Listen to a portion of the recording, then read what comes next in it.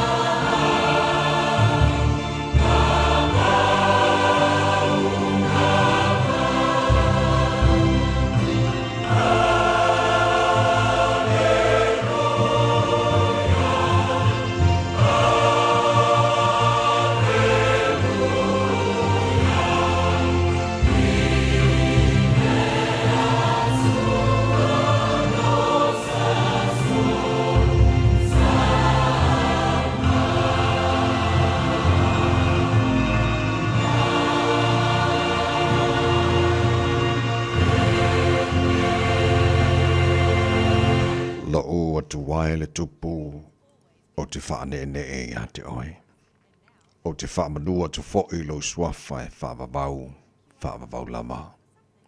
O te whaamanua tu i a te oe aso o malava.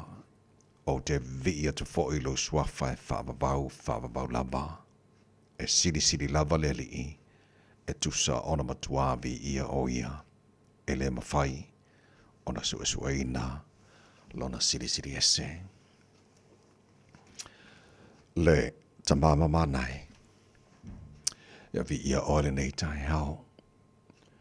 Te ulanga vi inga, te tau mona mea la valea ia te oe. Matu ala usua le tai hao fau, pese o vi inga, whaamanuina, whaaneeneina oile tupu. Oe lava le tupu, o oe o le lii o lii. O le atua, oe o atua, e soifua oe ma le babau e o lava le whaamabau. O le atua lava oe la eile vi inga, o malu o le atua oe pulupulu le matango fi. Whaftai lau mea lofa lola fau o mahatu maua nei tai hao. Whaftai lau lofa. Ia ua tu te manu whai ngā malolonga sa ato whawhaiu te ngata o lele fwoi ua malei fwa maita pa au maenga. Ia wāra whai fwoi whangunga de lei o au auna. Ia ora nei fwoi o mahatu whiala mai mahatu male fia. O le mahatu pese whaftai lea ia te oere nei tai hao. Te maa. Lau pule lea, whawhatai wa e whapopo nea sa whauru sui fura tunu mana mahatu wala wa mahatu o riere nei as whareile, sa furu toru ia yaso December o mahatu wholaunga nei tau sanga. Wholaunga nei wa yaso atoa, mai lona amatanga o maile nei tai au, whamaloa whawhatai.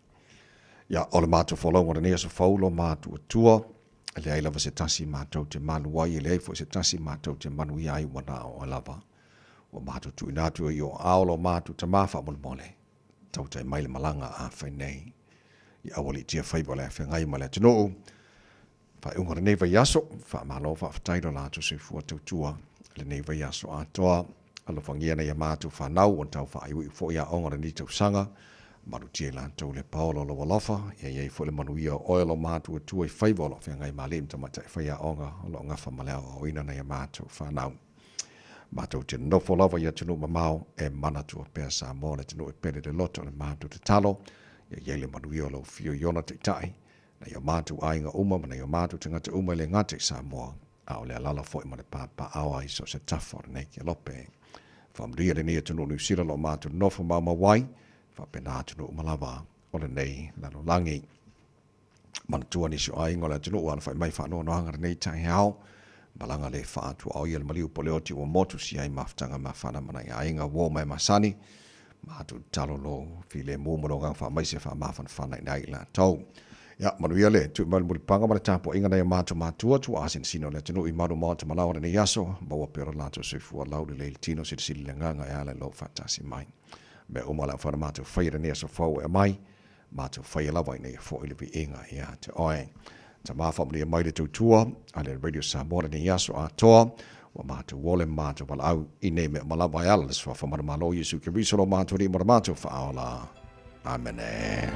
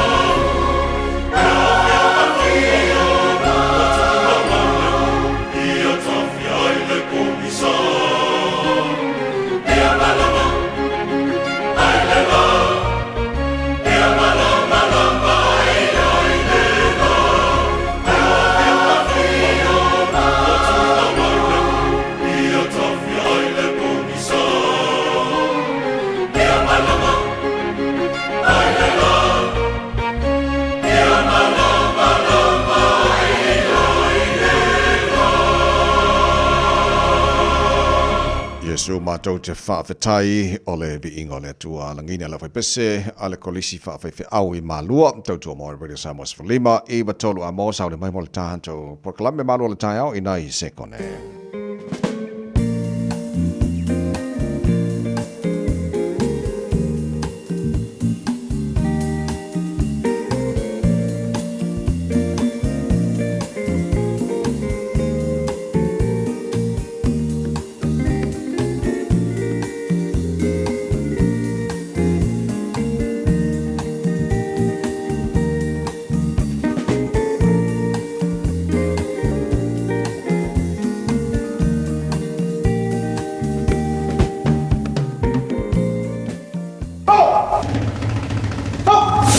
Radio Samoa, tasilima ivatolu amo.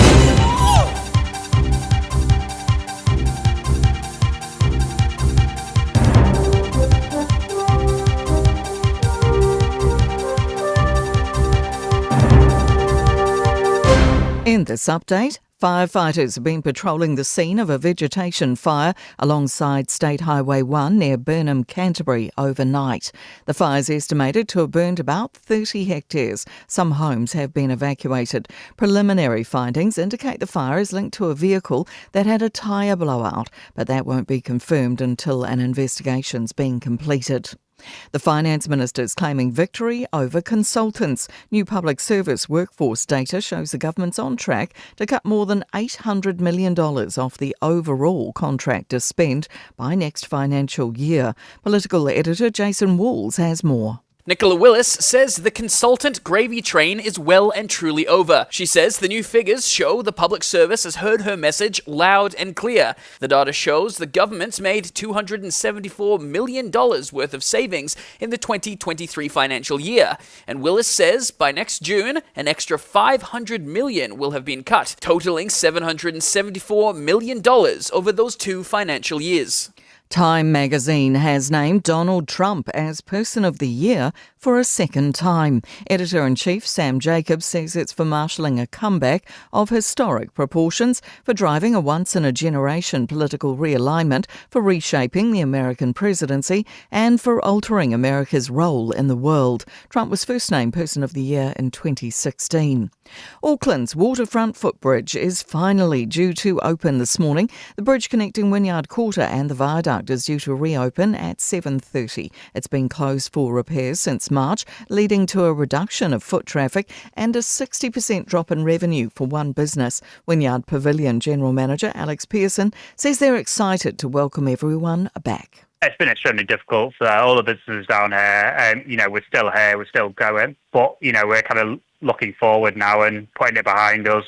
That's news. In sport, Black Ferns Sevens youngster Georgia Miller has been crowned New Zealand's best rugby player, awarded the Calvin R. Tremaine Memorial Gong at the New Zealand Rugby Awards. Miller, at 20 years old, is the second youngest recipient of the award in its 30-year history, behind only Jonah Lomu. Black Ferns Sevens coach Corey Sweeney and the team itself won New Zealand Team of the Year for their Olympic gold medal and World Series League triumph. Wallace Satiti was named All Blacks Player of the Year, while prop Tyrell Lomax claimed the Tom French Memorial Māori Player of the Year.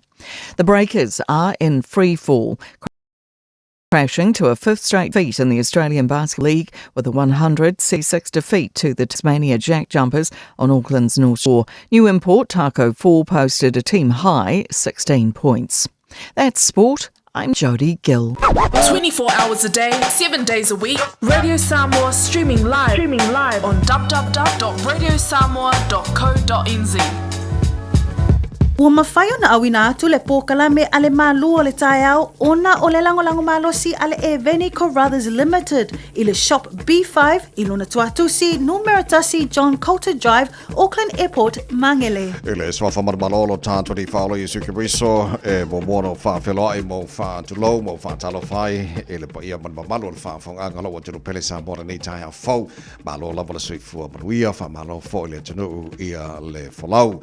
Ia, whātulo le nei nei tai fol fa so o malat folasa yo pa ia sau tu fa Samoa o lava le mala fa tu lo tupum te mali o fa la unga la fu lo tu lo to Samoa a fa ba lo la fa ngal wenga le tua o le tofi o le tata matai le langi lo fa tu na paulia so se vai ngo au kilani mani usila mo so se tafa nei ke lope a wale tu ino le tua mo lo fina ngalo so se kai le si o lo fa fale le maluai manuele ano atu mo saulinga o le fa unga nei foi va yaso fa talo fa fonga mai fa le tua matausi sa wa te mai tai malo se numa fa o lo fa intaro fa tasi le malu le tai ha re sa bo nei tai ha fo ta lofa lava e ele tal tunga ia o tatu ai madu masa ai mali famlianga o tatu tuara nei tai ha o le tai ha le sa fo le so fa ele tua tatu ti ori matatu fi yai per ti ele ngare lei sili esi o tatu matai sili le langi o mori padu tu se fo ma matu malosi o tatu si fa manu o mala nei tai ha fo ile inga ia te ia ala fa mai tatu matai tu tai tatu fo longo nei yaso matatu fo longo la lo na lo fo tatu ele nei as fo rele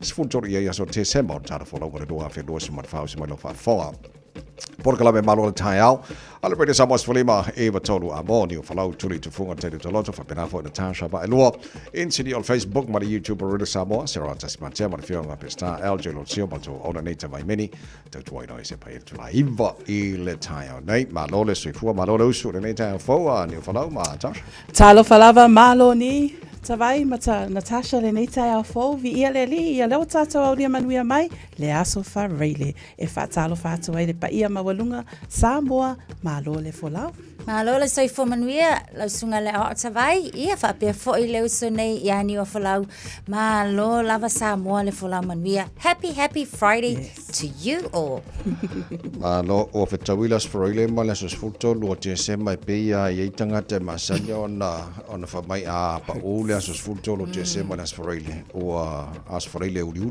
ia be Black Friday ia tu langa masania i o so o mai le tua o so tanto jori o matatu fia ia fa ftai le tua nei tai fo ia au tanto follow de nea so fo o le aso le nei o fai le tua ma kwa fudi fia mai amene oli o ma kwa fudi oli mai ia sale kalas vai la go fa ko o lua nga fio le fa ka little person of the year yes Uncle Trump ka ko va vai la ele mela hi uncle Trump I love you uncle oh wow anga la ngai uncle ya waruska ko usu se sai e songa iswafa ya se samilonga pale mai manaya person of the year as a full advisor so te lona na mai Donald Trump to te la to fight out ye and one of those 10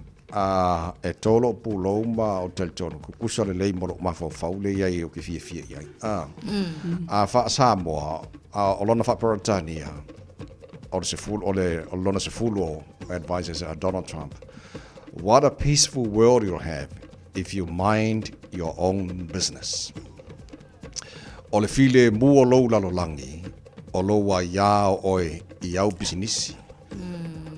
Ya ula o lo tel tunga na se lo pasene lo tel tunga yan cha wi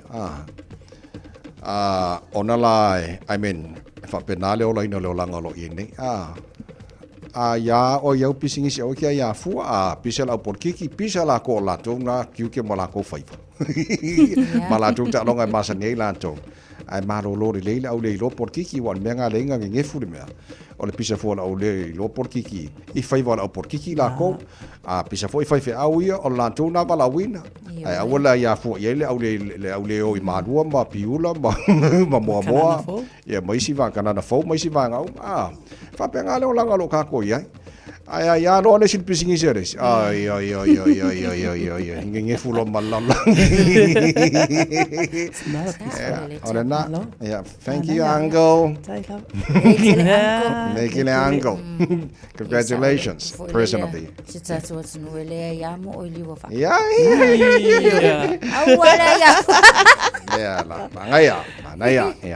so the person of the year Donald Trump e tele mai ngan titilo yai wala ngai le so ona filifili fo tanga tele tu langa wasava pe ai maua Elon Musk tele ona pisingisi ma me create ia tele ole o yai ia ai pale mai Donald Trump ona telefo o mafu anga te tau wala i ona fitfilia o ia person of the year yeah congratulations for Lalo Samoa Wallace Titi ia ala fa lo tele na vanga ia pa o tala taimo tala ngal tele fitu tai nei nai mino tolo tabo all nei tai out tolo ngal nei vayaso to quanta fitu tolo ngal nei vayaso ole a retolo ola mai pasta la fa le copo taru no foi le Samoa le fionga ngal mana to marabao tanga vai tipio tanga vai fai o taru tala no ngal nei foi vayaso ia ona so ale mataru telefone ngal portani o taru klame na mole tu la mo ole maru le tai out o taru le poti amata ngal wala nei foi tai out O loo whainoa mai ele wakakatahi le nei taimi o le tae ao o loo maa le pisi i lunga e vaenga uma le tatou a wala. Ia o loo whainoa mai foi e li malo nei tae ao o loo maa se e tatou a wala ina ia wisa ia tae ala matu la fono i lunga o le a wala. Se tala fia le ai foi se wha lave o loo li poti mai i le nei taimi. O le tatou lua i li poti le nai lunga o le a wala le nei taimi o le tae ao i le tautua Radio Samoa ta sili mai vatolu a mo ina ua se fulu minute te ai leono.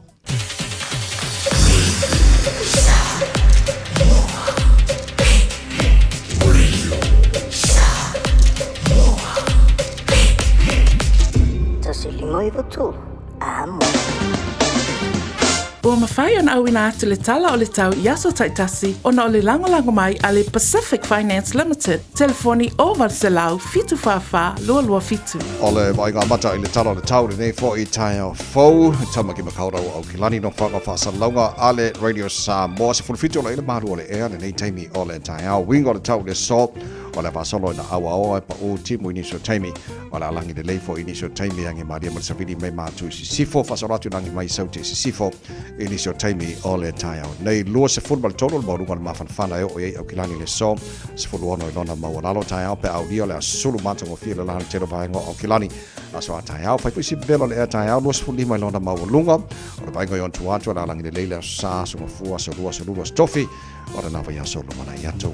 Whakamonga matanao nei tae au. Mai le au vai tau. So se tasi faisana nonga tupe le Pacific Finance Limited mai le aso lusful lima November se ia ulia le aso se fulu iwa o teisema e anga va uma i le se e jono malo ai i le luse lau lima sfurtala pepa me alofa. Fa ia le se i le aso fulu iwa o teisema i le mantou la lai Evandale mai fa ilo atu le ua malo i le Radio Samoa. Vala uloa le Pacific Finance Limited i le ovalu se lau fitu fafa lua fitu mo nisi fa talanga.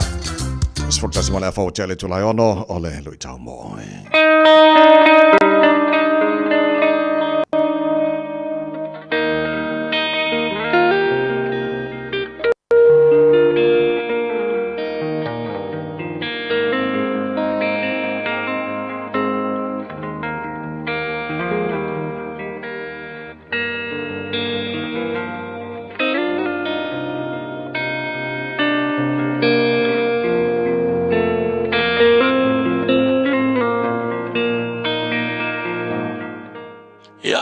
Fai poponga le nei o tātou porkalame o le lui tau mo oe.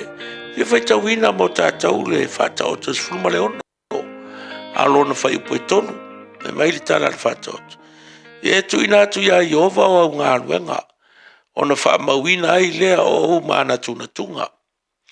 Commit to the Lord whatever you do, and He will establish your plans. O lau tua le wha malosi po le lutau mo tātou. Sa ili le tua le wha sino manga. Seek God for direction.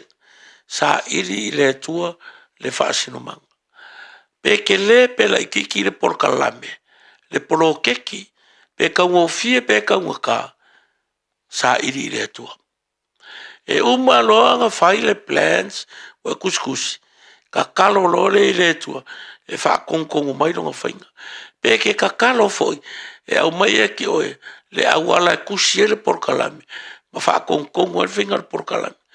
Wa porara kako waka ma mai pe anga whai atu pea, i le kele o kai, e moka, e uma, e mangi fingifi, e le au i o i lesi kua le maunga, la kako vai, la kako fofua e kimu, a ke wakua mungala, kako mga koe mungala, a ke wakua kimunga.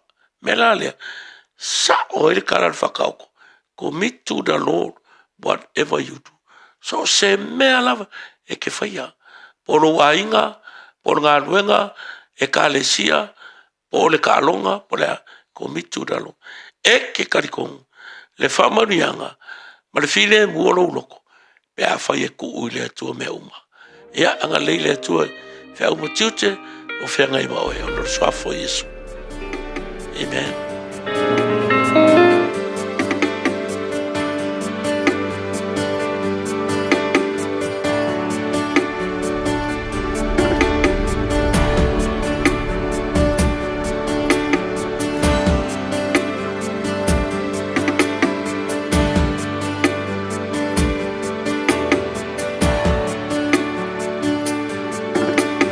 Le atua o e o atua o te tau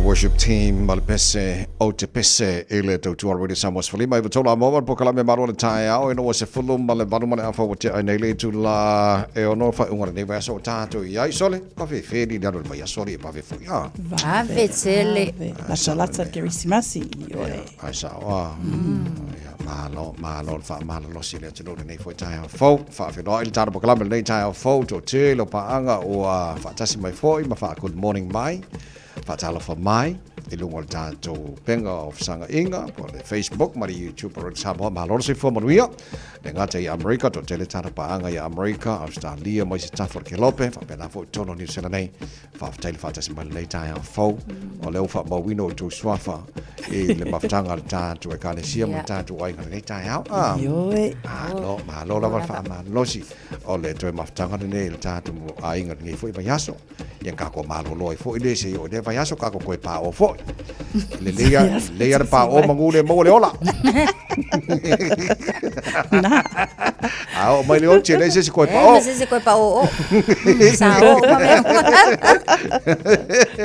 ya le tanto mangatu mo vayaso ma ne aso lo toi Christmasi ya lo mai le tua tai tanto fo longa ia masa i o tātou patpatia ma le nganga whaafitai ia le mea lofa sit ese o le tātou tua fo ina mo tātou mana ia le mea lofa le tua mo laulangi atoa walanga a whaila o mea lofa i desi ngā o ia lai mau whai fo le mea lofa Tasha ia niwa whalau ngā o la ua lai whea gai la mea lofa a le mea lofa sit la le tua e mo le laulangi a ko peke aru le loku peke le aru le loku po le ane kale sia ke iai o le alofa o le tua o fo ina mo tātou laulangi a ko mai whai ngō fia laulangi lo kako iai Lo fai tasi ai afe. Yes.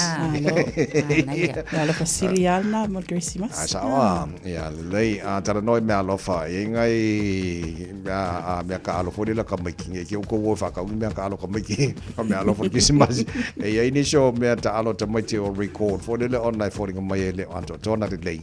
E lei for si feel at nei ta ya. Ole mole polo me ta alo fo le mo ta mai mo pepe light mo pepe e la polo fo ia ta alo vai fo ia soft ole brand ole ankle ia fa fonga le mai la ile vaenga lava le tatu fale o lo le na ole Kmart le o mai ta watu ai o ia le tulanga na so o lala watu e li potia tangata fo ile ona ole fale tonu e ono mafai ona lawa ai le tamai titi le ngana tu sao e mafai lava fo yon ka alo alka mai kiki ia tu wanelo mana tu o ka mai ki e sa ili masongsonga ia kulo le se kofo po le pe fa pe ile le kofo sia meta alo ia ai o le tulanga nai e ono mafai ona follow tamaiti ia matele ai la le afa ina le na so o le nala afa pela o le na wo mon e fa tawina ia mafai la fo yona e to fa fo ia tu ile Kmart o Kmart le falo lo ke u fa ka mai Kmart ka ngo fie alu ave o le falo lo la ka un ka fa pe mo mai sa refund o va solo muria yo che fu le chano oi oltre se il falo lo ngai li we mar sensa lai o falo lo vai fia le sensa Ioe, o le nā le malo le atunu, le pe ona sauno atu, le faltua nei tae au, o le tātou mea ta alo le nā mai le Kmart, e le lei foi o se whamanatu ma se whawhangu mō tātou malava, ina ia wa ai le lei, ia mea, ia o teimio e whaatau ai mea alofa, ia ai mai se foi, o tātou alo ma whanau la iti ia, mea ta alo ia, e le lei a le siaki le lei, ai lei whaonga ina e tātou alo la iti, o le situ lena whailua mai ai, o le aso tolu au kuso le valea o le aso tolu au kuso e o mai le aso sfulu valo o ke topa tausanga nei o ina la le sa whaatawina ai online ia matotonu o fale o lua o so se Kmart i nei New Zealand ai peo tūlanga le nā lau whailua mai a whai o loo iai ina e toi whaafoi malesi tu awa toi whaatawina winga le polo ele onga te tonu a ia onga rattles pe ia onga lui au tafa ia lono winga sa o mea ta alo fo ia tamaiti e me fai ana lamu ka mai ki wa makanga tupuni fo ma me fa pena. Yeah. Ele leila fa pen fa te win initial matua ia mental e tamaiti mai ke mat e te mile pe ona ta wa o lo ye la va fa yo to fa fo ye ona o le wa to ai lo mai nei. Ele o ato to male se fe mo le fa na ia fa pe fa fo mai initial tu sa fa te win na mental na fa na o tu langa na fa ia pe fa na tu nei tai ao arusa o ke mat fa mo Well, the ankle soft activity ball. Vai ai se se fa no ke anu fa mo. Ka ke revia vai kwa e como e mai. So le fa no la senza. Sa tara no fo fa ma lo mo cook straight fairies. Tau ba tu ni so li ponte na fia tau se fina ngalo. O le sui pale mia New Zealand lo ia va vasa mana ia Winston Peters ia male fo ole apale mai sui pale mia skai mila i lo ko ma wala ia man fo la ngo fo fanga le tau sanga fenga ma ro fo ne ole afa mo sui pale mia va vasa mana ia ala afa mo sui pale mia David Seymour e pe va va tau se na fina lo fo ne le ile tau a to fa tino ina pe fa mai va vasa mana Winston Peters pe o sa o e foi ngumena ka ma ka vi ka pe ya foi ngumena fa de ka wi de pe Fa mai ta vita. Se o le mele wo fi wa ya ke o ko ma o singa o ka mai kala fa ya ku ka tele lo. Ko langa mai. O le nga o fa ya ku between $3 and $4 billion. O le si va nga o fa ya ku ia pe approximately half. O lona winga. Fai aku e pe ama le afa. O lau kele ika ua kua se ngumela mautino ma se ngumela mautu. O lona winga e mawhai o ngala i titi ifo. Ia pe mawhai fo i lava. Ona afa tonu lava. Ai o le finangalo o ai fo i. O vau vasamana ia sole. Se so eke fai anga kala i ka ngaka male se seo le mafofo kaka. O lea le ita ua tua pe fia tonu lava. Le tau o le polo keti lea o ta pena ina. Ia ai o le tulanga na ia fai mai ia va vasa se David Tavita. Ia se famul mole sia me mal ngulo la ku. E ke ole fa wa winga lo sui pa mia. Tu sa fa se ale na va vasa mana ia le fa pe mai. It's not accurate longa winga. Ele o sa no anga le sa no mai ai David Seymour le taimi le nei. Ai lo sa no foi Seymour. Le taimi le nei people have taken his words. Literally lo fa pe wa mauti no. Ai pe no sa no nei tai au ia le sunga fatoia Natasha o le na ele o papel wa mauti no mai ia le tala le na sauno ai David Seymour na o se approximation longa winga la taimi le nei o le tau le papel o tala no ina ai i tato cook straight fairies ele o mauti no o lo fo pea ia se taimi fa ilo mai ai le tau tonu o le afa nga ina ele malo mo le foi pulo kalame. O le tātou tala noa i le au ngā oi pā ua le ua maua. Wa le Fidel Tamo le maua. Pea mai a whawhianga ma Richard Parker. Kwa kalame manu le tai. Alwene sa mos fulima i vatola a moe na wa lua se fulu ma le ona ma le afa minute wa te nei i ale tulai o. Kia ora, good morning. Tamari. Malo tie o whanua o le afa i le pola. Le ava o le wheloa inga. Le au manga ua tau li maina. Le tau po te umailo. Iana te unga wha Samoa. Pati mapo mailo. Lau avalea tui mali e toa. Se e maia. Se e mailoa. Aunga whaapae Le tau sala Samoa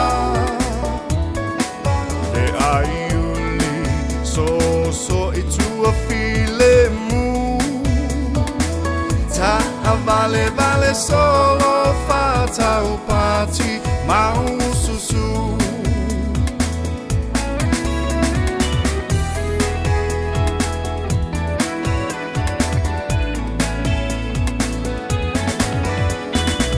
Mawhai lava o na ngalo Samoa i le tele o a Solo wanga nu wha alo E le mau tunu I whafo Le tau le alea e ata mai Le lima tau matau lea a matai Lo atunu alo o sila sila mai Yang malu wenga malo whawhetai Se e maia Se e mai loa Le aunga whaapai Le tau sala Samoa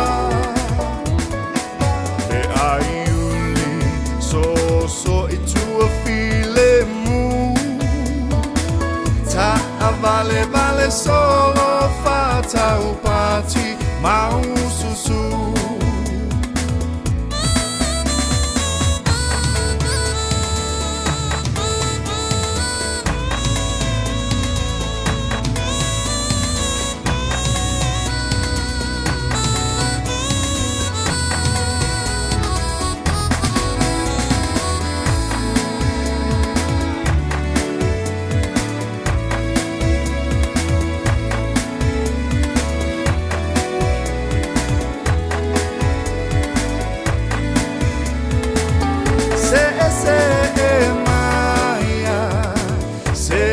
Se e mai loa Le aunga whaapai Le tau sala Samoa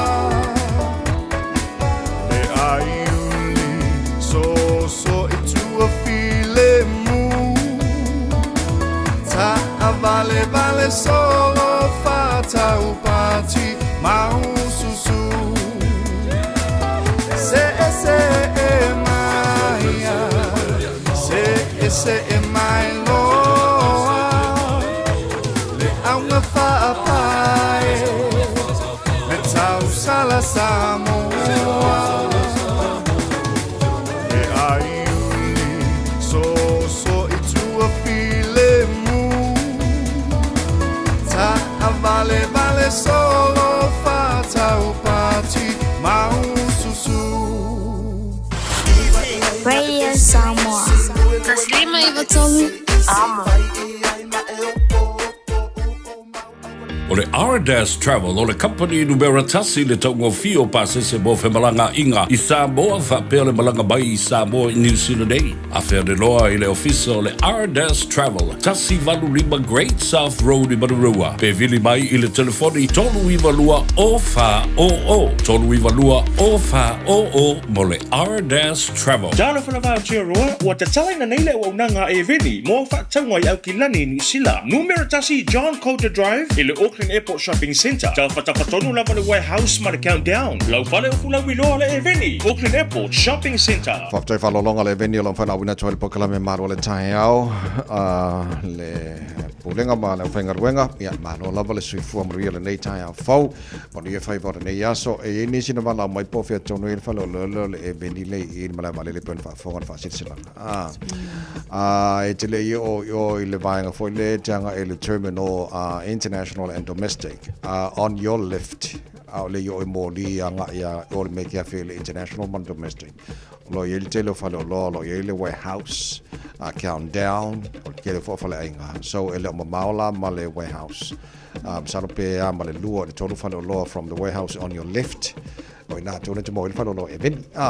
Bo tato langa ini sina vala au mai. Ya if you find la to fa tau nei aso ia nga fa singo. Nice. Ia la o lo e fai fa tau. Fa singo ko me ke mo e le fa lo e veni. Ya o lo lang lang o ina le maru tai hau. Ma lo fa tau po nga ma lo finga wenga. Thank you. O mene o pa fa pia tai tele fo ni season e tau on o ila to e mai e pa wa ma le sami a de le season a lo te va ya tu ila to o mo fo le on o fa ya na o fa mai pa wa ai le yo season fo le ia a or ke de fo I marke ala to wa pe fa ngu mela fo ila fo ingo pa wa fa yo na ona abil tanga te fo le Ya wala fili al kamo le mau. Struggle is real. Yeah, I say for la wala fa ile struggle. La ngaka ko uma ole ka ki struggle in one way or another. Yeah, al tulanga na o pa wala season ole pa wala na uma today. Me ya aperila la so lusul dua. Say o ya uni la so lusul tasi. Uma la season o longo winga o lazy vaenga. O le toe fa asao ia makoe fa failele pa wa ia o ku lazy season. O la wa makua ile lei ato toa peita iani e ele au maulu le na maua fo yana na fie si vaenga le o le ofisa o fainga faiva ia e ngafa male le ina fo yana nei vaenga fa se lau ongo se fulu ka ko paua leanga fa o ka avale le vaenga lea o le tulanga leanga ai o le tau mafai ato le au fainga luenga fo ile e tala noa e maira se siaki aku wa e tau ona siaki le lei tangata pe au e fangota e tau lavala ona yele le process siaki au ko pe a mai se ko kau mafainga le ngai aso ai musu e fa ila le musu ai yele tulanga fo ile le pe o le fa ali o winga tau fa mata onga le isia isa ia le naifi ilanga ilonga kanga fo ile po ia onga kango le ole ali ile ngai le naifi ia mafai nai tangata nei ele ayo mako le la o mo kio mako paua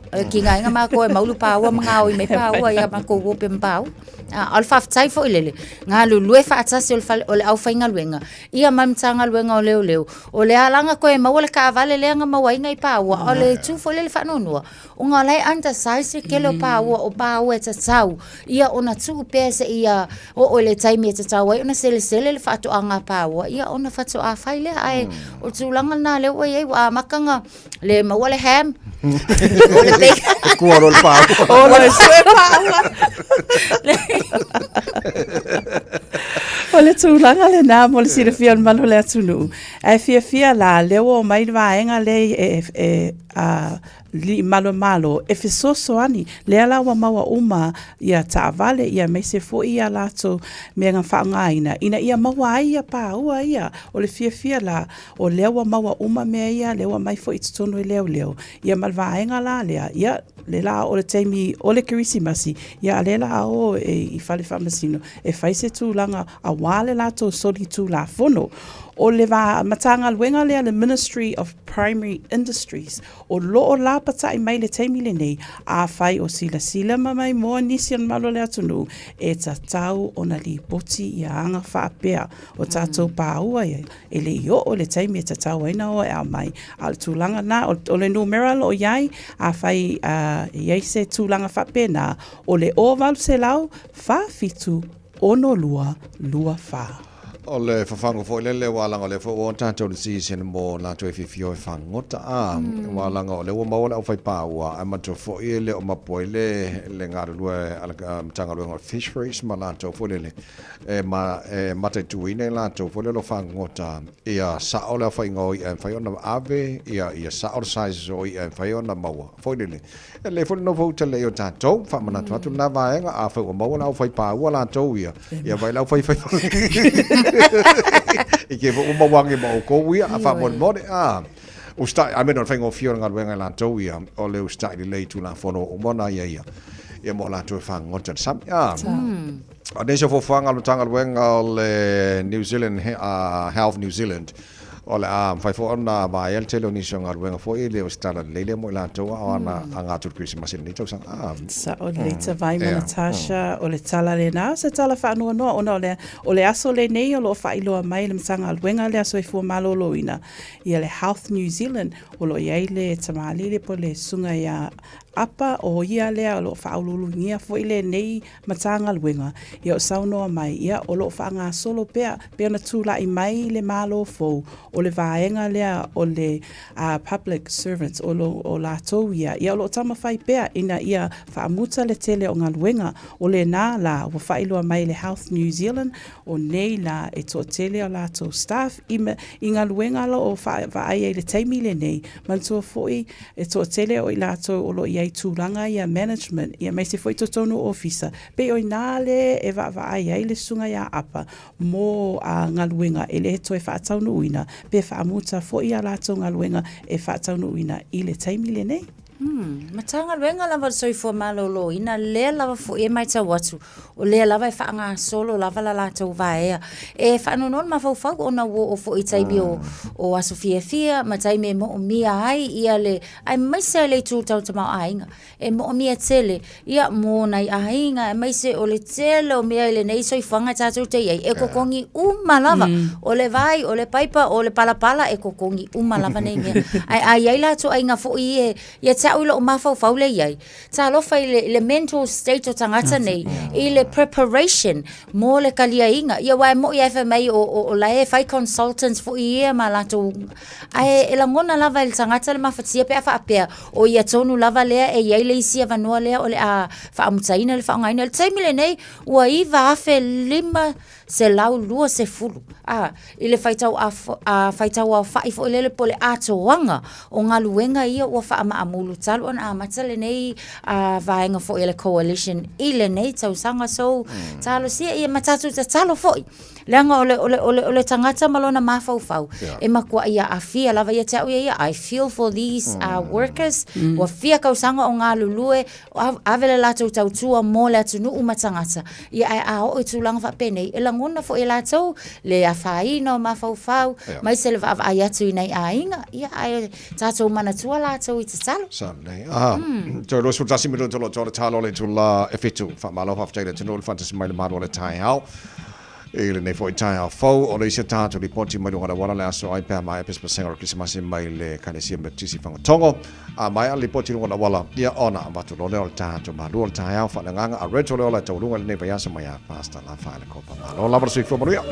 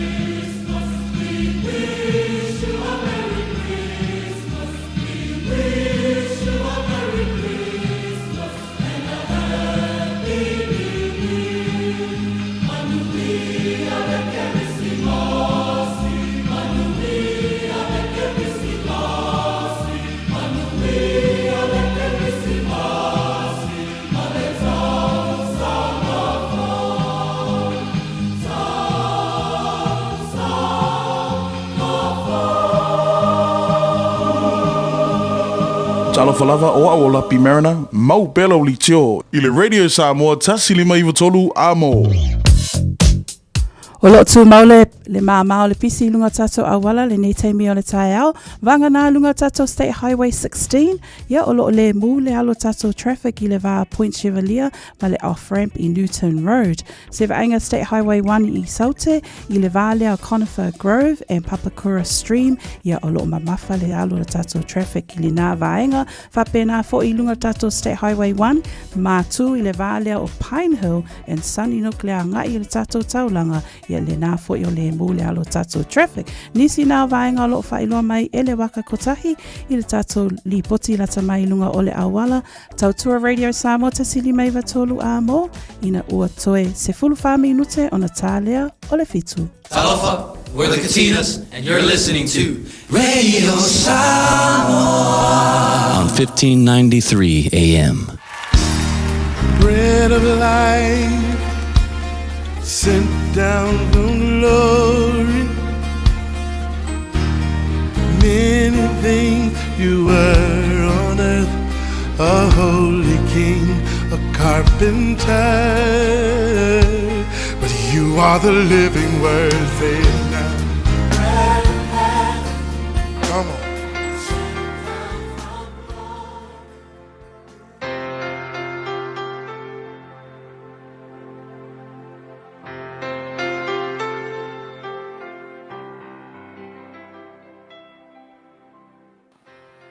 Au te whawhila e te whoi tātou atunu o, mai tātou pokalame o le areto leola, ia I le nei fo iaso, o la talata tātou I le whaai unga o le nei tau sanga. O le tusia Iosua o le mtau pumoa mua le whai upe iwa e whapea. O te lei whai atu ea ia te oe, ia e wha malosi maloto tele. Awa e te whewhe, awa e te matau, awa o Iova lo watua, o lo o ia te oe, I mea uma e te alu iai. O le upu mo o le aso le nei whapea, o le atua na te tai ia te oe. O le whaitau I longa le nei whaitau ina nei, o le whaitau I longa e whatatau I le whaamalosia le atua na ia whaamalosia I le tamatala vauwha I le o Iesua, mai ina ua mawai atu mose woti mose, o na tofia le atua o Iosua na te whaauau ia le avenga o le nuu, I le nuu o kanana. So le upu whaamalosia le atua, ma whaaloto tele ia Iosua le tamatala vau, awa e manatu, ia po le mea ua kauwhewhe ia si tama o Iesua. Awafo, o se ngaluenga te lele ne ngaluenga 4 miliona le nuu, taita inga le nuu ele o se mea whaingo fie. Pal pointa ua mo o le aso le nei. So se ala fau la vai kele iui mo muai. So se ngaluenga fau fo I e kele I whaia. E ia le langona lea whaale natura, o le langona whewhe. Mai o fo I tangata umalava.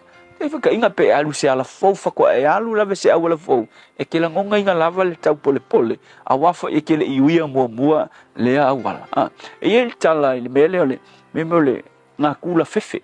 E il tala I tamititi no whai tau e na pole tusi nau, le tala I tamititi mata whewhe. A e ngā whai elon tina le si po san. Alu kuai ole le whase e au mail ka mop. Ia, e pongi saa kuai ngā. Ia, e whai maile kam kiki, e musul kam kiki a. Ia, whai maile kam kiki e whewhe an. Whai kulor tala le whawhine. San o whai aku whai ake oe, awe ke whewhe I le pongi saa. Awe ke whewhe, e reise meo I le pongi saa. Ia, whai maile kala kam kiki. Yes, ma, mo lewa o iloa. E, please, awe ke whai mau ke ale maile mop. Ia, whai maile, koe whai maile tala le whawhine. San, e ke iloa oe, e iai Yesu whakasi ma oe I mea umake. So se mea ke iai, e iai Yesu. Alura ia le maile mop. Ia whai mai tūre, rungal ka mikiki. Laku al ka mikiki, te tala al whai tutoa lei tua. Ia alai alu alai whiwhi. Ka kala al whai koa lei kue alu I whawhai whaase.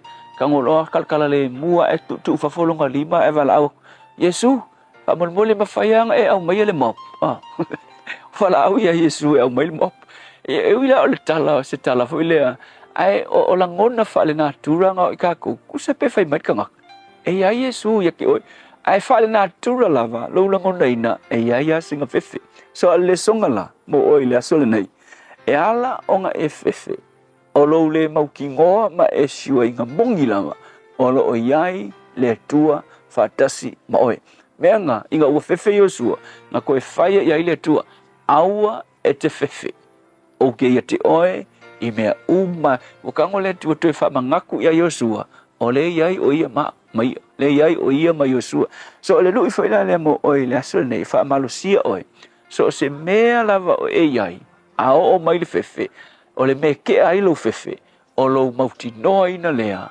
o lo o iai le tua fatasi ma oe ia whamanuia le tua ia ki oe ave ese le fefe o lo o iai le tua fatasi ma oe whamanuia le tua si o matu tunuu le nei aso o no lo swafa Yesu amen Talo fa Samoa wa ule nei o kasputi alu a wale suia le ngila wa ule kio a eva mai ina se fudu lima iwa kolu amo Radio Samoa vevela Whaftaile sunga ia pasta la whaile kopa male porkalame areto leola ole nei foi vai aso atoa ma lo whaftai mo le aunanga foi ia vi ia lava le atua le suifu au auna to iwa milo tolo to talo le tula e fitu ni o falauma Natasha le fo o fates mai le fionga le lori le fionga mana taulungo taru tara noa ngore nei foi ia vai aso ia la mai foi mala headlines ia wala taurunga lantou tua ia e taru tala mai Samoa pe tala valua ia fatalo fatule nei fo itae au le asu faraile manuia lawa fionga ngal malmana ma lo tautua ma lo folon sa nei vai asu ia fatalo fatpo i le to sa se toro le do i to sala pa pe ko sunga tavai ma lo le usu ma lo se pu Malo whaftai se a mātou whalongonga kua lau si ufufonga ua maro si malinei taia o na mātou fia i lema mātou ori o lo molo sui fua lau le lei ia mara sui fua na tino so mātou wala wa umawhalkako vai aso i a Ie, au whalongolongo nema ia mai ama lo si ufufonga mo vinga o ngai puku pia whainga ruenga kaula Malo whaftai tene mole nei vai aso a toa e a foi. Wal pang talen fa fonga tu na tunu matu fa longo na sola bole bono ya no i fa for lotoa e a ola el me u fa imso sola pang ka ele o le er pui nga pole ola sa tau fa fonga nei le tu lang fa bon mo. E de ai na o le wa e fisi mai pang ta ola o mata wa ki ai de fa ilo mai e su komisino le i stati ko li pot.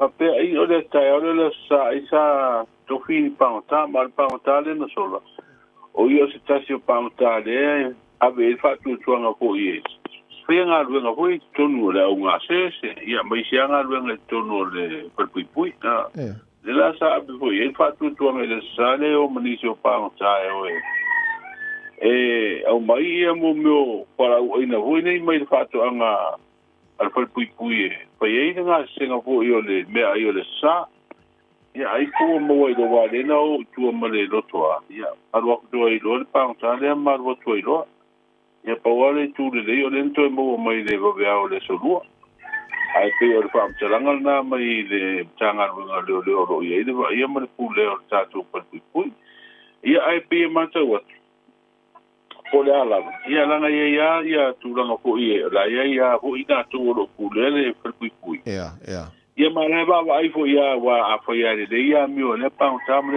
ia pe ave fa tu tuanga na e ko ia ngaruanga na okay ele so ona tu o tele mai ia le banga o le au la vale tele ia pe na le ba ia tu ia le ave fa tu tuanga le mo o ile ava no e so lai ele ia me ho le se vo so la ma vo lo auto e what wa ia me ho le so la lo ko mo mai ia pe tu la na ai masalo po wa o manatu tele isi o na ainga. Ia a whai pu e se pāngata e se pānau, ia pe o manatu tele iai. Ia me se o nei teimi o aso fia o rewalata e Christmas. Asa. Ia pe o ia ini na ngona whapena e le solo i tua. Ia po o fiaru i tua, o na ia se si mapuanga. Ia. Ia e pe o na, mana ia le sola ho nene ma sola maru lo e le tui ho.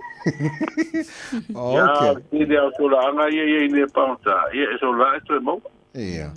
O ia lana winga la le pāngata, ngā whapea le pāngata o mau le wangoa whanga o mono le malo. Ia pe o lau tau wawa ia tuna e kua e whamtalanga o mena makuaina na tupu e whale tonu.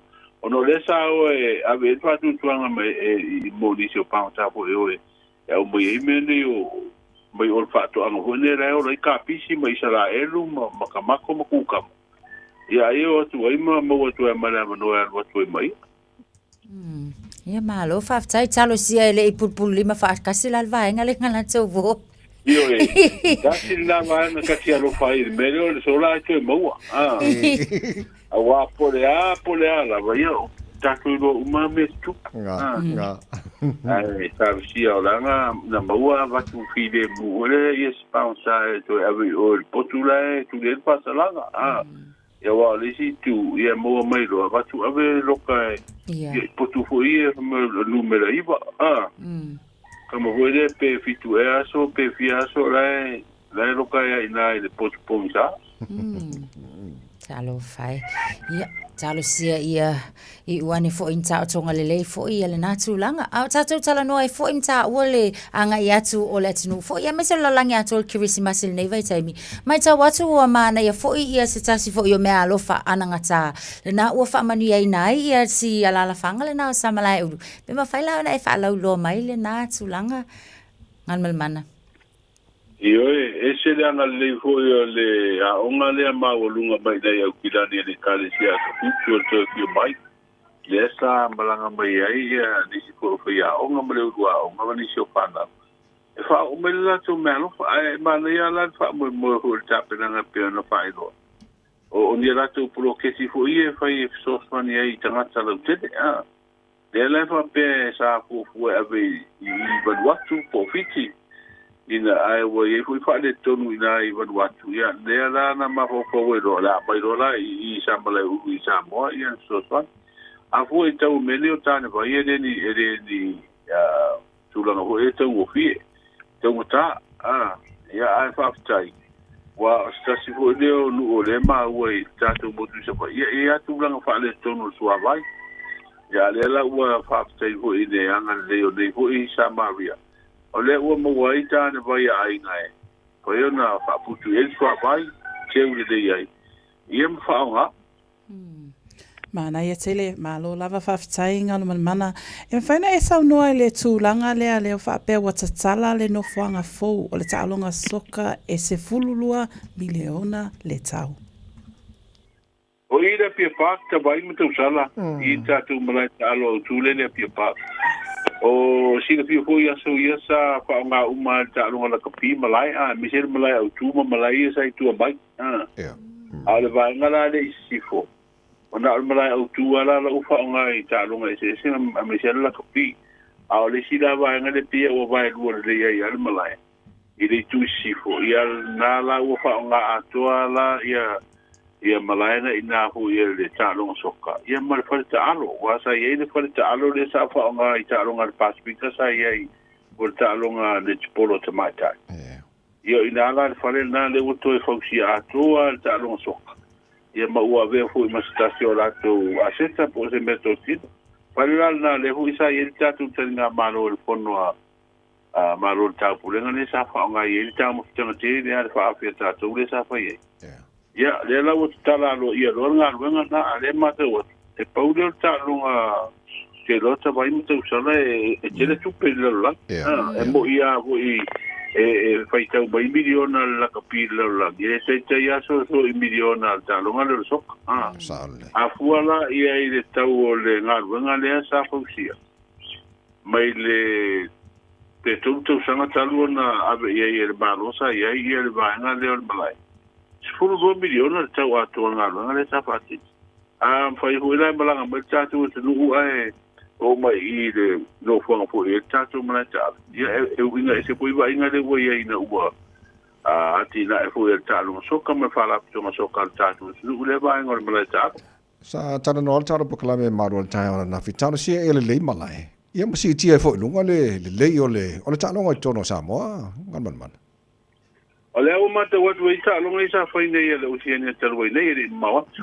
Ma na ia tau foi ko tātou ba ule sa ia vai ngari ta mata. Ia ai pe ia o tulanga na e le ilonga na matua ilunga tātou tau foi ta longa sok. Wa tātou tatia lo tulanga lo tele ho nei ia tunu on Pacific.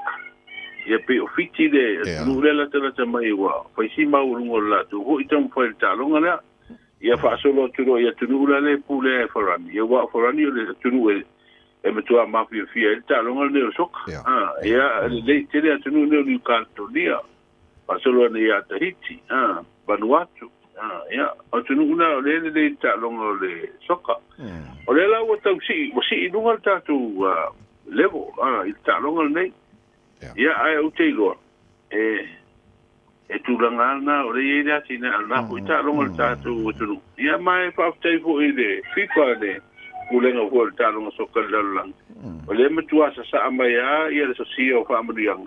Ia tina el ta no. Malo fa tai ta to fai o le o fa mo tu mai le so mun le fon no parlamento le tu sanga ele ngate le oni si fon ta penanga mo le pano tele lua fe lo sfurono. Kamarman. Ia, al mapira inga malfong fitalai le vai asone, am tangal vai asone sa siria tu iai u. Le sa tau ma ua pe ale usuia fono le se lufu fa le na tolo ma iai le fontanga mulburi. Ia e fa ma dia mai el fong fitalai o le la usu vas po le so supitu ia le fontanga le fa i ol ni tau sanga al parliament. Mai ina I tu la fono ia e batu ia tonu le malo. A mesela tu la fono le o te ngol tu la fono o pinga palota. Ia le tatu te sabe vai te fo ile mai o nei pa inga lima tu sang. Ia e te pena ia pinga palota fo I te le tu no so nei ile tu sanga o Ia no winga tasia ta pena ngal pinga malo le o tu nei fo e awal palota te tatu. So ia okay no fo. E inicio tu la fono fo lo fo fata o toile con tanga fai o le tau sanga. Malo fa te tele mo nei tai mo nei va so ato ne to mo na ba ngal tatu ngal wenga la batula bano fai lo lau tu fai we fo nei va yaso ya tatu tala mai sa mo ni sio ta penanga mo te pena I fa mo le wa fa fo nga sa mo.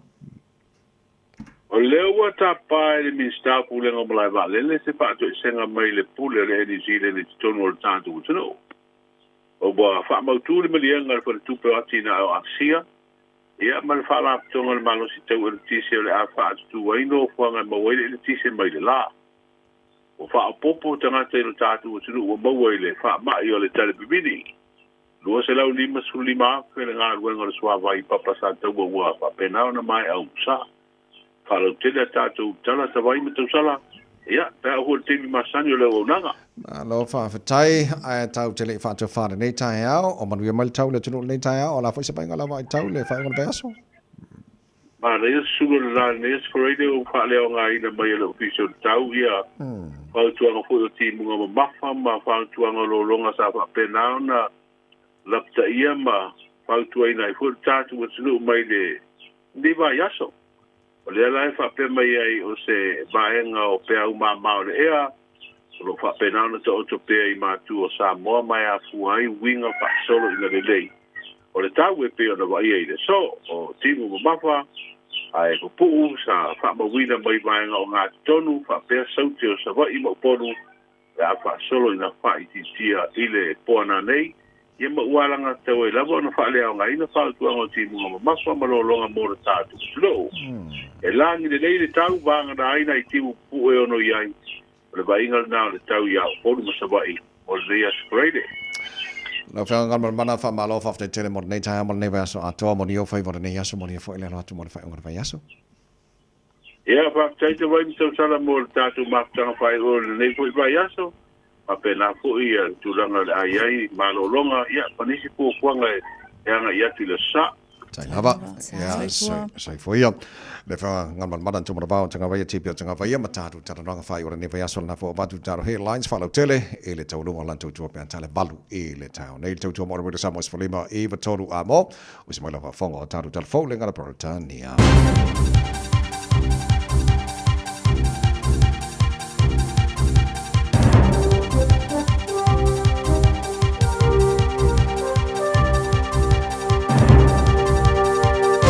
In this update, a decision to charge the bumbling Kiwi jihadi is being described as an unprecedented legal move. Mark John Taylor has been charged under anti-terror law after allegedly travelling overseas to participate in terrorist organisation ISIL. Police believe he's still in Syria. Massey University Emeritus Professor of Sociology Paul Spoonley told the Front Page podcast he's not aware of anybody ever being charged while overseas.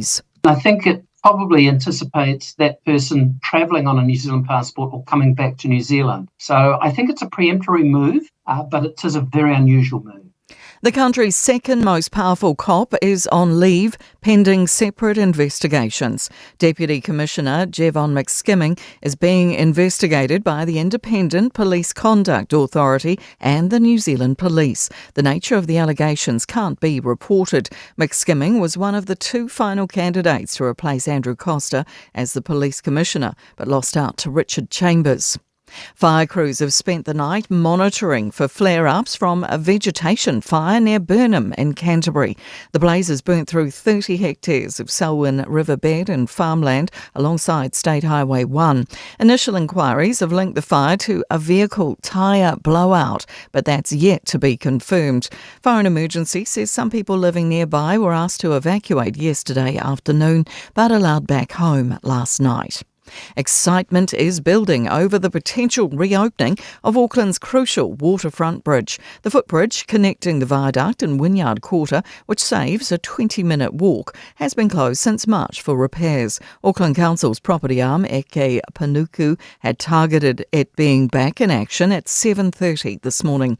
Wynyard Pavilion General Manager Alex Pearson says they can't wait to have it back up and running in time for summer. We've got SailGP down here in January. We've got 660 come in. We've got the Auckland Boat Show. So there's a lot going on in Wynyard Quarter over summer. So it's just crucial to have that working.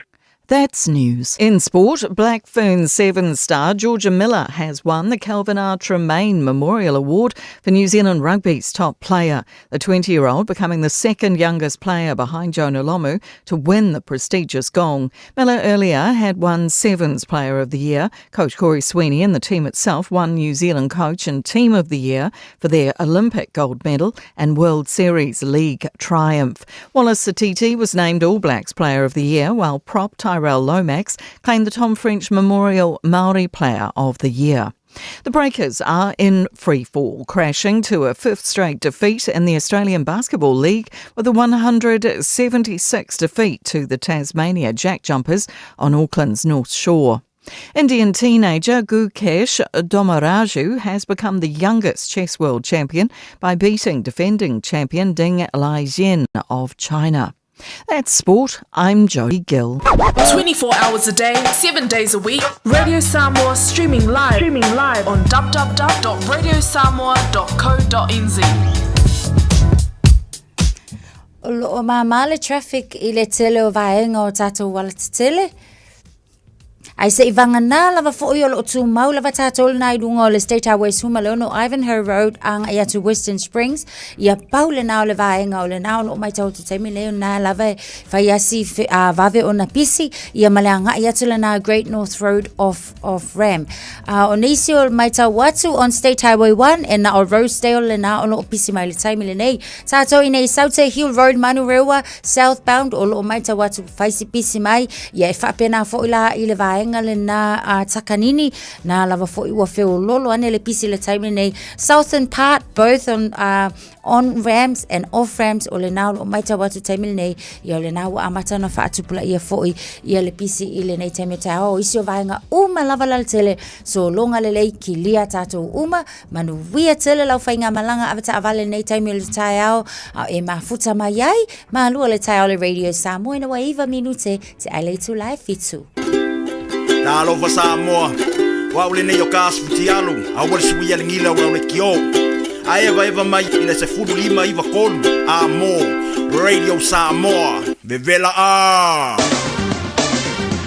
Ua mawhai ona awina atu le tala o le tau i aso taitasi ona o le lango mai a le Pacific Finance Limited. Telefoni o Varselau fitu whawha lua fitu. Lola pasi whamaria le tunu nei tahi au le vainga le tamale nei tala le tau i Samoa lua se fulu ma le tolu lo ile Vevela le e Samoa nei vainga le tahi au lai mana i mai le tau i Samoa pe le whamaria mai le whiunga ngan mana nei le tahi au o winga na le tau i Samoa le nias Australia le alangi le tau e awa ni so teimi tolu se fulu degrees Celsius mo runga le Vevela le e Samoa le so luas from lima e lona mawalalo au ngalo le tolunga tato tala mai Samoa ia peata ia le tula balu e le taio nei ile tau i New Zealand nei Blenheim motu sauten lang le tau luas from balu mo le Vevela oka so pa Vevela fo iri nga ba ngari lang le ia kai Cora lang le Nelson Queenstown la fa solo in a pautimu lang le luas tasi mo ma fana Dunedin o la fa matele na awa lang le ni so tsaime le fia na nei spo fitu mo le malulu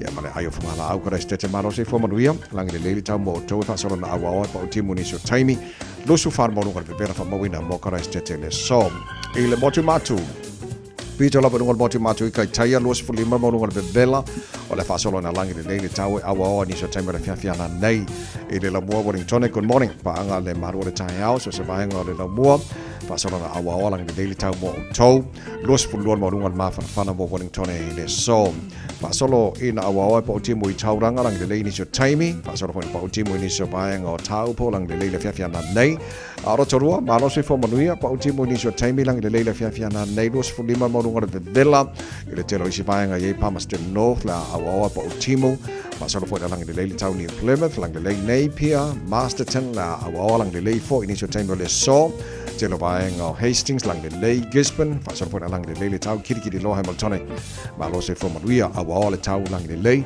lo sufa le mo ngora Vevela fa mawina mo kirikiri lo le so tama ki makaura au kilani no fanga fa salonga Radio Samoa full fit wa ile manu le air le vaenga le tai au wa pa yatu le fa mo mai le tai au le fo amata na ta mai lang le winga na tau le so la fa sono awa o timu lang le fo i le wa uli male fia na nei to mau los fo tolu mo runga ma fana fa mawina mo au kilani le so tai au pe au dia lang le tau pe vela fo tau tai au los fo lima i lona ma lunga lang le sa so fu so tofi ora na ba yaso o luma na ya to so se tasi faisana nonga tupe le Pacific Finance Limited mai le so lus fu lima November se ia dia le so se fu wivo te sema e anga va uma ile se e jono manu ai ile luse la lima sfutala pepa me alofa fa ile se ile so fu wivo te sema ile manto la lai Evendale mai fa ilo atu le ua manu ile Radio Samoa vala lo le Pacific Finance Limited ile ovaluselau fitu fafa lua fitu monisi fa talanga Malo fa tele tino fa talo fa inisi fa fa fa mai pa angal tara pa kalam nei foi tai fo malo lava fa tasi mal malo le tai au ele nei foi pa yaso ato ya le mai sa ko ki manga ye tau lunga le pa yaso fa mole sa vai oi vai kai mi ole kele fo amua ma na yala le fa o meletse mai le fo amua wala vela ai ia ole kai mi la le ka le fo amua kongol fa lai ku ulola ye mal tamatsu ole ma ngai ke ni le ka ngo fie fo tamatsu ia onga ku wala ia le ola ua ilungo le falai lulu ia le pepa lulu ia masinga ka mai masi mala ki fa tomato wa ele ke la langa wenga nga ole li liu lava fo i pe ava ayatu ai e vela mai wa ia ola ma ko isa langi mai ai malka mako ia ma ko ma ngai ia failo le masina falawa pule lava oi pe fa tos le falawa le na salangi la sisi ke kofi o mana ya ko ka o ko fles for ku ele ka mako ku ako mele bacon ku ako lo male yangi ku ako lo ka kia mo ia o mano moi ngale uma ya alo ya mai sta tu ti mana ya ta ya o me le lava le fita tunga chuta mga ruanga la ko ali mo o le tai hau le le te no pe o le sports awards in New Zealand fa na po le fa pale mai foi le no Samoa Wallace Titi lon foi tu le mai lo peleki ne tau sa I o e tawai o ana po le na whatanu ina ai le New Zealand Rugby Awards. Ia o nisi ia e umili lisi o lo iai, au nisi ia tamwhai atu iai New Zealand Rugby Referee of the Year o Ben O'Keefe. New Zealand Coach of the Year is Corey Sweeney, mai le Black Ferns Sevens team. Super Rugby Player of the Year, Hoskins Sotutu, mai tātou Aulea le Blues. Black Ferns Sevens Player of the Year, Georgia Miller. Yeah, mai le Black Ferns Player of the Year, o lo iai I o Kaipo Olsen Baker.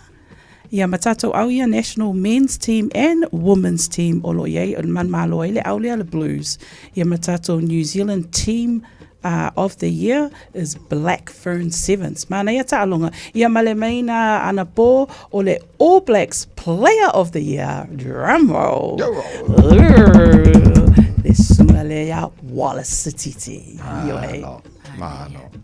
Ia te le tau nu unga, le tau nu unga foi nei ta'alonga ai mai se lava foi, le mai tau atu le alo le atu nu. Taimi mua ua ta'alo ai mawhirifiri ai le autele le nei foi atu nu. Ia ai o le ua mai tau atu a whaamanu ia ina. Ia whaamalo foi le tau pati ai mai se nei mātua nei tua a foi. Ia o lo whaia le whaiva o tāpua ai mai se le whau tua foi i le atali. Ia o alo atu ai ta'alonga. Malo lava Wallace. Malo, sorry. O ka kounga. Ia, o e mangiska longa pe. Tālonga lea kikiti lo whanga solo pea tawai ma Natasha. O lo whanga solo teimi le nei le England, le aula le atato ma Engelangi, le lato tua nei New Zealand. Le ana wa lua tālonga ai lo malo lo tālo ma tato au nei New Zealand. Toi tama whai mai New Zealand. Au le aso le weekend, e lo whaatau no uinai le third test. I le sfutas le aso atai au. Whaatau no uinai le nā. Ia tālo sia e manu malo tato au kikiti. Malo si fo we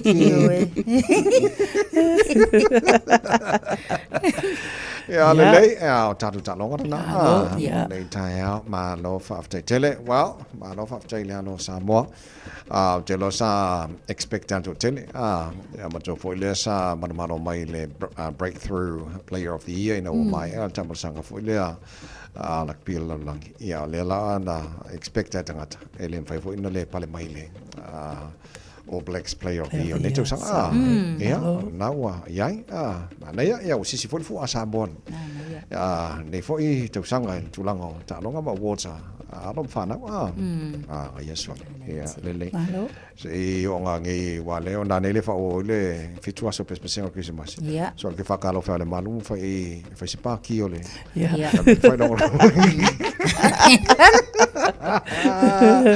Spun fitu wala fa no challenge la fitu pa kala me manu ta ro sa pas fuli mai tolo amor ka ko Christmas wo mai. Aya. Yeah, Christina Spaya. Tanga sala. Wa mana tumaya. Yesu lo faola. Christmasi wa ulava le abongai. Yesu lo masai. They will afetai. Wa ulava le bongai ole Christmasi. Pasoi por mai. Ai lo masai. Na soi por mai se ala suli ona mawalalo. Awa una tanga salai na ia mangalo.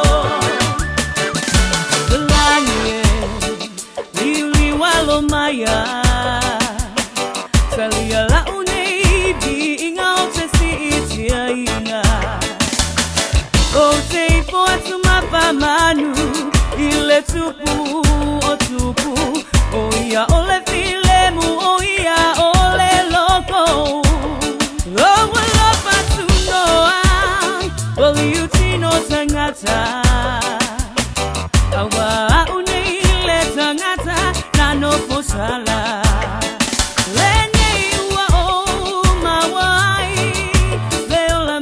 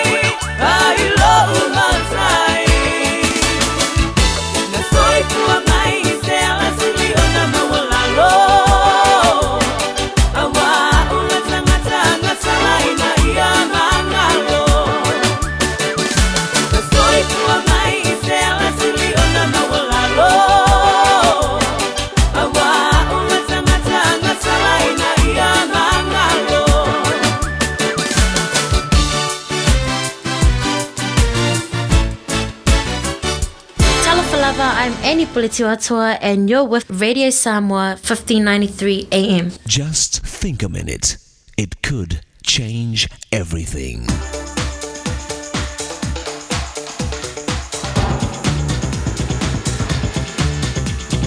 Think a minute. Have you ever made a New Year's resolution to break a bad habit? You determined to finally make that needed change. But after just a few weeks, you're back to your same old habits. And you think to yourself, I know what I should have done, but I didn't do it. How many times have you felt that way? It's a struggle we all fight every day. The constant battle between what we know we should do and what we actually do, between our conscience and how we really live. Why can't we simply do what we know we should? It's even what we really want to do in our heart. Our problem? We have a power shortage in our lives, a shortage of willpower. We're like this couple whom I know. The husband and wife both are marriage counselors, but they've now divorced each other. They've counseled hundreds of other married couples, yet they themselves cannot work out their own marriage problems. They know all there is to know about a good marriage relationship, but they can't do it themselves and follow their own advice. We all know that honesty is the right, best policy, yet corruption and dishonesty is everywhere. People know that loving and giving to others is the happiest, best way to live, yet we still are proud, competitive, jealous, and even hurt the people we want to love. Fathers and mothers know they should be spending more time with their children and being a better example for them to follow, yet they still don't do it. So is this just the way we humans are? Will we ever have the willpower to do what we know we should? You see, this is why Jesus Christ came, to connect us to the power of God, so we can finally have all the willpower we need to live up to our potential and live the way we know we should and were created to enjoy. Jesus came to forgive us so we could live in peace with a right relationship with our Maker. Knowledge isn't your problem. You know what you should do. It's power that you need. And Jesus has all the power you'll ever need for whatever you face. His empty grave shouts it loud and clear. He's got all the power, even over death. And his power is yours, if you'll ask him, to forgive you and take control of every area of your life. Just think a minute. If you'd like a free CD of our top 40 programs, write to us on the internet at www.thinkaminute.com. Malo soifua, ol se fufonga Samoa, Radio Samoa, tasilima iwa tolu amo, se kia Radio Samoa. Lo su follow jale to live fit na minuto tar fam diang asfan now ni of lauma tasha fa tasmaile fianga lo li pulo jimana ya mole to ngo ta to report ni for iba yaso. Ile anga fa alo fa talo fa tua ila wa fionga ngal man ile nei taiao, malo la versa tu nei va yaso ato vi ila li ile wa tato feilo ai. Malo soifua manuia. Ia le nganga la tasi le nganga whalalo le nganga pia mas whai le nganga whaaptai e o tato pe nei fo ilumo nu pe o lava upo le tunu malo lava le tau tai malo le tau tua tunu whaapelo i fo i lava mal whalalo sunga le o tawai tato tim malo le tai au malo lava le soifua manuia fo i le bi inga i le li lo tau soifua si o wola vai vai le ngā tai leo soifua lau leo le tunu malo lava le usu malo tau tua no malo ya tato perpetia ye le ngale le tua wa lo famile tua mo tanto nei tai hao o le mo lo se fu la le mo se fu mo wi le no mo se ma to wala ke le lo prime lo fi fi na tasha mani o fala nge ka ya na fianga e o lo pu sia fa na u Buen día, le sorry. Ole Friday, ale ba oyo ke ye na Friday wa pa ye. Io vai me allo forgissimas. Sawa. Io pa sai tele la va. A fa pe o angelu ia da specialità tu fatta io montua e sel batta o fie fa sai bole apelango di ingoleli ma lo lava basta go fie le fai peste diu. Ma lo se fu coi fa paulua la vai la co inga. Ai lo ia.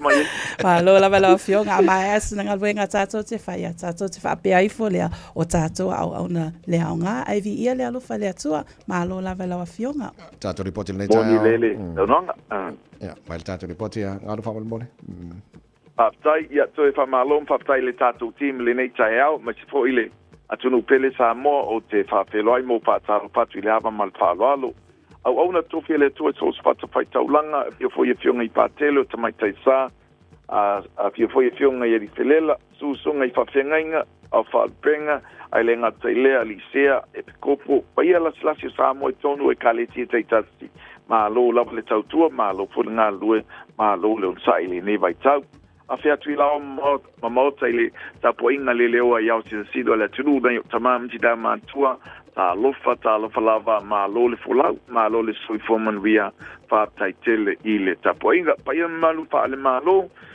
yo fisa te tasi New Zealand nei fa pe foi sa mo le tato atu pele ma lo lava le tautua ma lo foi le ngalo doi lunga la tele tono fa fenga venga mai foi la mo tau singo tato matua o mai foi siu yung venga fai nei foi bayaso ma lo le sai ma lo le tau si ainga tulanga penel tato nanga ba ia le pisi ya pe lava no pala ulo atu vai tau nei e o pisi uma lava foi a o nanga a wa o vai tau o fenga me alo fai denga tailia ta penanga fa fu foi ta vale a inga matulanga pa pena a fai o fu so sa we foi ta vale a lo a inga ia pole a tulanga mai se ta vale like titi anga I tatu ta vale tele ya tatu fitu do foa yo tu se fulu no foa ia po piki apu tatu SUV ia mas fritelo tatu ta vale fo o lava mata pena ina mo le nei vai tau tatu XUV 700 ai lenga telea tatu Scorpio o ta vale fo umane o le lua felua fa ale Mahindra ai lenga telea o piki apu Mahindra o ta vale fo na o lo fa pena na fa na tolu ai tatu fo fuanga ai lenga telea o lo mo wai fo ia tatu fa nga me alofa Nga me alofa mo Christmas no tatu no fo na uta pena ina tolu wa fetala o ia inga masani lava ile mafai ona aveina le tato fainga me alofa se lua e tau lava on silfia a fa pe ask le discount lo no winga e tele anga va ai tato fainga me alofa se leni aulo le lava se tato tal sanga foi fua e u lava foi na discount ta vale ia pe pa uta o ta vale ai le ngata ile po a point tu langa tongino loans le tu fata singo ai tala fu o lo mo lava se so sani tau se leni ile nei vai tau wa le Christmasi ma le tau sanfo to telo ila to le na nga ia tu nei vai yaso tu langa foi tradings lau tu pe lo yai le o faina tu a faila vai lima se lau pe o tava le tots fu wa fe tu pe lava na tu lo au pe a fa pe trading o le ia inga tau on fa tau sau ta vale e tau na talia lau tau sanga o da efto ai anga ba ale ia tatu fa pito ma tatu fainga me alofa ia tatu ta vale tradings Teleni sa talanga tu patasingo ai tala fu fai fu anga ni sene ai le ngata ile o nisi foi tu langa tau se leni o lo mana o mia fa popoina on o tu langa I Samoa ia po New Zealand nei fu fanga fale ainga tala noela ofenga venga ile lua fitu o fa o lua fitu o fa o lo fitu pole o valselau ki manan mertasi o valselau fa ono lua tasi le tatu telefoni balau fua tatu tuatu si o le lua balu Atkinson Avenue Lusul bal Atkinson Avenue tu mantonu lava Prince Street Atkinson Avenue na tau pasanga tonu lava from Pincini por Burger King ilesi tu awala la onanga fa tau va ale chimana o loam fa le vaina o tau tu mo o Samoa ia anga leile tu fo fanga matu tele ne weekend la songa tavai mali tatu ti ai me se fo pa nga tama ta ya ta mo le tu pele tatu tu felo ai ia tatu fa salanga le o di mo terminei fa soi foi ma lo fa tai mo foi vole nei aso ma foi ia le anga tu mo le fa ungo fa aso tu mo le samos fuli ma I batolu a mo o so wa fa ko mo le kula fi ko ni cafe fe ta fa mi anga sfara on nei tai out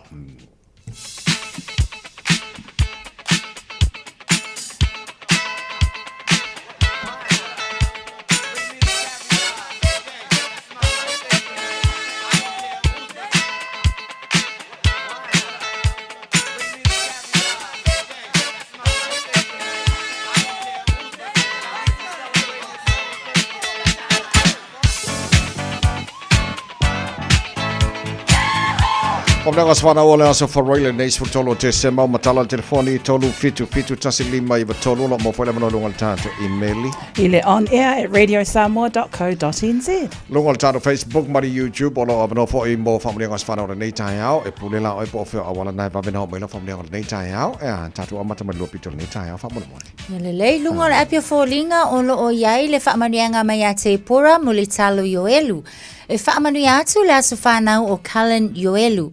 Whaaftai ma le vi inga le tua ona o le aso le nei ua ato ai lo lua se fulutasi tau sanga. Whaaftai le wha amaoni o le atua mo ia.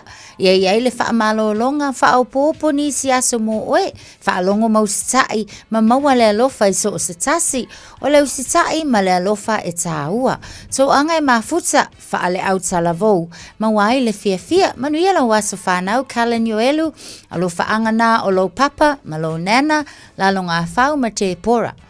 Lunga pea tato apia fōlinga mai a Ian Tivoli. Happy 22nd birthday to Christian Tivoli. You were born on what the world calls Black Friday, Friday the 13th. But our Heavenly Father made you a light in the darkness for His glory. Praying you have a wonderful day today, son. Love your grandparents, Leao and Lanuola Tuitama, mai Samoa, Silao and Niutea Island, New Zealand, Te Lea Mali Itasi Vao, mai New Zealand, and all your family, Mulitalo Ian, Lanita, Danielle, and Nathaniel Tivoli. O le whaamanianga le nei mai lunga le tātou I meli mai a le ata vui. Whamanianga mo le aso soifua o le tina I a le nati no mani. E mua lava o na si I le vi inga ma le whaaftai lo tātou matai o le langi. Wa au lia mai e oe lo valu se fulu tau sanga I le aso le nati no mani. Ia lofa le tua to e whao popo nisi tau sanga e tele mo lo soifua. Happy 80th birthday le nati no mani. We thank our Heavenly Father for blessing you with so many years. So happy you've reached this grand milestone in your life. Thank you for all that you've done for our family. We appreciate you always. Enjoy today because you deserve it. Love you always from Va'alau Fa'atasi no Mani Malefanau. Stato wala au whaman mole ta vai. O whakula o wala au e olo e a vela ko mea lo whaiang wala ko mea ka alo e whakau me o kei maa. Malo e whako ia. No mo o ma ia. Malo. Si whakau me alo whanga. Ia e pei au taro whamnea ka wangan ki kai awa. Kukere roi a Peter Eneliko, Western Park Village. Happy 78th Eden. Ia ngā Eden. A whapeo lo waso I fuare nei. Ia lawa lo waso I fuare nei aso. Happy birthday. Ia, o tātou whamnea ngā nāra nei ta. Se koe sia ki kasi ike. Ia wai ai se vaenga I pa ui a kākou. Ia ai. Ele ai. Ele ai. O kākou wāla ngā. Kākou wāla ngā. Manuia whaiva o tole nei. Fo aso ni o whala. Whaftai te le lava Tawai ma Natasha. Manuia le tautua lot to toi. Manuia fo ili nei aso. Manuia le weekend. Samoa lau tunu pele. Manuia te le lava singa o le aso whareile. Ma le weekend. Whailua ai le alofa o le atua. Ma le nei taimi. Alofa te le atu. Soifua. Ma ia manuia. Vani ata loa mal pese family atuel purenga mana whengara wengara radio Samoa man pokala me malu tai o te wase whanau muni o tele le lofa mananga le lei o tana matai le langi teo luas puli lima le balu. Pesenga mai ele savili atata mai maua o le kitara tino amaniti sauma leu malupe ni angelu elongo yo utino Fana mai no tatu fa'aola o Yesu keriso Oi se a o se hisi se isa o fai mai Oi lenga o ita leo fia auai Oi se a o se hisi se isa o fai mai Oi lenga o ita leo fia auai Mawhai ui ule to sanga Manganu e ngawhai Wateu whaau le leo le to langa Manai ai lewa ai Emo maila o kirisi masi Malanu ese Mea lo fau a fe pasia I ua whana mai le pepe Pepe se osana, pepe se osana, pepe se aleluia Whana mai le tama, whana mai le le tama lo tatu pulu vanga vidia ele mesia. Pepe se osana, pepe se osana, pepe se osana, pepe se aleluia.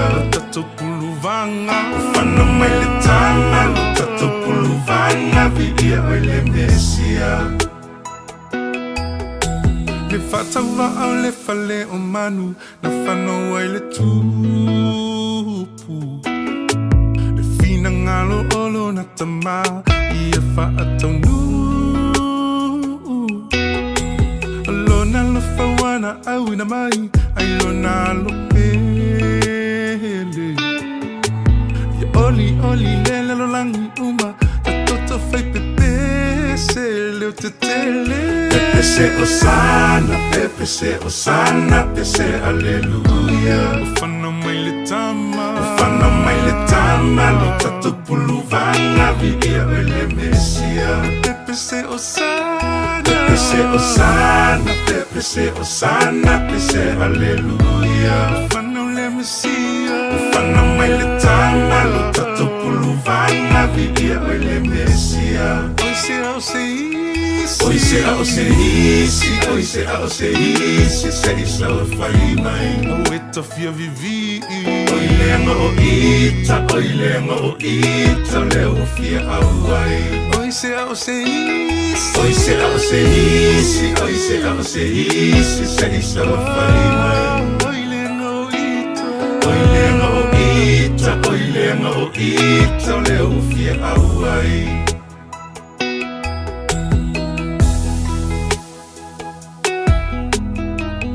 Taraflava o David Tua le nei o lo e whaafonga mai pēi le Radio Samoa. Tasi lima I watolu a mo Samoa I amanuia le nei aso. Mama lava le tatou traffic I le taimi le nei avata avale. Pau lava le vaenga o lungo le State Highways fuma le ono leo o mai tawatu o le na o yai lava si pisi le taimi le nei e na o lunga lava le vaenga na Western Springs. Ie whapena fo ileanga I atu le tatou off-ramp le na Great North Road. On State Highway luas fulu na pau le vaenga o tau mai tawatu le na e tau le mu mai. Ia o le vaenga le na southbound mai Mayora Road. Ia maleanga iane en fo ila le vaenga fo ile na le Waterview Tunnel le fo ilo mai tawatu.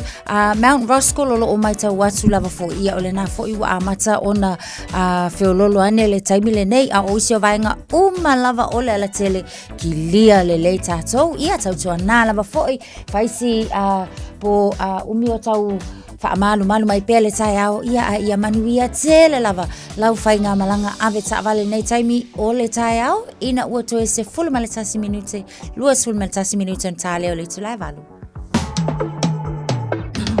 Shika, the radio Samoa, lua lua mai, washington mai, radio Samoa, radio Samoa, radio Samoa, tasili mai, watolu Radio Samoa. O e fufu e whaatau ese lo fale, e te manao sta ngate whaanongo ia oi, tau tua mo oi, ma malama I laungangana. Vala au mai loa le malu mawhatau Bob le malu I le olua tolu ono o 5 iwa pitu. Olua tolu ono o 5 iwa pitu.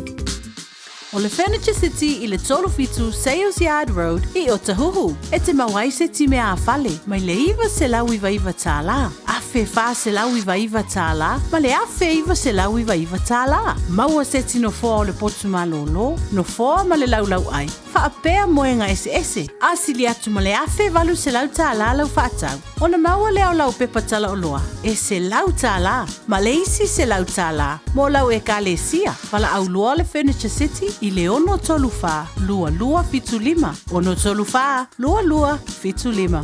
Talo whanawha o Aotearoa, ua te talaina neile o unanga e veni, mō whaataunga I Aukilani, New Zealand. Numeratasi John Coulter Drive, I le Auckland Airport Shopping Centre. Tau whatapatonu lava le warehouse ma le countdown. Lau whale o fulau I loa le e veni, Auckland Airport Shopping Centre. Talofa, this is Pat Lamb and you're listening to Radio Samoa, 1593 AM. Long no Samoa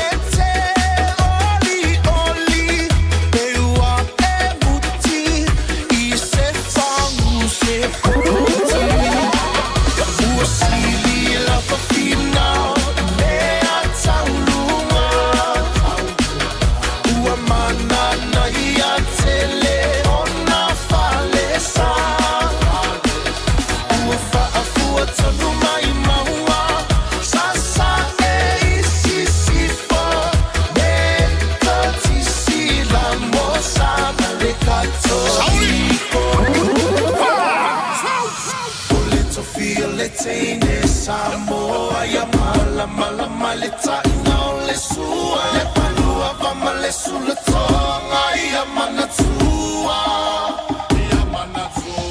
au tupula ngata la voine ia so se mana o faalia le malu ai tia le faa Samoa wana o le nanu faa mole mole so te filo malu ole tu file te ne Samoa ya mala mala male taina le sua le palua vama le sula tonga ia manatua au tupula ngata la voine ia so kasi mana ufaalia le malu ai atia le faa Samoa wana ole nanu faa mole mole so te filo malu nau nau ia e mawale e poto sili sili sili awane ia oa ona olo lua ia sili sili lo loto Bueno, ma fa fi fianga le taiao ia le lei vai show ke fa dia dangi lau malu. Ia ma ne fo ia me ne o pespesenga e mai foi ma o ngata wo fo i mota to ia ma ne te le fa yo le malu. Ia la foi mi mitela ngana sa mo mala wa nganu ai me ole a ko ngana ma le au ke o ole au nga ma le au te nga fa nga me ia ole fa dia di pela mat ngai manga ia oi an pe fa dia di malu o me sina le tu no ia popo ko lo la fa popo ko lo e mananga ngana ia mananga no ai ta ko nga ka au ai fa mai wai no fa dia di malu ai o kin fa sa mo ia de le Koe kam fai mai. Fai whainga. Ia. Koe kam fai mai. Joyce Fufami no talo talo talo le tula valo le taurungo talo tala masa mo pe tala valo. E le tayo nei to tele ni so fa fa mai sa mo nei tayo. Ma lo la por sui fu manuia. So di tilo nei pang e fa tala fa mai nei tayo mai sa mo. El taro po kalame asi leota. Malo si fo manuia. Good morning from Samoa. Malo la si fu mo telo paanga. Olo mai le tino tara noi Samoa. Ole na maua nei tala ile ngara Britania. O te pesi mai le tale vini Samoa. Hooping coffee Samoa. Ol fafango mo tato le sauni Samoa. O te lol fam na toale na mai. Fo ia tui puia. Mai sana ia tato whanau. Langa lea peki kilo akua li potia ni mentasha. Yeah. E pe au te lo le ona sumari banu o keisesi e mo mai Samoa. O Tamaiti. O Tamaiti less than 1 year old. O le awhapela tolsful fa. O stansia na mai Samoa. O le ona sumar 1% o tosu falna o Tamaiti lalo i fol tasi tau sanga o ngana tire na fa ina nai fana ile tulanga ile tale vini Samoa. Sa ole leita vai. Ile mai tau atu la. E na o upolu lava leo lo iai le whainu mera a toa lava lea o Tamaiti ia ono o maua le ua maua nei tolus fulfa ia cases po ila to o mai. Ia ai ole mai tau atu ila ile ono se fulu valu pasengi. Ia o Tamaiti fo ia ilalo i fo le tasi tau sanga. A ole tulanga fo ilalo iai. Ole lima se fulu ono pasene. Ia o pepe ia teine. O leo lo iai ia ai fast food fa pasene. Ia o nai pepe tama o lono winga fa malo sia lava fo i mo tatou. Ui lava lai tūlanga umana ia wai manatua o le masino Novema. Le soluas ful valo Novema. Lea na alu ele fa lawi loa fo i lea. Lea nga declare ai fo i tutono Samoa. Le whooping cough epidemic lea lono winga. O la lava iai leva noa fo i lele e tā pena ai. Ia masau niuni fo ia wā lava ia le puipuinga o nei whanau. But o le whai lava o le tui o Tamaiti. O te talitonu lava ia e o fo i tina maitanga o la ua lata ina fo i lea ina ola. E te sau lava o na nga ia whai tui o Tamaiti o lea la fo i la o sau noa. Ia le Director of Health, le awhionga le na ia tangaloa Dr. Robert Thompson. e le o iai se a whaina te le mo i lava, ia ai le o te le se a fianga pau lava o lea, o le tā ua o le au mai o nei foi numera. Wha manatu ai, ia ma wha malo si ai foi tangata uma, ina ia tautua nā leanga o nai alo nei me nai whanau e a fia ata vai, o nai pepe mea pe a mai tau atu i ai. O le Deputy Director, ia le whiunga ia tangaloa, Dr. Robert Thompson, a sa oi, a whapeolan sa unoanga nea o tuipuipuia, it's not too bad. Lona winga la o kei tulango e puipuia mo le televini sa mo, au te lola whamnatu le leile mo tātou nei New Zealand, o le tu o New Zealand, a mesian pe a malanga wanai whanau, e tau o na mana e pe a whaia tuipuipuia nei whanau fwoi lea. Ia au le malanga i sa mo langa le whanononga atu o la e whaima tau pesi maima marosi fo i le tulango e le a fianga o nei whanau i le tale vini te lola a whanau te le mai tātou tala mai sa mo le whionga ngan mana le sa o lo a fia mai antara fo i le mai sa mo tulango i le tulango tale vini sa mo so nei mai ngana mo tātou wha mo mole nā nei o le whatawhiti o le fitua so pespesenga o le kisimasi o le tasi vaenga tāua na tarano marasunga to ina Reverend Elder Victor Powesi o le tasi leo vaenga whawhitai le tua o le sao e kalesia mai Samoa i le porkalame tau sangati tasi so nā nei la o lo te papa iantu o le sao le kalesia whapaputonga ki o Shana Samoa le whianga whato i le manu e lalo te ta inga sunga fa fenga inga Reverend Peter Lokeni ya malfatu ya tabela Lokeni ya malo le kalesia on tulang fa lupe fa talo fatu nei tai out lo sunga fa fenga inga malfatu on malo le kalesia malo fa taile malo bi ere to wa fa penao na to ito no fo i New Zealand nei ya wanta penanga bon fa mo na fia na nei ola to la le ola fenga man fa fiti a to lunga la elisi fo e kalesia mai sa mo po tai out ya por kalame tai out la to lunga o le whakasa sa tawa o le te inga in sunga whawhenga inga Reverend Faresa ma le whaltua ia mai e Faresa ia o la tūna le la tūna ina le fitua so pespesenga o kisimasi tai ao la au nanei e whakasa whatu ia manu ia monisi le whaiona maula manoe mai moenu on Facebook le pose se ia whakasa mangi le sai ia la fo ia cross post ele Radio Samoa ia pe afa pele mo se bano ai afa pe faina e fianga ia wa ke lol mo kwa manga ia po ia toile o le famoi moi ia o kale si o mai mai Samoa o la mai tau sanga uma Natasha o le sao e kale si nei mai Samoa po kala mele tau sanga uma sole o ke fai aku I mean makua ile ofiko kongole o le mal fo i o le whakasa mangi le sai ia wa foi langa e o mai matape nanga mo ko aka pe nganga kai kape so fianga ia tu o le numero tolu maleono Winthrop Way mangele o na te mo ia le malmano le whakasa mangi le sai pose sai o na le fatu no wai ia po kala me fitua so pespesenga o kisimasi ia mo le fata fitina nei a te ulunga tai au ia mai a foi no po kala mo leto sang Mai banga fa o mai fo le weekend la to after nei e kalesia malanga mai ia lo le fa mau popo ia me se fo yo le mau le nganga le Christmas ia e pe o te lo le o le maunal sungal to ina ia Powesi o le banga le loto tele ai ma fa o pel po kala me i tau sanga oma ona pe o le tasilo awala lo fa fangu ai ma fa manatu la langi awane ngalo tato le sili ma le me alofa sili le tu fo ina mo tato uma so ele ngatala i me alofa olo avatu o mai olo masani tato ai awane ngalo ia sili ai tato ona tato talia ma fa manatu ma le nganga fa ftai ole me alofa sili le tu mo le lalo langi ato le saka ko kalonga ngi kaya ia wa me alofa fa ia ia ngaka ia oi ma umaka ko uma ia marko wa inga me fa pena le mea lofa na mai le tua mo tato uma ua whasa fua mo la langi a tolo na la pele u whana mai o le whaola na mo tato uma e ui e mea lofa nei fo i soifuanga pena e ta wata vai ia wa o mea lofa la ngai alo wako e alo recall pena ia nei tai Ole mea lo fasili lava. Pele maua se me au mai seisi, pele mau foi se me avatu seisi. A maua le leile nganga au tu ole nei vai tai me tatu se failonga ina. Ole nganga le loto fa fetai. Ia uai le seisi nga ilu makalu e tatu se maua le nei ola mau tatu yai le nei lalolangi. Pe ana le se anua le alofa ole tua ia tatu.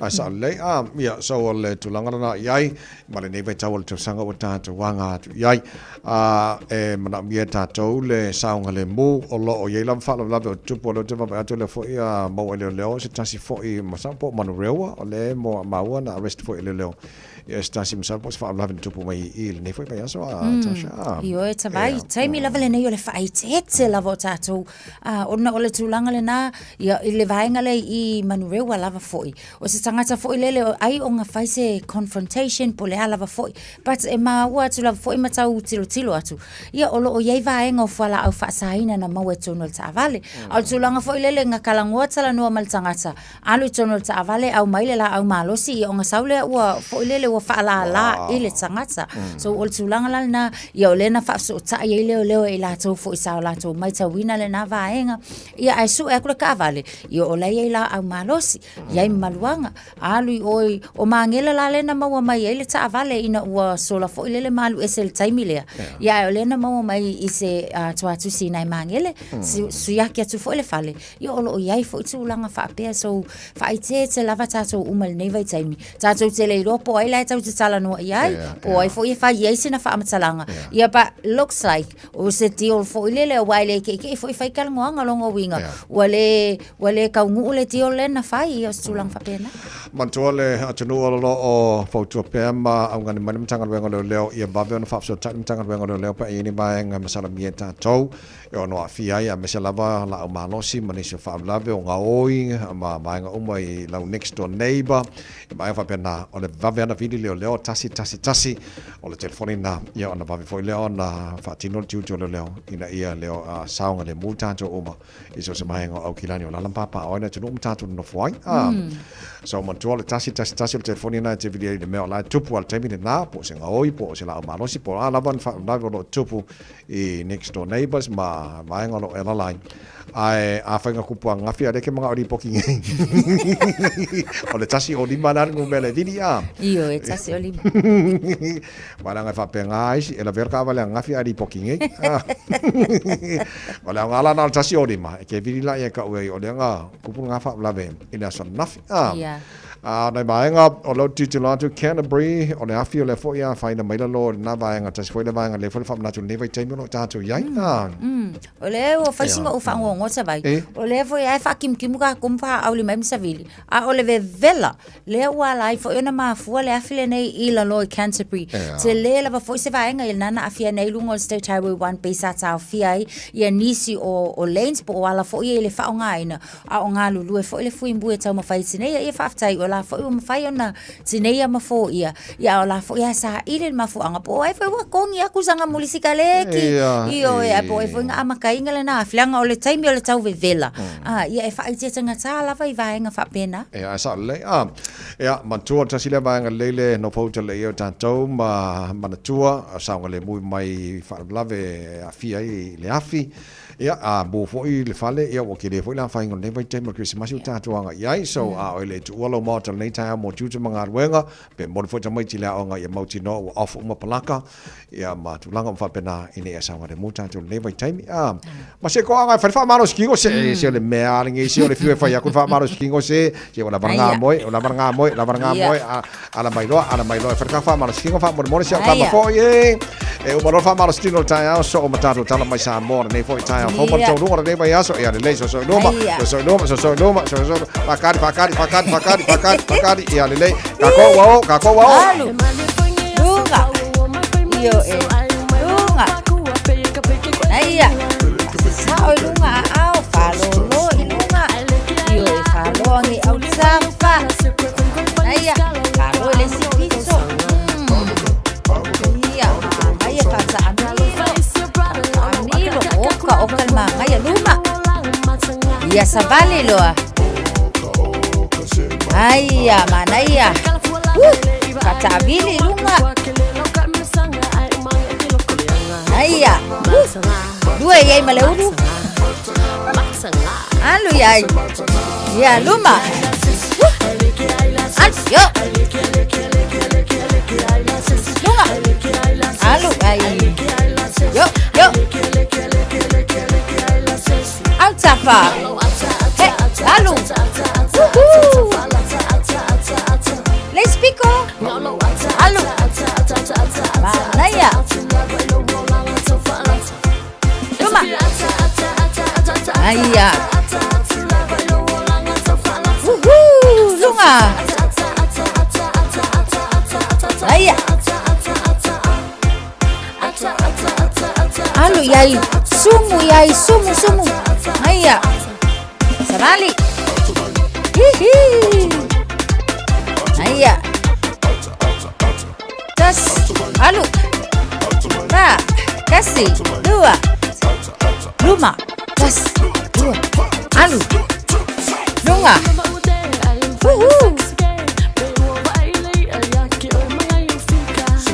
Naya. Luma.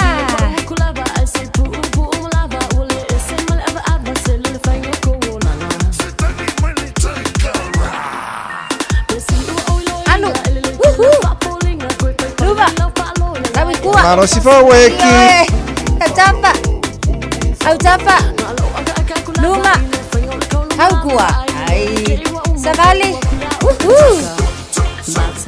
Alu, sabali macol sela. Aiya. Io Se forse tonne. Cool down. Ana vai tsono. Mana vai fafo. Tsono.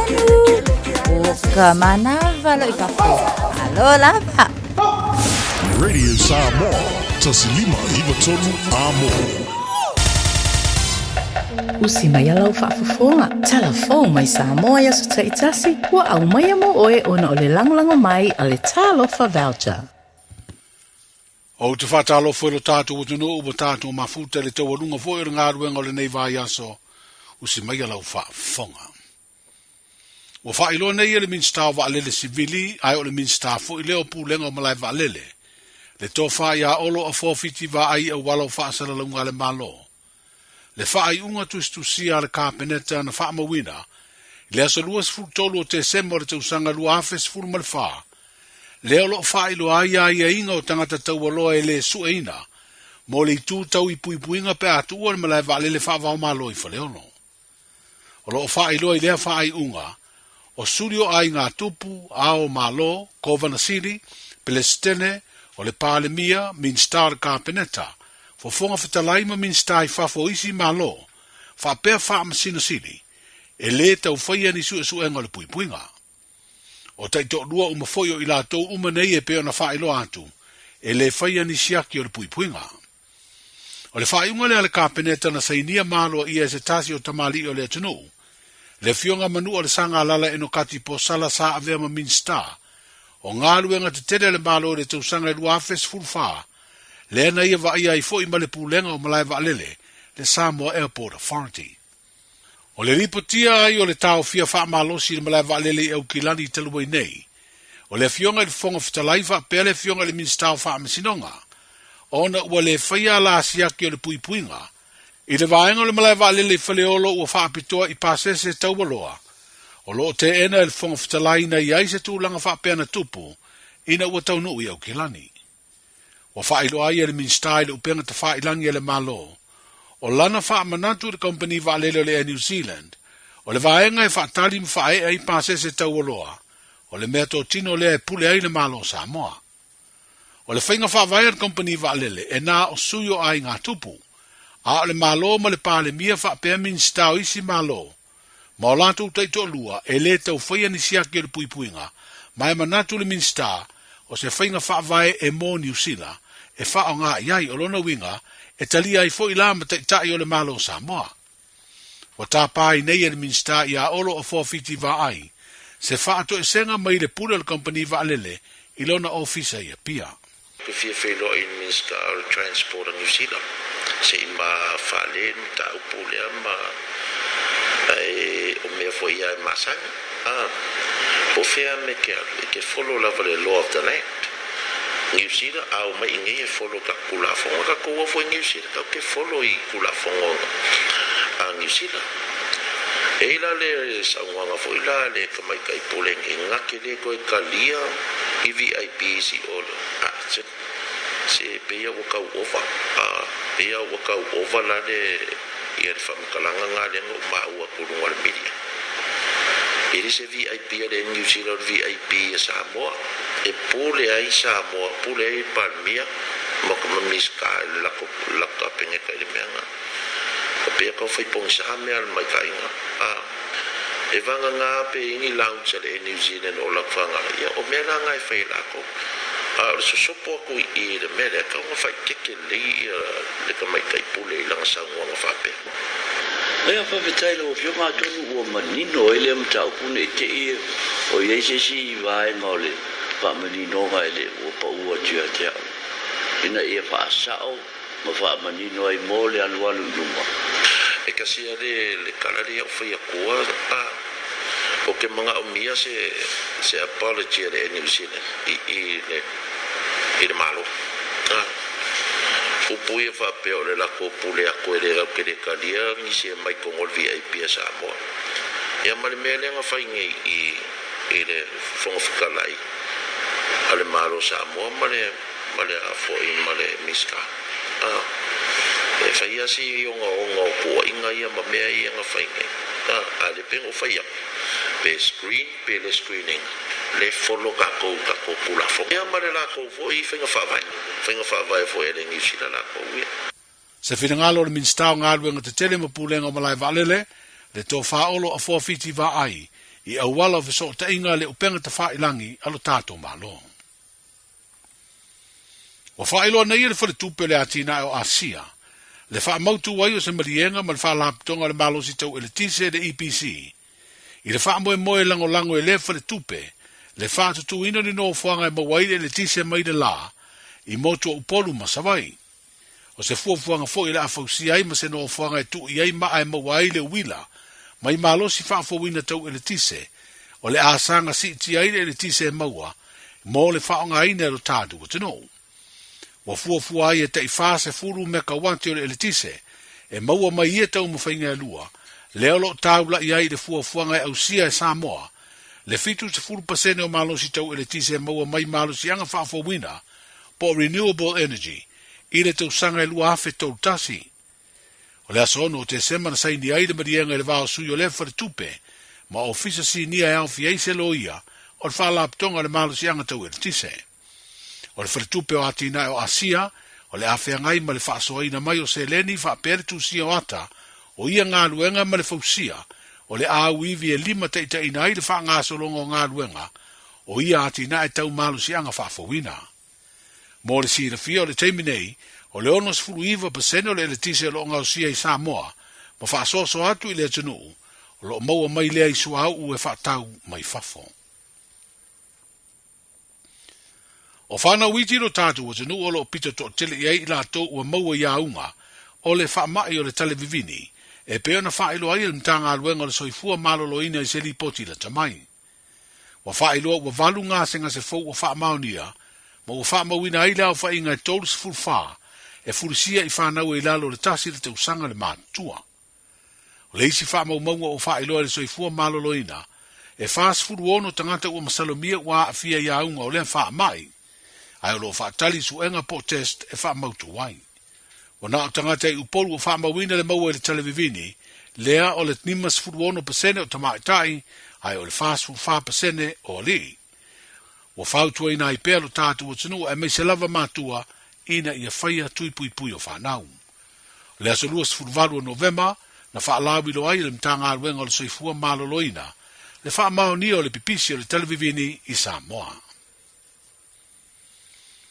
O le wha wino ngā aruenga o le atina e manui o le tātu o tunu o lo whatino le malo, e ala mai dele au nanga le pulenga o le suavai. Wa whailo ai le mai o se tasi o ngā aruenga o le suavai mo le afio anga, o papa I sa taua. E lua se lau lima sul lima afe varu se lau fitu se furu whata ala le tau o tāne vai te tele lua. E mawhai ona te waile se furu afe lito le sua vai. O le whata o toina o laina o fe paipa e lua se lau mite le umi. Ma le whapipiina o le pāmu vai, e ole le tise maua mai le la, o ngā ruenga ia ua mahea maua mawhai ei nei, o na maua le sua vai le vaenga o le tātou motu i sa vai. Sa ngā lulue le pūlenga o le sua vai le whaatinu ino lea ngā ruenga whaatasi aima le langolango nisi o ana paanga, e pe o le company ko ne sale o le Vision Engineering, i le fausi e ina o tāne vai te tele lua, lea ua teu iai le sua vai. Manuia le whaai unga o le vai aso, soifua. E silia ma le se laufale o loa i Samoa e mawhai ona whaanga i le talofa voucher mō whaatanga alu a inga. E le atua lava se 5 milu te lafu antuai mai New Zealand, Australia, Amerika, mai si anturu. Ai tau nuu i telefoni maolo e whaanga le talofa voucher e whai e le whaatau. E mawhai fui ona tungi e tuai le cash power wha pēle pili o le vai iso o se taimi. Angai loa i le www.pacific40.com e lafu ai se talofa voucher mō loa inga i Samoa. Mō nisi whaamtalanga wala o mai le olua tasi o valu tolu, lua tolu, po le info@pacific40.com. Ua na o le Radio Samoa se furulima iwa toru a mo e tautuaina o e ilaungangana fitu aso le vai aso. Nisi nei o vaenga o la tele o leo mai tau watu le nā lava fo iwa wheo lolo le pisiane. Remuera and Green Lane on Great South Road. Northbound traffic o lo mai tau watu le taimi nei o amatana pisi. Green Lane le anga iane fo i le vaenga le nā ma le vaenga le nā i Remuera. Epsom on Great South Road lava fo i southbound traffic. Epsom anga iane i Market Road intersection.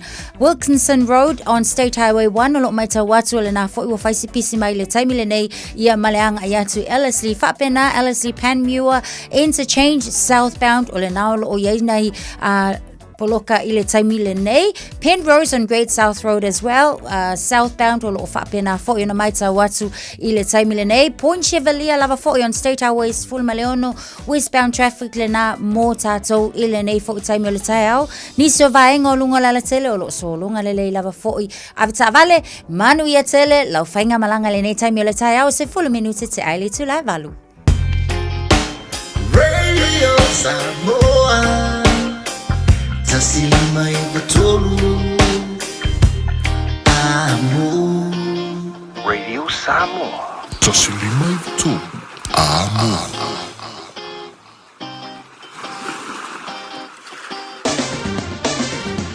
Ua mawhai ona au ina atu le tala o le tau Yaso Taitasi ona o le langolango mai a le Pacific Finance Limited. Telefoni o Varselau fitu whawha lua fitu. Mawai atu lua su lima lewa lewe pela le Samoa nei vaenga le tai au o te arabalu i Samoa nei teima le tai au le asfawaile tu mauinga langi li leo le tau i Samoa i le so tu mau le tolu se fulu anga le tolu se futasi degrees Celsius mo runga le pela le Samoa i le nei asfawaile luas pun lima e lona mawalalo to e fatalo fa le tunu o mai Samoa taro pokalame le ngate leo nisi fon malo le tunu fa mlang mai Samoa taro fatasi au kilani nei maro lava le soifua manuia e le papa ya tulanga o ile tau i Australia fatalo pa toi to te le o pa angal taro pokalame fatalo fa mai tai au mai vaenga se Australia maro lava le soifua manuia ile le mo Canberra se fulolo ele malu lo ne vanga ole tai au ole asu sulu mata ngo file la mo le lo mo Canberra le so ma o tuai ma kwa be bela tele le e mo to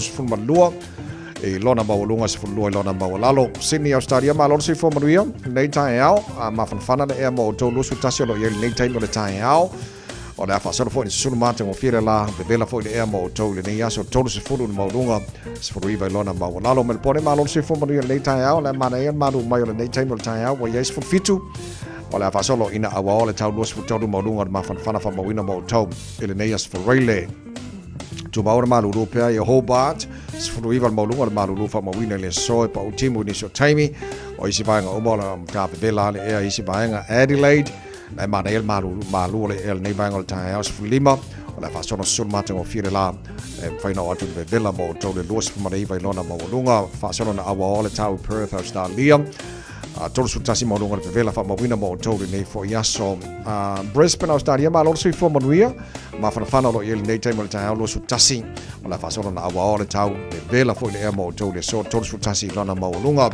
fasona ma lo si sabili pa uchimu le tena vaenga o Darwin tolu su tolu maulunga le vela o le tele na vaenga Australia ma le tau ia ole ai o tau i le nei fo ia se foile se mai le talo le tau i le lau wopo no fanga fa salonga Radio Samoa tama ki makaurau se futbalu pe le malu ole era nei tema le tai au papa ia tu o le atu mau awa mai fafo fa man mai ya le se timo pa o nei time le tai au winga fa mo wino le tau le so le awa pa o nai wanga ni so time pe tau la fa sola tona langi le tau le o uli male fia na nei angi mari mar sabini mai ma tu sifo fa sola nangi mai sauti sifo ini so time le tai au nei tu mo lo so tolu mo lunga ma fa fa mo wino mo au kilani ile so tai au pe au lia le asul ma tong fia lai au kilani ma nei ma fa lo so lima lona mo lunga fa sola fo ina langi le aso sa mala songa fua la titel time pa oi nai wanga na songa fua la langi lei fa pena foi la so lua langi lei foi la so lua mala stofi o le vayaso no mara yatu o le tulanga na ele tau le ngate Samoa Australia ma au kilani lei le maro le tunu ala papa au ni so manga du sila mani Stafford Kelope ele tunu lo mo dia mal tau mo tau ile nei asa fo wa tatu o dia talo tau radio Samoa wa nato fa no Pacific Finance so se tasi faisana nonga tupe le Pacific Finance Limited mai le aso lusfuli mo November se ia ulia le aso se fulwi vo te sema e anga va uma ile se e jono manu malo ai ile luse lau lima sfurtala pepa me alofa fa ile se ile aso fulwi vo te sema ile manto la lai Evandale mai fa ilo atu le ua manu malo ile radio Samoa vala ulo le Pacific Finance Limited ile ovalu se lau fitu fa lua fitu mo nisi fa talanga tau rongo tatu tala mai Samoa pe na fa fonga le tano ile nei tai au o le mo fainto fa salawina mo oi pe fa pe na e mesia tatu tala mai Samoa nei tai au ia o ke popole o le atu fa salawina mo oi pe tale to la se fulu mo lua le oli fa pe na fo le fitu po ana nei mo mo fa te tele lava ele sui re sa mai pe le fianga ngana mana tu ba o tanga vai tipi o tanga vai ma lo fa tai mo le tua ma lo le au na mo le tano ile nei tai au ma nei vai so atro o va noia o lo longo pui e Samoa le ngata ia o te roa neo so se tafara ne kelope ele tele melo tupu le tunu ia na fa fonga le tunu e taru tala mai Samoa nei tai au o leo fa mani na mai tulanga ia ia le tale vivini hoping hopeless anta no po kala nei tai au ia le tulanga na lo ia Samoa ia te loe le fo na fa fangu mo tato le te pena sa o le malanga Samoa ma se pe malanga manai fa nau fa mo mole ina ia saunga le mu tato o te lole o manino sa nanga le fionga le minister ia le tulanga ia le baanga le na tu telefo i tu singa matana nanga ele fonga fitala yo mauta male minister from sinonga ia o te loa a manino a ia ingo baanga uma ia wa te le loa le pule le New Zealand le i le VIP lounge e pe i fo ini ia ingo la e sila fia ia e te tau ona usta ia mautangia e la to umbo le fa nga ina le vaenga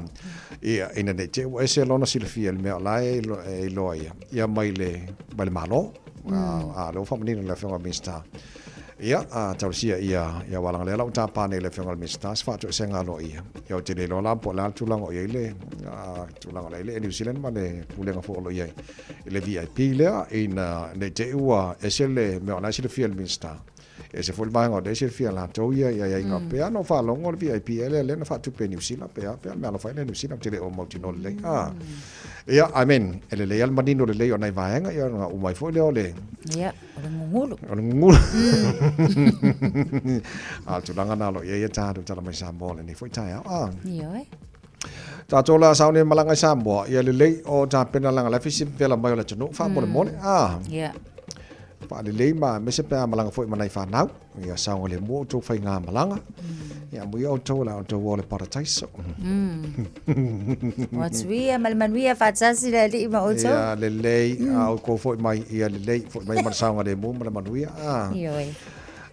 so na manga na mo le fa fo mai le no o le tanto po kala me wale mo so oi man sunga so alo o la tu sa mai fo isa mo mo tele sana fa por ma sa nyai ene fa mo se po kala me le fa yaso na sai fo nai tu no o sunga so alo se tu mo ale fa mo dia mai ale ale ka ko pa o fo da fo ba a fo ba lu ta nei tu sa mai mo tele sana fa ia le lei so na manga na mo le nei tai a wa fa fo mai le tu no o le wa se funu ma le valu te ele tu la valu so ki lo feka ko ma fa sa mo ia le lei a le lei le u sima lo fa fonga o le tau rungo tato ma fa sa mo nei foi vai aso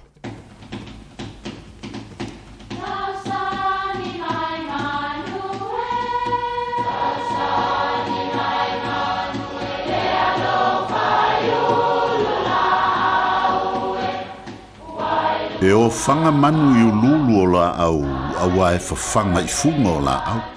A o le tangata, e whawhanga i upu matala. O le mafileo o alanga upu mamuanga ngana Samoa maona whaapongai e a fua ilo na sio mianga. O lona lea sao i le whaatufunganga o le iloa whaale aso mai le tautua se ia o ina pule. O alanga upu mamuanga ngana ua lanto mamanuina le tō whamanino a Samoa mana tua foi e tau fitau muli le atunu. Ona malele leo mari e tōtu ila epa ia manu Samoa talo le vave whapea. Se manu Samoa ua tawhia whaleali li fua lava talu lauanga le lei ma lou toa. Ina ua o ina tau mawai mali e toa ma manu Samoa na whapea i fo i leisi ma le lenga mali e toa. Manu Samoa o le aono i a whalealili a inga o le mali e toa. O le upu ua tawhia whalealili fua o lono winga ua ta mimita ma fia i mea lelei ua whaia se isi mo oe. O le mawaenga nei whale punawa manu Samoa malon tua fine o tautia pango fie. O manu tante wha mawae ai, o manu foi tate toe wheiloa i ai. O lonuinga a whai tātou te wheiloa i male manuia i lea lofa o lea tua o manuia foi nā tate toe tau mawae ai. Manuia lau whaasonga le nei aso. O le taulungona o tātou mau whaasamora nei vai aso, whaaptei ni sunga si awa Antonio Tupea, mo le tupenei no tātou mau whaasamora nei vai aso atoa. Ma nei fo lea tautua mo lea tunu e leise kokongi. A ngai la kupu ala kumwa nga malau apil ma kelo mau whaasamora nei vai aso margai masing. Nei tele lupu nei aso. Ia tō angala whai melele. Ia nga fia mafua ia kua leo le siwa inga funga le ili tō angai whai melele ia. Fia whale ali li fua ia lea. Ma nei le lei ia o le taulungana o tātou mau whaasamoa. O le nei fwoi vai aso ia le fo o tāpena mai Chris ia mo le taulunga fo o lana wha maro si au mo tātou ia nei tai au ma nei vai aso Morning Chris, wa mai ol nei as wharaile. Nga lofa la uo, wami uto nei teo, di ia le lofa menga leo le tua nei teo, matango fieta o lei le lofa le tua au.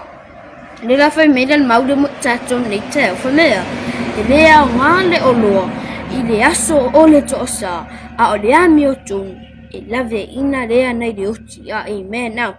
Le la fai mea le maude mo tato, pola o onga mo tato nei teo, fa maida, fa mea e lea o ngā le oloa i le aso o le tosa, no inga different, tato ilo, ele seanga a different ele seanga e tele yo olo a famea ele ma fai e olo na ona lave ina mai oia ia so to sa that's all the sa different a famea a tato wami tonula e lave ina nai de oti e da a fa pera to te ami ton to te fai da mi ton tato ami ton e lave ina mai la tato nei de nei de oti different friend tato bo de aso nei ai ngal wengo ti te mo fe au fe nei aso tato ilo e re sanga e tele o tato olo different e tato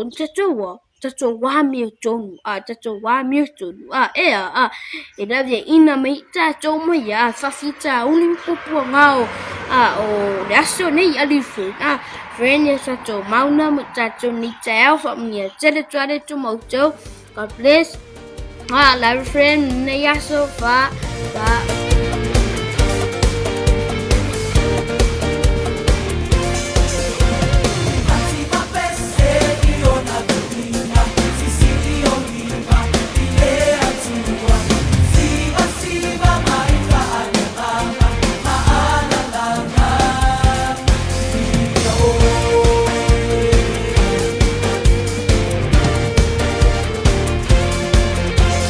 Ati mapese di ona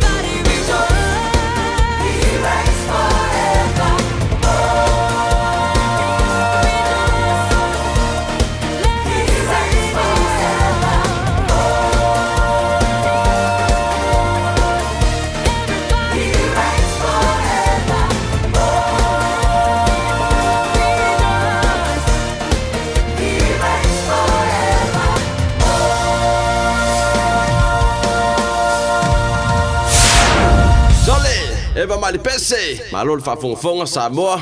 Malo fo ile vai le musika. Radio Samoa #1 New Zealand akoa. Sipso. Talofa. Wa o salmasinga fale lua team toilolo o le loia Samoa. Fapitoa la o nanga I mta uputau immigration. Pepa malanga. Tangata overstayers. So stoinga visa. Apena foi le taxation. Por tu la fono tau la fonga.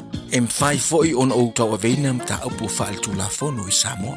Famal mole vidi mai numera. O iwa lua nono o tasi lua lua. O iwa lua nono o tasi lua lua. Faftai. Auckland Airport's new transport hub gets you closer. Closer for warmer welcomes, longer goodbyes, and those special moments. Park closer with new P180 short stay parking, just steps away from the international terminal. Whaale tautua le Pacific East il masina tote sema mamawa iloa manoa te ono manamalo ai whailonga tupe whaase fulu o saunia mo ana paanga. E lua se fulu whailonga mo Samoa, e lua se fulu whailonga mo tātou I New Zealand nei. Se ina whailonga se fulu I aso tona I o vai aso te tasi. Manatua o loa whawau pere tātou whabitoa e nao le lima tāna pia e whaonga ina le Pacific East mobile app. E whaatino ai au tupe whamoboni mai lau telefoni whabe ai. Loa manoa fo le tātou direct transfer e ti posi mai e lau tupe le tātou account. Ma whamoni ina fasili lungo le telefoni. Ma whaatino la foina o lau tupe ai ngā whapitoa. Mo le tongi no pilio le vai, mo li pe teu tupe tu stupe iso se whare tupe mai si au nanga I Samoa. O lo ma whaina whaatino ina ile au nanga ale Easy Pay. Asi mai loa I o tātou ofisa I o Tara o Tāhuhu ma le taulau whaatau I mangele. Pe wala au mai le o varsalau o tasi o nono. Mo se la lata atu I ante oe. Pe wala ale tātou Pacific Easy mobile app. Mo le direct transfer. E whasa au ailo teimi. Ai misi o tangata fo I le pensini. Ia manuia tele le kresi masi ma le tausanga fau I ainga umo Samoa. Ma le pulenga ma la whainga renga le Pacific Easy o lau paanga mo tupe whamomoli I Samoa. Tana whanawha tia roa, ua te talaina neile ua unanga e veni, mo whaatangwa I Aukilani New Zealand. Numera tasi John Coulter Drive, I le Auckland Airport Shopping Centre. Tau whatapatonu lava le warehouse ma le countdown. Lau pale o fula wiloa le e veni, Auckland Airport Shopping Centre. Hey!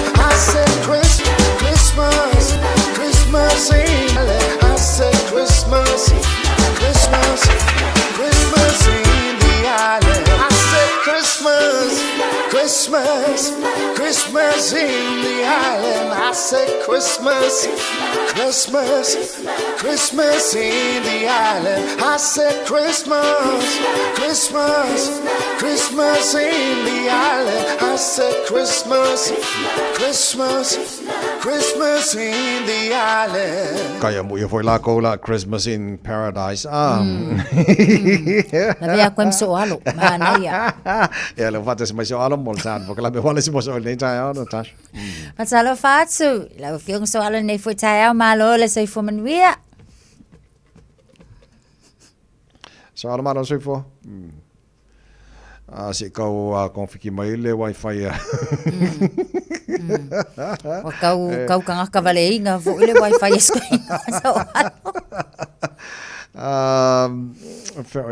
Soalo o ka woki mai le wifi ka ko. Fakari se o kikilo aku le. Ya, soalo mau mai. Ia. Ya. Ma no fafta. Ia. O mai sale longa, o mai sale longa. Ia. Oi vai mai. Ora ma ko fa yoki le kumu ko i. O mai sale longa fa ko ya ngai meo le yoki ia.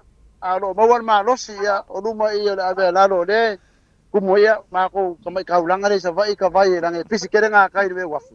Ia ai fa le coverage. Ia, okay, le. E ma ia. Ja, Salo? Ja. Mau mai ta vai. Ja, mau le. Ja. Ja, tu la no, ja. O nga mai mai ka nga sa longa. O le makango fiere ka ta vai o ka nga mai le mu le la le mu. Ja, ai vai. Ka mo ye sa ki mu nga po longo vingo. E fa manguie le ko por ki mu, ko fa manguie le au le la. Ya nga ki mu la au mga i meola. Ya nga la ka ape au ata vai. Ya nga la me mai le tu mo ka ko. E ke ne sa ora ka. Yeah. Okay, le soalo le ma watu o telefa unga fo tau lunga fo tau whainga nei whanau nei fo tau sanga ina Samoa. O le vai aso tua nai, ia sa whai ui nai ia lau ngā tongi a onga. Ia ua mai aso e ngā external exam vaso ki ongkua. Maroro e loka me ki vai aso la, a vaso la ngei le wha umanga lua ngai whai a onga ia. Taro lewa uma whai o ngafi leso muri whai a onga kedo. Ia mawhai whai la ko fia whai u. O le maa ngai whai ka vai, pero maa koi ku malo, o le ngā ngai whambong. Ia sa whakasi mawhai a onga ngā ngai whambong o primary schools ma kodus. E whai la ko fia whai u e marasasi a onga ia. Maa ngai whai lewa ai ngā maa fukai whai a onga e. Pakiere ungo a ngā venga. Ngai kau sanga ta vai matasa. Ia, sa ole le. Okay, so le vasa muri ne wha mai ai whai a onga pio ne sau noa, so aro sa ole ia na maro loe. Ia, la uaru. Masaula le ala le onga res whai a onga umanga whila o ma koe lua whema lua wha la kou kiu ke whai. Ngai kau sanga ta vai. Okay. Le sa o tō ngā sira maketi sa le longa nei tae au? Ia, mako foi mai ngā kai o. Ia mako pe o sa whalei de masko ngai o se wha kumu ia ma keki ia. Mea kau mea maka ia. O kai mingei. Ia pe ngo whai ako whamasi kau re sa kere munga la. O ira re ku marore sa sae la kule i sili o ma kai vai o. La kore o lo kau si ar ma keki. O ngā lange o le vai ngā le su ko ngā le kabi uma. E maua la ko ma o mga kabi uma. A ma ko gire ku sifo. Ia. Le ko ka kau a maka ngai ko anga. E le kusan marosi ma le kusai o ngā ma ko le try so na ka vai. Sawa. Okay. Le o le ale tunanga o le tātou manga o le mai le tano o le manga ma kako ko ngā kukama ma isi whanga oma. Ia, o kai mingai e se karo ready e whai o le karo fou la whai e tau anga fou. Ia, ngai mea koe mai de kai munga la ngā wak. Ia, ar kukama. Ia, la fou wa koru vai aso resi ko ngā kukama fou le ngā. Au amaka ngau kukama ngai dua koru aso ngau do kukama ro ngā la solo mo le kai me sau nge fua. Ia, olo whangia le kua, maua lava le fue le vai e maua le fui ngā kukama. Ia, ora ko yang ngasih ko aru ka mi sanga pe ko ka mi sanga fu ko kama ai pa umarkim ya ayo sila mai de ko fu yang maka nge ko kama ya taru markim e punga le fa sa fa e fu le ku kam ka vai matas le lei o amal ka ko paia o telele o mo ka ko paia e oi a foi winga nga oi ar kai mo la kala kamai kai mo fu ku e alo mau pe ka wilo fa pe e pe ka wilo ore ko fiki mele fa la kamai na ko alo mau la vai ya o ke da la oi ona fa ka ula vai ko ngon mak ko ngu e mai a ku u fa pu ngu ku sai sala po e nga nga so ka fa ka mai ta vai ia malo fa tai ia ole asto tala mala nga se tata maketi sa mo nei ta ya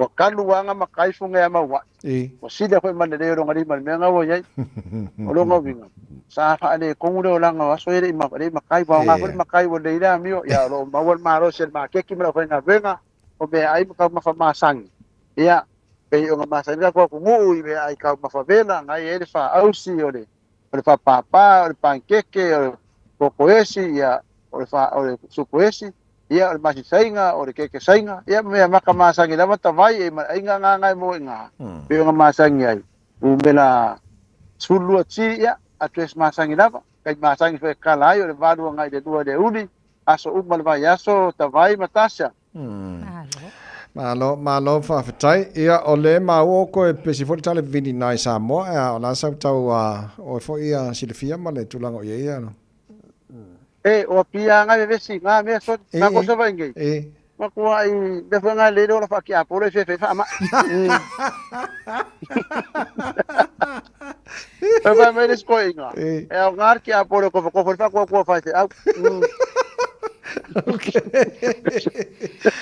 ya so gala sa le muala mo tele sana fa tu nga ile o do bangu ia ma ko so vai ngai ta vai matasia ele o yese ke sa pe nga ngai kalivi o pia e no por choco fa ka ya de yo mo choco so vai ngai po nga o kalivi ya pia o to maro mo de choco ta va ai sa le malo va tai ya o ta lu ngal ta to po kala me fa tai mo le nei foi va yaso e ke malanga mai vai ke ke masi pe la e fa ke masi pe samo nga va ku fa mo lo nga ya sala malanga wala o dia ka ku fa mo bola suru ipa o le fa ki masi sa mo ngai on fe ka so nga fo ko le nga ki nga ma ka mai ya ai ora fa ki masi ngai sei fa uma yang nga ngor ngai ka usanga ya masi ma ko au do ku masi ma ko fa pe me ku mo so e o le fa ya di me ki masi e so la ri o ki nga le do fe ngai ka usanga ya kala ku nga ta vai nga va ko lo fa nga fa mo nga ko fa mo boile asa suluiva ka kielo fone ko nga ngor ngai ka usanga ta vai matasha malo so alo fa te fo ila tatu to e felo ele va so pe audio le lo fa maranga le le tua mo ni le yaso mo ni fo le fa ngor va yaso ia manguia foi na o lua makua ma lua la unga da sa o manga ngai ka vai matasha o per ko fa de kua ia mo foi malo so alo e so di para so vai uso alo fatu mo ni le fa ngor va yaso ia so alo se tumo mal tara pokalame wale si mos oi tu sa mai sale longal mortire sala fai wa la peselana sa bo ule crew sala fai au le na wa ile se asulu ye na yo la funua le moana ila masina o mata ango bedina tawuta filanu lanu wa ipe yo susana be o sei a eta oto watu manga Fire tele tonu yo winga mana suma tama futa Hotele pelo yate oi ole la fasu e yo tua oila umasima Na automati no au bisia oya ole ma we papa sa tawo If a man la yo love mutule la fa yo love mutule la vale ba le love fo ile ya e ma fo ile fuli malsia If a man la yo love mutule la fa yo love mutule la vale ba le love fo ile ya e ma fo ile fuli malsia Hey hey hey hey se la fa ye aurele Hey hey hey hey O anga ifa no malau anga nu O tu mau be fava mau E malu lava o no Yesu mole mole fai ma vai su le ai si tassi falling mata e pele lava oilo fatu fai uangalo ya oile alo fa male lo tuma wala lo sauko ila oi saufa ima io auta fa se fai le alo fi amatai ole nu fa long ole le se fai mai o se u if a mile la la la you look good to there love for you love but feel love there bal le love for ile ya le mau for ile fuli Malaysia if a mile la la la you look good to there love for you love but feel love there bal le love for ile ya le mau for ile fuli Malaysia hey hey hey hey c'est la faille out hey hey hey se ngofo mai ai lalo malola mai le kipi ai au ke ka alo o ka meki o mo kele mena ku mu fa alo ma lo mo lalo ai afai ai esasi nginga la ka ko fai ku fafu vai mai o pule o uma vai ko fia ia le fu e ma ko o la mai ko si ai nga mo mai fongo ma malu mo pa ia e fa me melo ia le loko ka ko pala me fa so sa ko la fai vai mer ko o nga fu fa sale le anga la ko pule le wa nga e mo tu le sale aula vai ku le malai ku fale nga fulu ma fofonga nga i fo mo fa mai tu le sa fo finga o lo malai e si mi e fale lo ku vai singango le ku malo e tu le asa o lo malai fongo o maki ai ku au pa solo mai le ku sale nga o le kala mala mai ku vai kasi fale ko le malai le kamau aseka palau di sifu ma palau le fale fai tu le palauli i lo malai fongo i vai lo a se u ako kingo le kama ma au le lei sala fai o oenga moi pa io le kala le lei mi mikai le loko fai ma sei wa sa fala le lei le mo fai ma fai la sala fai au le lei if a mile la la la you look good to there love for you love but feel love there bal le love for ile ya le mau for ile fuli Malaysia if a mile la la la you look good to there love for you love but feel love there bal le love for ile ya le mau for ile fuli Malaysia hey hey hey hey c'est la faille out le hey hey hey hey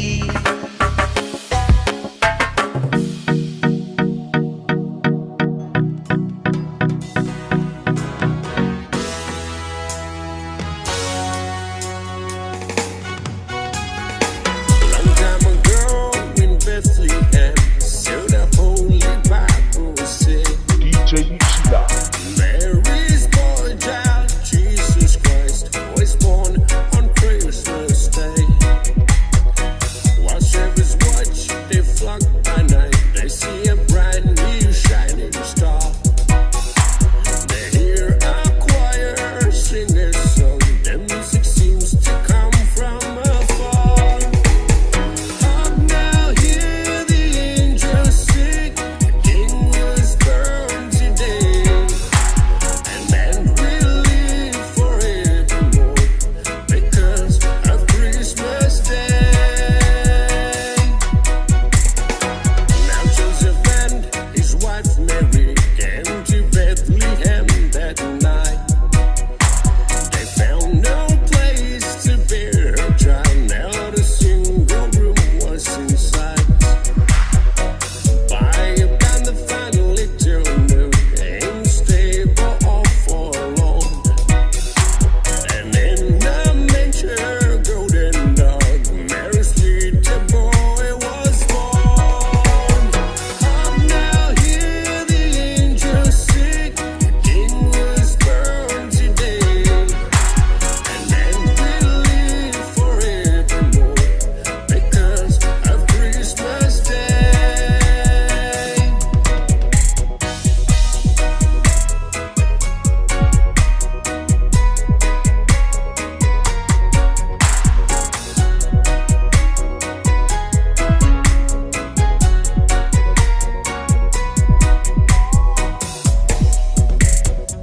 Long time ago in Bethlehem, so the Holy Bible said, Mary's boy child, Jesus Christ, was born on Christmas Day. While shepherds watch their flock by night, they see a bright new shining star. They hear a choir sing a song. The music seems to come from afar. Hark now, hear the angels sing. The King was born today, and man will live forevermore because of Christmas Day. Now Joseph and his wife Mary came to Bethlehem that night. They found no place to bear her child. Not a single room was in sight. By about the final little nook, ain't stable or forlorn. And in a manger, golden dog, Mary's little boy was born.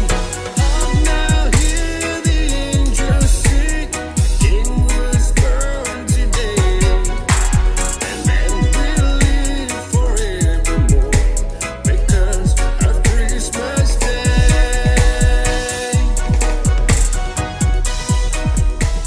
Ole tilingi-lingi anga ka ko le wayel vai taimile nei. Yeah. Or kirisi masia. Kirisi masia. Mr. Cowboy Sam Jukun. Pes peseng kirisi masia nei tai au. Fatis mai de fianga de pole. Digi sound.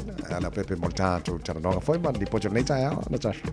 Malo le soifua manuia lau a fionga lau pepe. Malo fo le tautua le nei vai aso tato ia i le nei asfarele. Happy Friday. Yo, ya, man ia tele ia ngaluenga las farele po ngaluenga fai ul neva ya, so e fatala fatoi fo ile wasa se lua le neta au, ia viele lo fo le tua wa tato ala le mo tu lava le fai ul neta usanga. Ya malo lava le tua. Ya me te lava lo po ile na fo se tato tnu. Ya malo fo tapo ai pa io Samoa, lo fai ona. Ma futa mai tato po kalambe pe ona masanyai. Ya, o te mea nei o le su e ale mea lofa. Ya, matalo le ya fua e mai malo si ya to wale tau to ina vo se tato atu morisi tau sanga le to titi to ama. Sa. Malo tato tau fa malo fo mo tau tu ma unanga no au nei lo sunga di pule malo finga venga. Ya mo le atu no va tem pisio fa nga malang fo isa mo ya awangi ngaro sim card ya mai vanga fo e ba wai data si sa mo. Ya, ole fai atu foi se fasoa ele tulanga fo yo tato sim card mo tau tu al tato titi sao. Ya, mantola sunga la mantasale to fatando ang va sontene. Ya, e winga inga luenga foi Australia. Yes. E man tato talando. Ai really mai ele mato officer. Ya, ia na tama to mo. Ai sa fa un longo mai mato al tato pokalambi. Yeah. Ai do iai eu mai elas farele na ile officer ma passport. Oh, Ana mai tonu fa mai. Ora o fie moni lang luenga ele onga lu temine. Fisidet foi. Ola le va verifier oi fa mai ai fa mai mateota which is la stona. Yeah. E oia, no vilia toi Australia fa mal company. Ben fa ina atu la stona. I saw Na that. isu ma matikedina. O sa o atu ali fale, ta penala ato fa ma vai la ainga. O le va o le fitu tai au. Na o. Ore no fomo te ma fa. Yeah. Tato po karame from 9 o'clock le 8:50. Yeah. I know lesi so le ali limane va de au le va vale. Wow. Kuma to isu ya to langa na wuri. Yeah, yes. Within 24 hours. What the you study. Wow. They fell out more money must. Ola so of one of la orientation and I'm not finger on Tuesday. Oh, mana ya. So, ya tell ya, the long on the fie voide. Yeah. Ola wa ye le ainga. Au fo fai ona ye ni se to lua la u fainga luenga Australia.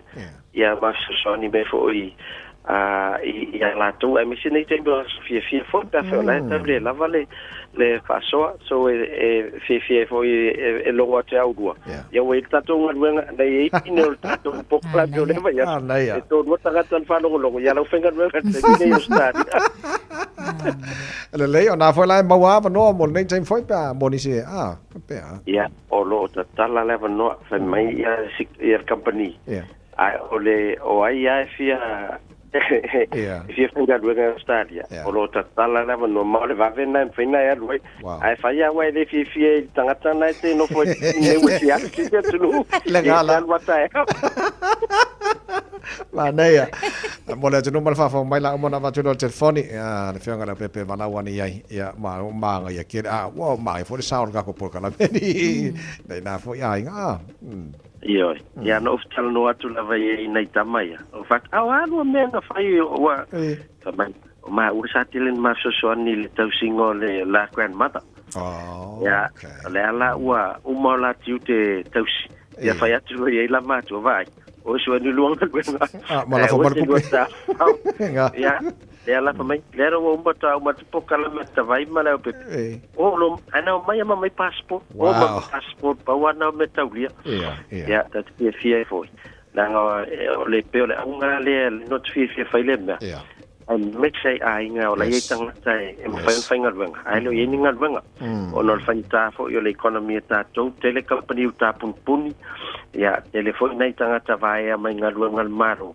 Ya elo tata uma fa tino nga ruenga ia le o fale fasiman o lo ye foi no mo ta mai tai na vai le fa pian le meat processing e foi le packing area e vai nga e diol ma fango masini matulanga fa pena ya mai to telefone ta mai tai fa na malanga tu mai ia tatu wa no ya talu fa sala ya aila ni se e to fianga ai ya stemi tu atule numero e vala au mai ai fo ya o auto malanga sa moi la sa ya auto pode ai vidi mai ya auto va sota ya company isu mela ticket e pa pe na te malo si mai fia te mine te nga lue ai te mi oso fia ya wat fa long e le malo longa luenga ye Australia o vai o la fa nga luenga ya o la la le tele sang sa tu pemua ya ai i tulanga tato na sim cards to official dato official ta vai ma ta certo dello la to lo nga sa mo ai mai se o lo vai te o ton we flight ale New Zealand ile aso le we ya ile to telo dato o le e malanga sa mo fa as fifi arto telefon tanga te sa mo le malanga mai New Zealand ya na fa vai a fai la te fia e tele mana ke la tu e to e kiu i fa ngola sim card fa le ya va sa dato official i mangele fa ya tulo sim card ya fa sino tu fa ngole top up ya mal fata wina o la plan ya mamantua ata pa plau telefoni luas futa la pesilia ya e mo lu no tatu se ile fa ngata la solu fu fitu ya ala solu fu valu fa ya tatu se tolu tatu fa longa mo le holiday package tolu afeta la tonu le New Zealand o fa longa ona lua o tatu Samsung Galaxy o le S24 Ultra ya male tatu afeta la New Zealand le cash ya fa longa tolu na ya ai foi le to la va mo Australia mo la to lo fa pe fo na la fu up mai Australia fa fo na va ai ya pe fa pe e fa va to ClickX ya e la foi lo se leni anga isamo lo ina vai te malang ta vai wala tala fa va ngale nei numero le wo mon fai mai la foto top up ya mala foto tu pese o te fa isa mo le umile te arwai ya to le mo sto va no se ya te chisa sa malo la bebe fa te tele lava mole nei tai au ya le bala o pe la sunga ya on mo foi lo ni se manga fia ma na mane tu wa ya o le tatu numero masanyo le o lu tasi limono to lu fa o lu tasi limono to lu fa mani tele lu fa im tu to ni to sanga te vai mutasa ya tatu ya e fai merta tu po kala me sa mo la really le pa o tu la o lu fa ngal wanga a lu le fa ngal wanga la va ya tu ya malo lu fo tatu po kala ka ko e ona se longa kal kismasi o sa morion malanga fa tai mo nei tai ao lo fa tu mo e mo fa tu mo le ai nga morion kismasi ya fa tai la fa se foi ale fanga la pepe Jonathan lene le pule digital na va tu telefoni fa mala wani ai bo le su sani mo tato sa ni malanga isa mo ya a o le itaurunga le malo le tai ao na fa tai le pule nga mala fanga venga ale veni lango ina fo ia ta po kalame ya lo va yaso wa tu nai ya mantu te mo na tu fa no e le airport Mau lo le warehouse, la so mo countdown. A wala kia piko le countdown. A alunga de left warehouse. O nga ke mo le fa lo le veni. Fa tau se la e mana e foi mo Christmas. O le aso sa, Natasha. Yeah. O le vanga foi le Free Family Day and to give back Christmas community lunch. Yeah, Matua Riversdale Reserve, off my Rosebank Road, mo tato e fia malanga tu iai. Inga uma ma wale vano mo tau I le vaenga lea. Mantua, free le lunch, e foi kako food parcel, o le whainga o kako food parcel. Le isau ticket, le isau food parcel mau, na winga, vai po ai tātou ticket, se asona na, mai lau ticket, tasi le ticket, ale ainga, ina ia tof o manai ainga. Ia au tātou wanga mo Christmas, mata se furulua o man whale fiafi, mo tātou. La lampa pa al nai tu atu sifon mako piko mo mangai ya wa mai al kako poka lambe malo ale usu Natasha nei vai yaso fa malo foi la sunga tavai ia le onu saile nei foi vai yaso ia male fa to ile tautaia o le tato nga luenga amanu ia tele foi le nga yaso le nei yaso fo fanga to le fa ungo le nei vai yaso e mais foi talao maota o le atua tato fale nei weekend fa taia Yesu ia Samoa manu ia tele le nei weekend alo fa mo o to uma Soy foi. Soy foi.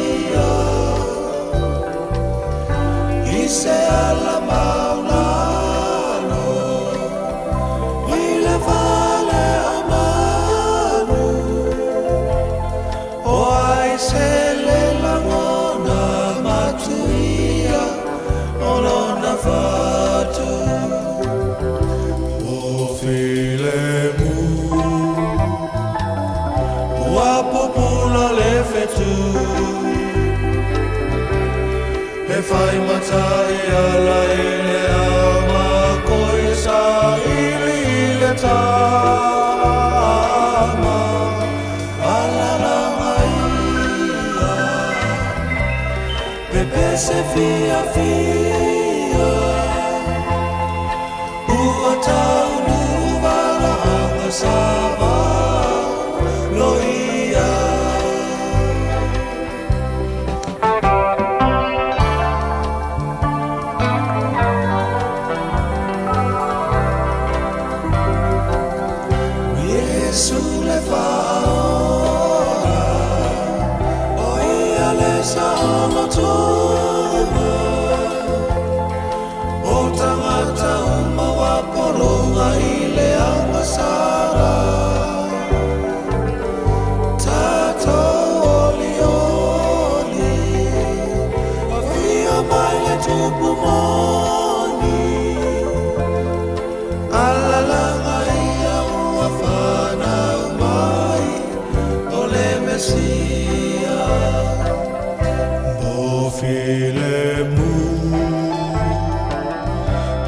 Popula fetu e whai mata i ala i le au mā koe sa ili i le tāma alalanga ia me pese fia fia ua tanu wano anga saba loia o filenu ua pupula le fetu e whai mata e ala i le au mā koe sa ili i le tāma alalanga ia pe pese fia fia ua taunu wano anga saba no ia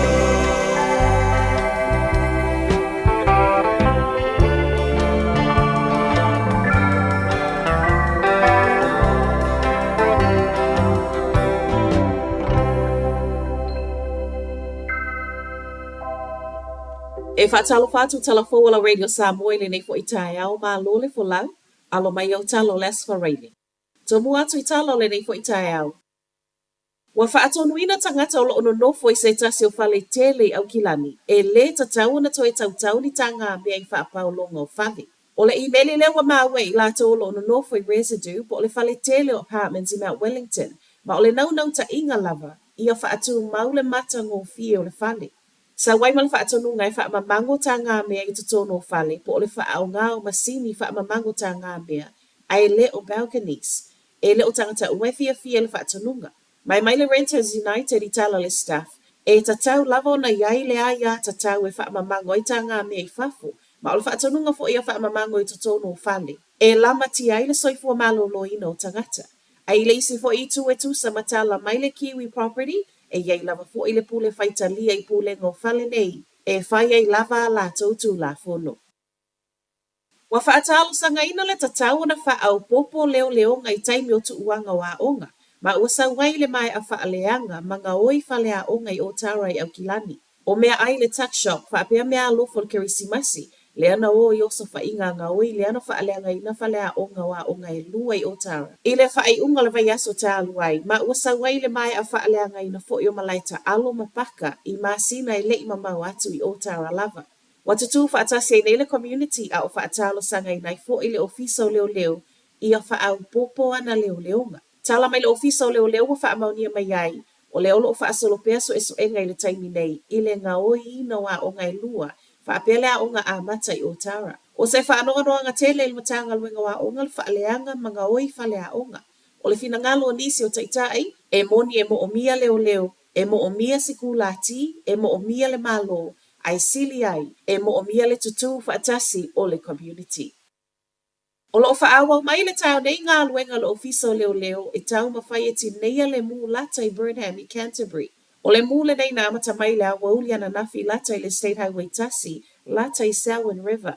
Whaamauninga mai le sui o le ofisa i le tau nei, o le ana iai pēr sui ana pōma o le tau nei lea e le ngata ua whaau pōpō atu iai. Isi tangata fōu le au whai ngā luenga, ai whaapea masini te tele o le awha au ngā.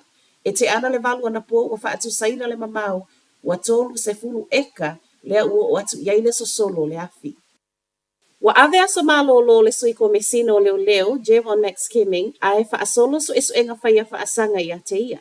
So esu enga neo lo o ngafa ma le Independent Police Conduct Authority, whaapele ofiso leo leo ma ele o tele se tala mai i le mafu anga wa so esu e ai. Reportia le Herald, o le uwhaitau vai aso tālua na malolo le sui ko mesina, ma o ia foi o se tasi wa lua se fulu fitu tausanga o ngā lue. A o le mawhai e ona whaelo whaalawa i tele mai i tua ono so esu enga o lo whaasolo, reportia le staff ana pōlo o tā uai, e tali tonu so esu enga e whetaua ina ai se tamaitai. Ma tala whaai o tai au, wa iai le popolenga o whaia o ngai le toi tusi le curriculum o lo o iai nei. Ese fina ngalo whaia o ngā whaatatau ni nei mata upu. Ma o le popolenga tele o lo iai o le umane, wa whete e na iai mata upu e au thiai Shakespeare, o le malamalama anga i tū maanga Maori, whaapea ai, Le whainga o loo e loa ai po o se alii po o se tamaita.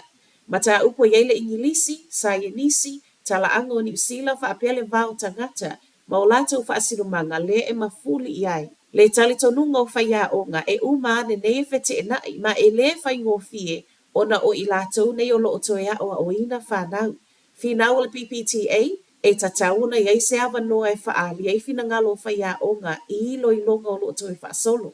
E se maile papolenga o whaia o ngā i mata upo ea o a oina, e le o whaingo fie fo i whaia o ngā le telo fina ngalo whaalia, sau mai tangata lau tele. Whai o toi tala la Radio Samoa, manuia le nei tala. Ua mawhai ona auina atu le tala o le tau Yaso Taitasi ona o le langolango mai a le Pacific Finance Limited. Telefoni o Valselau fitu whawha lua fitu.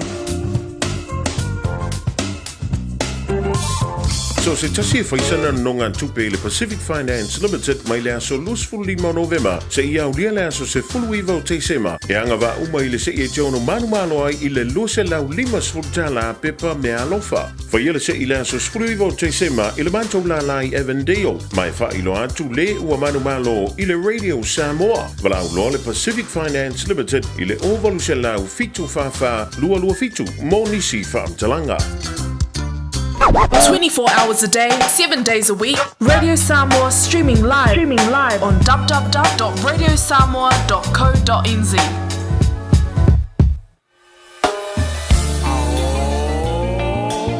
Atianga, Tefeya Wanga, Rasta, Bawaro Lunga.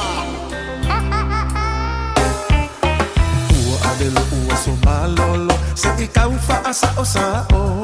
Se iyo ukali aku mua ke le sia ilo anti malanga ulo Faalongo mai na kianga Te faale leila ulo faisaka O ke fo iya kuloa faa ulai Oi malau ama Fai mai o ia o le sifi Ainga fasingei o ela ulo o miti Kau faa ke i o e ile paelo mai A o lea fo i ua koe fai Ma ai au kanga onge Faapuku wangi se kingi kalonge O ke kaunga ulo faasima o vai malo oke Hi ha Wavevela o kokonga Kalu oi kelesia Makianga wafia foki o lulusia Hi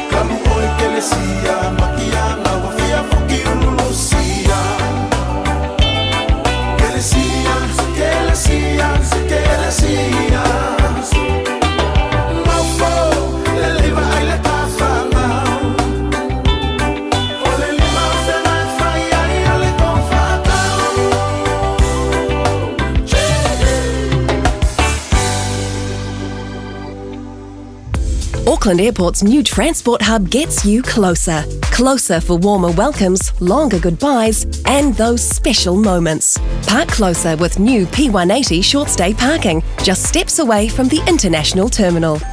Talofa Samoa. I mawhai na whasoasoani atu Dr. Chen pe a whai te a fiele mai suka. Tōta mawalunga, le maua se whanau, mai sela, whatungao, ti ngā le ua po tuli, whaalusi le tino puta, kānesa, ma le tino mangeso. Maua fo'i le kulimi fulunifo mō nifo ti ngā, ma toi whaafilesi ai lau mānawa. Tele nisi o loa e whasoasoani I lo soifua maloloina. A whioane loa e ai Dr. Chen, I le tuatusi lua ono Great South Road, Orahuhu. Telefoni lua fitu ono tolu tolu fitu fitu extension numero lua. Sunga o whenga whakao ero ka wale fō maunga Max Ila. Senga o ka amilo e o kilangi. Mo koe fōi mai lawa I o Tara I le Tire World and Auto Limited. Lea mau ai so skoi ngā meg ma pa o ka wale. A ole me Pico City. E ngā le lua lima ka alalwa ia so le kokong. Le Tire World and Auto Limited e te maua I ta wale ma pa o tau ngōwhia ia New Zealand antoa. Mo fōi se ti Mag Wheels mo so se I tu ai ngā ta wale ma le telewishi au unanga. Warren Up Fitness I le na ole se fulu tala pia I wha I lo ieina e wha afafonga le Radio Samoa I nei wha abitoa. Talia wins quotes, cue cards, maisi. Walang Lola Tire World and Auto Limited I le lua fitu tasi tolu o mo pa uta avale. Po le lua fitu wha tolu lua o mo le whale inisinia.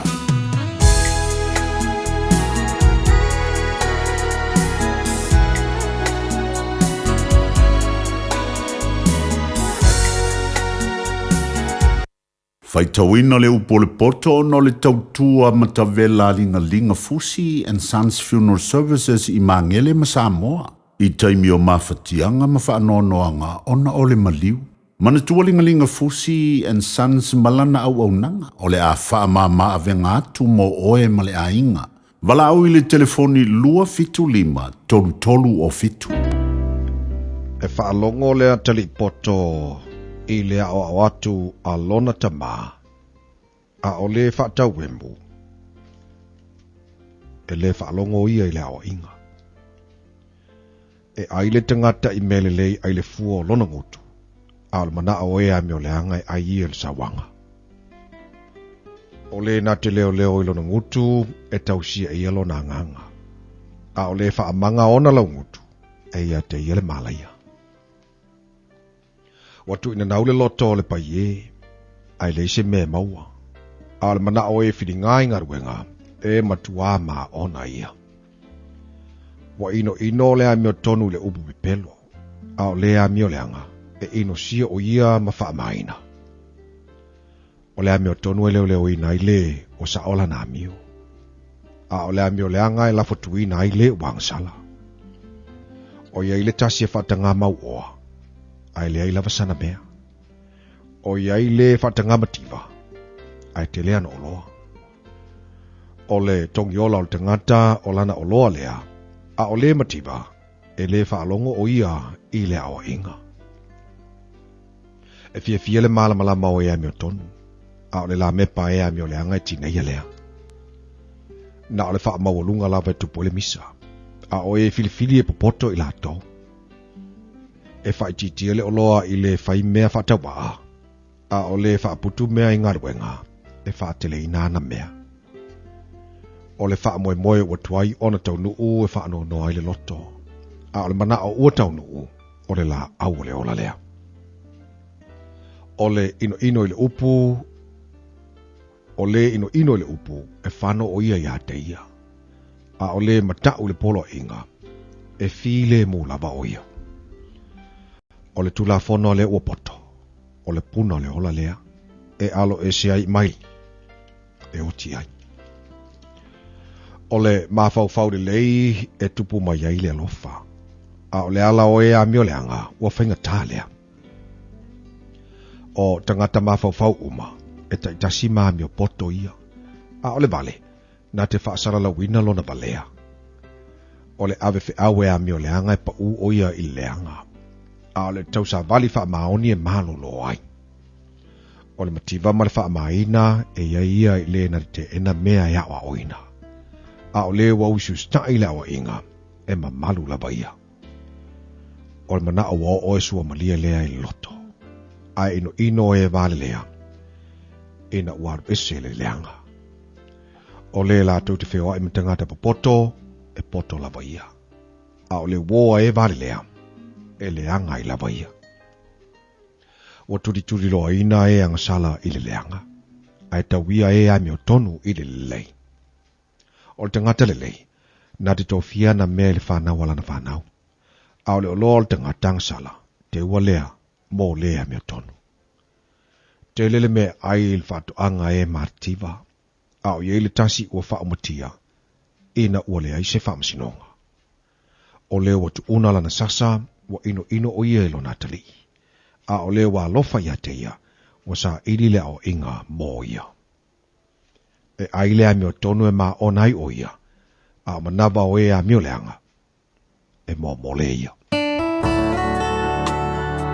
Ua awina atu le upu o le poto i le nei aso o no le langolango mai a linga Fusi and Sons Funeral Services. Ua mawhai o na tu whātasia o nanga tala whea ngai i ni tautau ngō fia tele. E fsosoni atu ai, a o whea ngai oe ma le popole ma le whememea. E mori whātasia atu ai ma wha mai senga, ma wha mawhana whananga mai a linga Fusi and Sons mo a inga uma o Samoa ua whea le maliu ma le oti. Malau mai loa ia lingalinga Philip Fusi lingalinga, to ia whaapō lingalinga, to ngia si ulavea, pesusu mai i le luas fulvalu Canning Crescent i Mangele.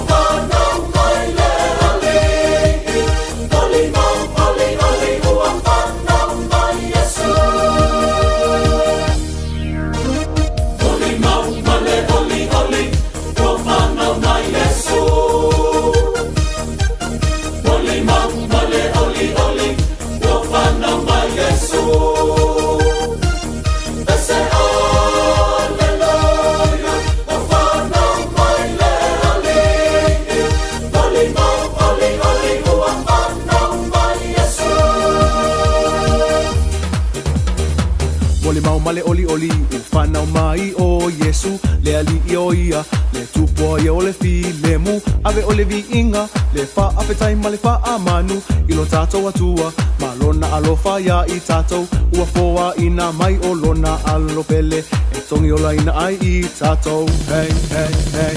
Oli mau male, oli, ua whanau mai Yesu.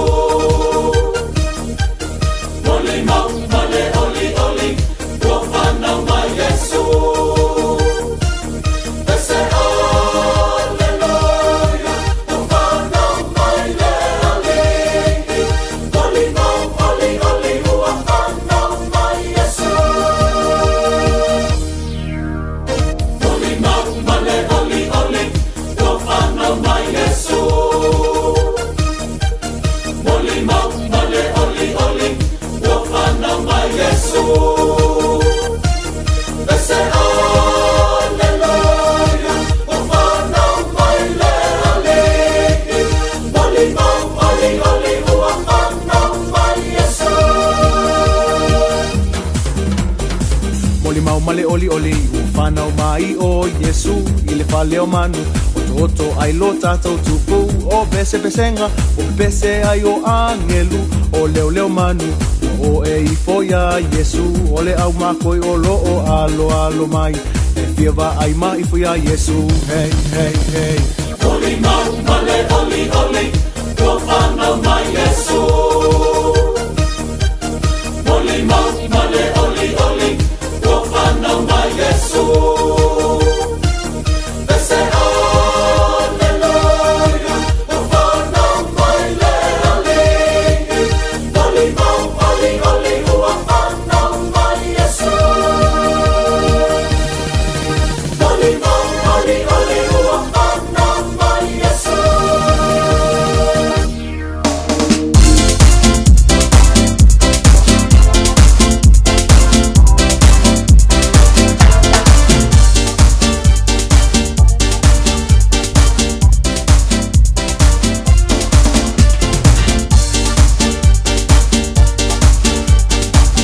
Lau whafonga le tātou wātinu le nei tai au pokalami amata tātou pe ona e whafonga ma iai i le upo le poto tau pes fumal tolo le tātou tu selfata oto pene whafonga ma iai Pai tawina le nei upu mo tātou e amata i le tātou pokalami ma le tātou e ai vaivanga e mai se foli whenga le tātou watinu i tiutu mga luenga pe ona whonga inatu e le sunga le o tawai meni ia tāu i le whaamalisi au mo tātou vi ele lei o le whangwhangu o le upo le poto e whaamalisi au le ia te i tātou a mise tātou whanau ia ne vai teimi lo tātou iai e moni e le whaingofie ai tāua le talanoa le upo le lii so sani ia te i lātou ia ma tātou umalawa nei tai au manatu le na ua o ngā hatu so sani atu le upo le poto mo oe au ngā fo ia tau tātou umalawa pe ona ma whawhongwhong me le tātou watunu se bali teimi o le wati le ua 2 minuto te nei ia leitu laiva po kalame fifia mai le ua te olunga atu le so o le nganga i o le fifia ma le nganga o le whaafitai te lava te talo le tātou watunu ma lau tāpo inga i le mwhailava na ngalo le tāpo inga o tautu asinsina pe foi lau whinga luenga tofia le tua so se whata whaitaulanga whaafitai ia le tāpo inga lea ma le nofu talo leo mwhaienu tātou e whilom tātou te mafuta le neita au foma ni aso mahatango fie aso wa amai e le tua mo tātou a wale wha wino o tātou tiute mo tātou ngā luenga pe ona iai me se whata tāpo inga ni a tātou matua whaafitai le li, whaafitai le tua ilo nā lofa mlo nā ngalei e beiso lana pule whaasoa loto se fuma so mātou wola le olo wha wina i pia po kalamel si fonga lwede Samoa se fuma lima vitolo amo pe ona i le aso mle aso tau olunga po kalamel maalua le tai au pe ona tautuaina le tātou atunu umai le aso ngafua se pa ia mai le tai au le sfaleile e le susunga le au ia tawai meni wha pia fo i tau sara le tai au le whantua ia Natasha wa elua e wa pia fo i niwa folau ia vi ia le li wha tei le tu a leo tātou mafuta tau olunga le tātou po kalamel tai au nei ia le ia sisi mesili o le tātou avele vi inga le wha tei le tua wa o ia wa tapena ina le nei a vanua ma nei la o lau tātou te whilua i ma tātou toi tatano ai ia whatalo fatu tama whatalo fatu tinai a te utou lei tai au fia lava nai te mafuta mai ai so se atunu ia a e maua mai le pokalami fia mai lon te walunga nei vai aso whatalo fatu ma le nganga whaaloalo ia la whinga luenga tofia le tua ia le tu lava le whawhilua i le tai au ma le tau ia te utou whaamalo whaafitai le whaawawina o le wala awina o te iloa te le fwoi whita ma whinga tau le ngaluenga leli ai whaamalo le unsai ma le tali tununga o lo ofso sani pia le nganga o le tua ia te utou ia awale tau asuina le puvai o le ola e jo tono whanta whaitaulanga o le aunga ma le sini autu manu maloina ia nganga i le tua malona malo lo lo le tatu watunu o le nei tai au fia lava nai te mafuta mai ai whaatalo whatu po kalame le fifia mai malo se fomanuia ioe malo le unsai tu te mga luenga ia le o le sfaleile kako pai la le manga ia usu le aso ngafua aso lua aso lulu aso tofi sfaleile te iloa fo ie tele ia lui tau tele ia fita ma finga tau le nisa valinga sa e tawasa mai ai ia mese le liva yaso o le vayaso le telo ta faonga ia mese fo yo pati le wanga ia tanto le nei vai tem tele na tatu wo tatu te atu pa tatu atu pati e farfinga ruenga o le wala audia mai lea o le wala audia mai lea ia o le wala audia langa o le whaalalo e le mwhai na tu ua le whaalalo ai o le mana ia e alu wale utatu ia i meni o wala audia ai alu ni wala audia i tolo lo farfinga ruenga ia ma e alu se wala audia fu ilea nai wala audia i o e ale o alu tina pa ua le tu alalo po kalame mo tatou ai alu se wala audia va ve alu fali ioe va ve alu fali pe a umare wala audia a umare pati o lo farfinga ruenga ia ava pe wa makang kau ngefu le cheno oenga lako e cheno tas ai sau a makang kau mau le lua ia mangia la ia le lo kifa pe lo cheno tuna e ke alu yo fali lai fa tali mali tina masi ana fanau pe fa pe o ka ku kamale alu vala udi le alu le paki ai alu fa ia tatu tina le paki tu farfinga ruenga o mai lo uli fale yo le fa ka di mesko inga mangai kamai tatou wa tupulanga talavo nei vai temi ia wo uma kifangi i o le tu ala lo fo nal pokala me mo tatou o male le pa kilo farfinga ruenga e lo uli fale le fa tali mai sio tamama sio tinama sto ainga ia to oi ia ai lo uma fo kifangi o yo e vidi aku le ainga sue ai fa mai wale lo po fe wa ia le kuala lo amo tatu langa le waka ko yele vai kemi o le kedo paki male au vala audia ai ngi vala audia o uma markinga o uma markama au ngi ku sesi ai le le ale lua ka foi o uma e le le foi ale se vala wi ale ki lo sa fa e como se ko e alua ko foi ai e fia kama 5 ai ama e fia kinge 5 kama kila le fale la ele mo mo fa karinga mingo vai mari de tai au ko kala foi ko kakari ai nga buda ku fa si pa mai kaika a o ngai kala de afa pi wa kau ko o sai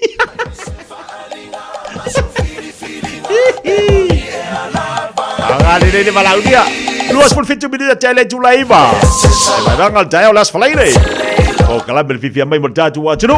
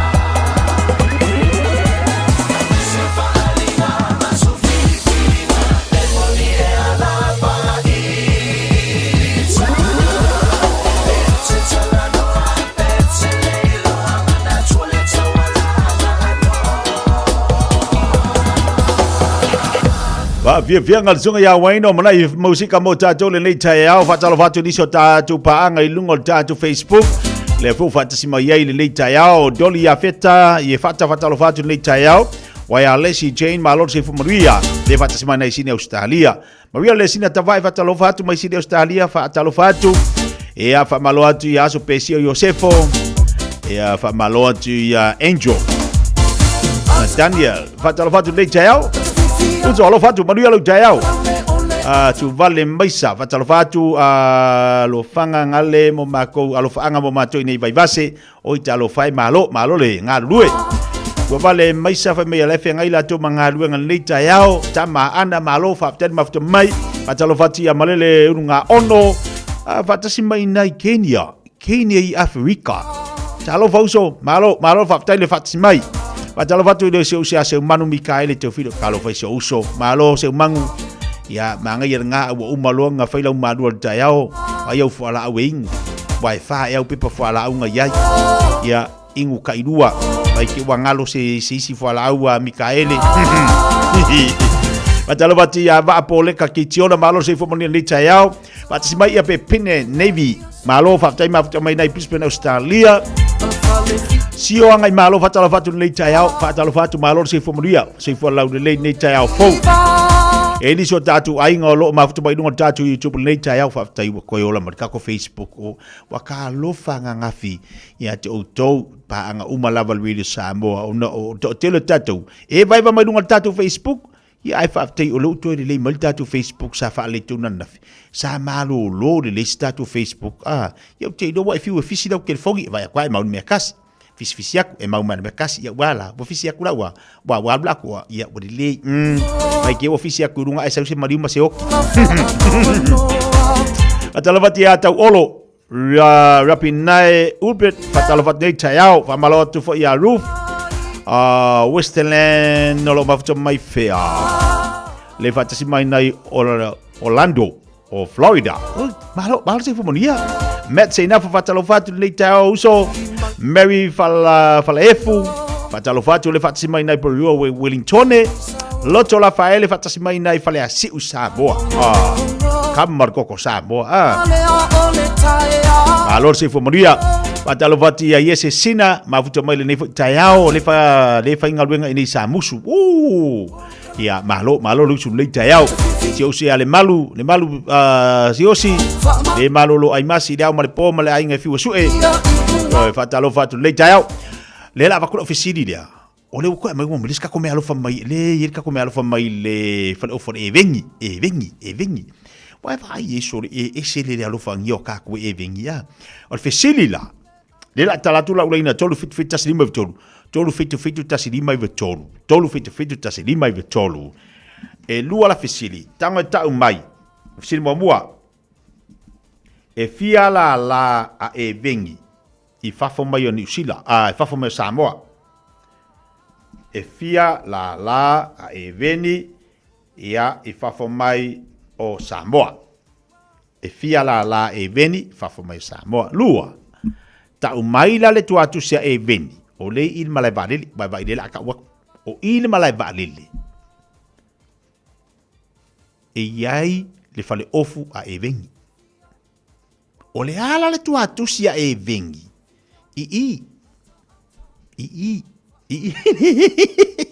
le vaenga lele vai lo di le e wa fa pupu aku sia ka kwa nio inga ia mafai o nga e mawanga le kako ofu kingo la le a fa pe malortina ka unga ave malau kaukonga le ofu kingo a fa pe a or e malosi kinga cinco ia lango le ofu kingo le kako afo ia kako finga me alofa ika ka unga ave se au kama pe fa pe ia fa pe fu ke cinco kinga a le ofu kingo ke mawanga ia ave ia le nga e ke Facebook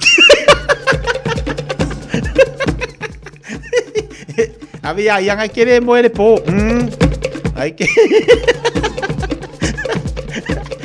Abago le mo le po, fa me ele isi o ko. Anga le malo lo fo le Facebook o kere malo lo. Le lei officiali na luatu. Fisili mamua o le altu atu se tato ina ile a eveni au kilani.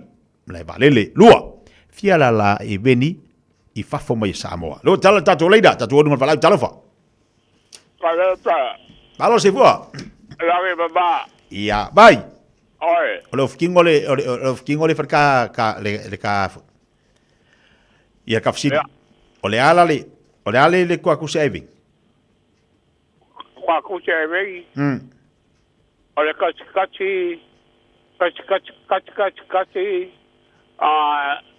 kikaradas. Ala ai fia ia fa o saving i fa fo mai o samo. E lua. Lua oi. O i ba o i Henderson. O vea? O i valele ba kai Henderson. Ba ngai au kari le umi ale masau kari sa ari vai. Sole, kwa le aga. Ka le masau kari sa. Yo la ba ke ko kupa ba. Alo fa. E tau mal me ngol fiu la vale le so ka pure ya vai. Talo fa. Yo, malo sei fu a mai. Seki, suafa. Oh, Arona. Arona. Pele te wala bai, pele wenga po ngai ke di fale.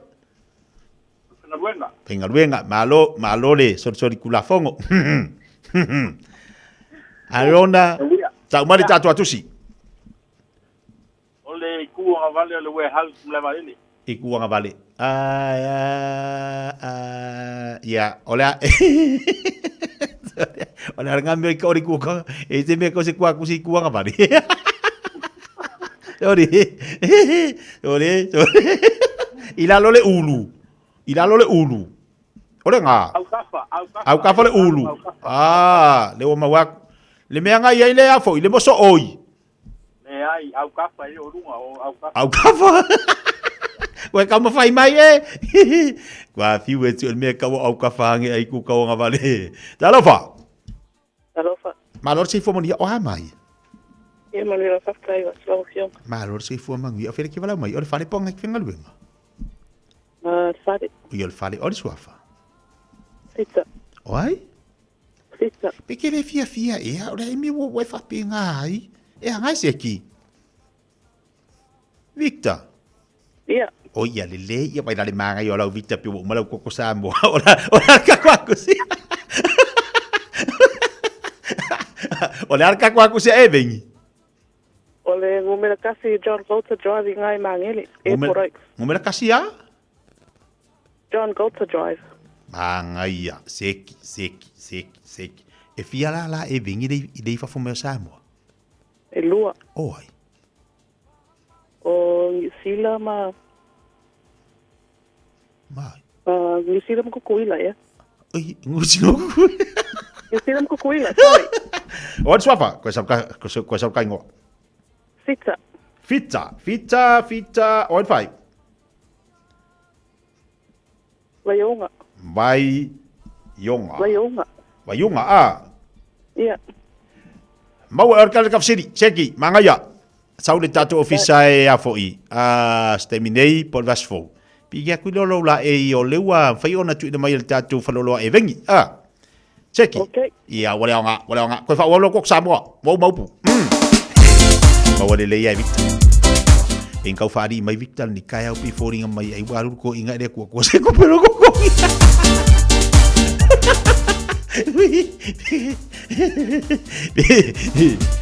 Kau falunga ko kali Victor pe wali fia waru ka ma lo ma venga ka. Ali saudi le yale kali Victor, ma lo ta sili saudi le ole Nubel Tassi John Carter Drive ina i Auckland Airport. Ola la edua e vengi o tutuila mangiusila ola la nga edua le fafo mai o Samoa popon masavai o lono winga tutuila la mangiusila la edua la sa kalu ka fsiri o wenga le atoe tasida o nga matu tu tatu fa o fo lo tonu o te ronei ya lewa fai on fato ina le telo tatu la e ia fai on so so animal tatu po kala men leita yao ma wala la e tongo fia mo tatu e nga foi nive temi o le Christmas ma tau sanga fo fai nga me alofa wala ule a fionga la uli ia pete suatu tatu bulala na pol tatu tu si o le Tassi John Carter Drive ina ile Aukilani Airport between all for the between ia nga i warehouse mal le countdown o ngai mo tonu i lava ia o le talina tatu sili se mali balte bela wati lo to se fulu mali va minuto tale o le tu las fulu E lunga le tautua le uranga le siufonga le Radio Samoa sifun malima tolo amo fa malo fa tele tatu watulu. Fa malo tia fa vale le fua semi maftomai. Lisa Belejan tua fiso. Alo si fumonia Euterio Pena. Mata si manai Amerika Samoa. Mata lo fatia John Leota malo le fai upan nei tai ao.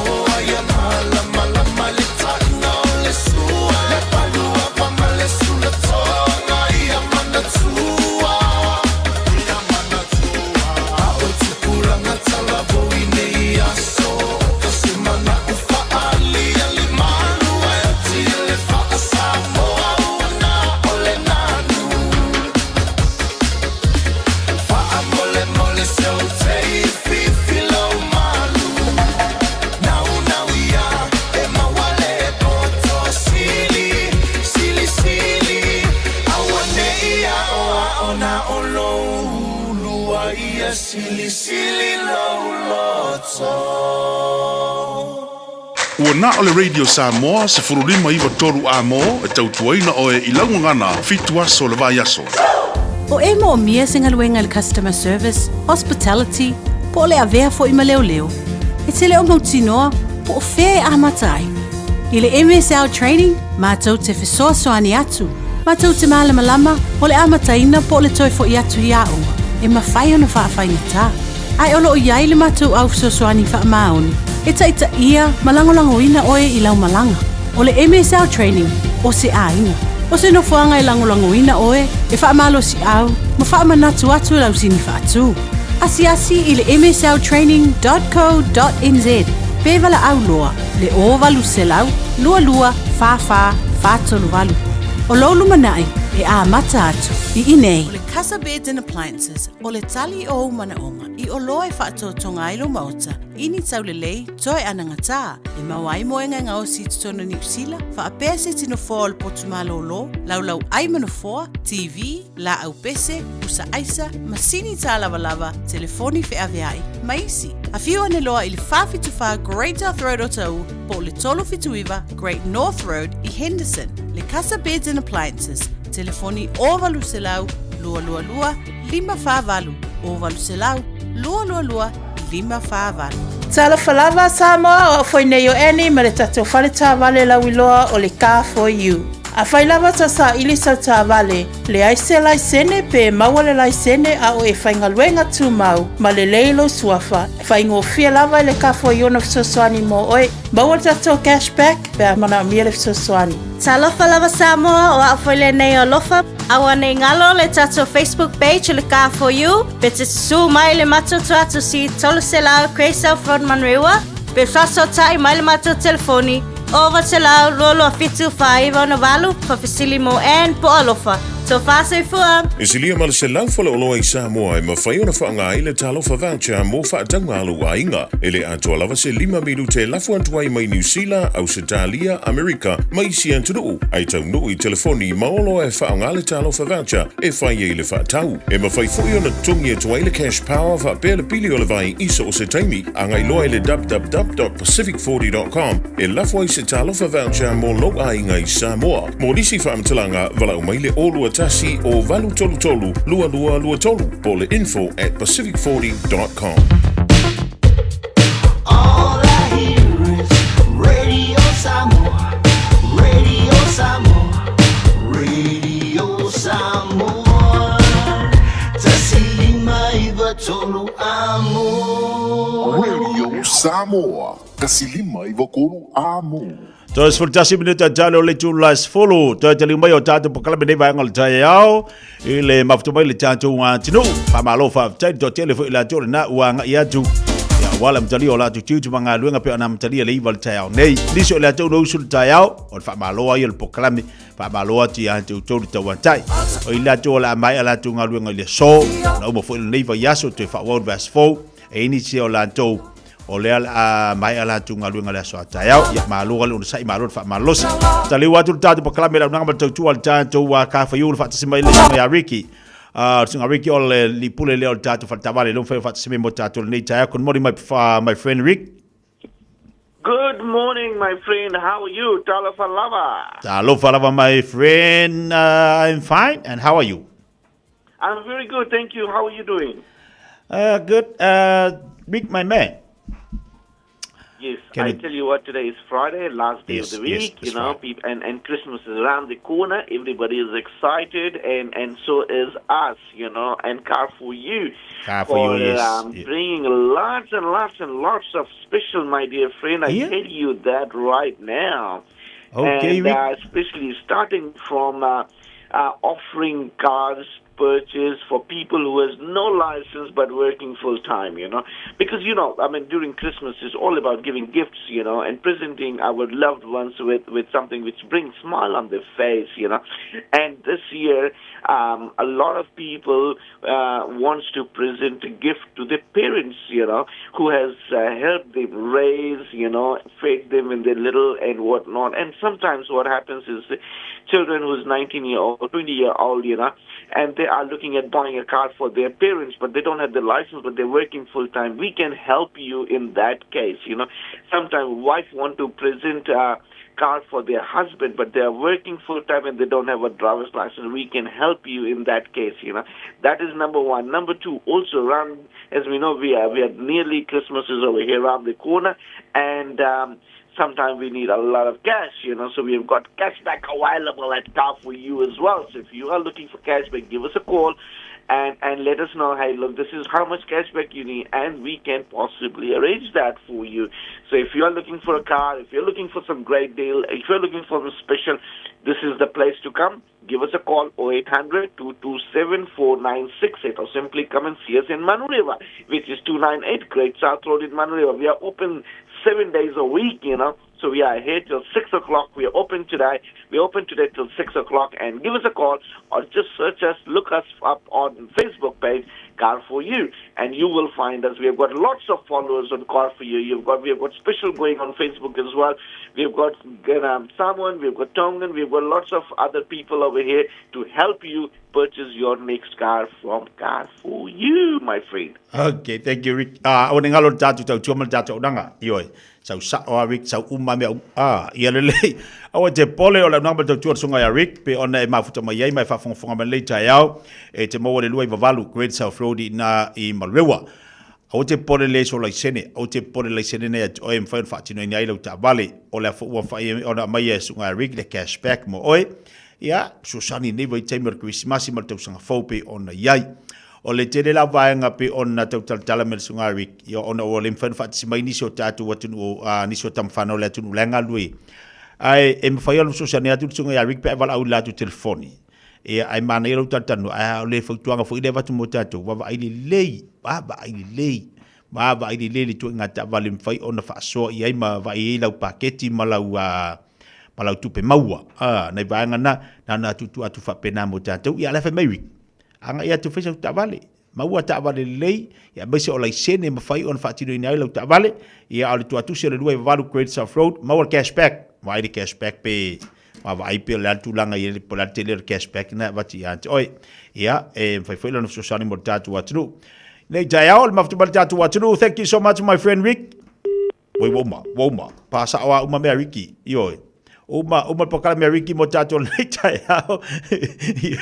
Puputi mea lai mo e Ricky nei tai au. Ai, vala wale le telefoni. Telefoni le sunga ya Rick se toi vatu le tatu telefoni nei. O le over se lau rua i Vavalu.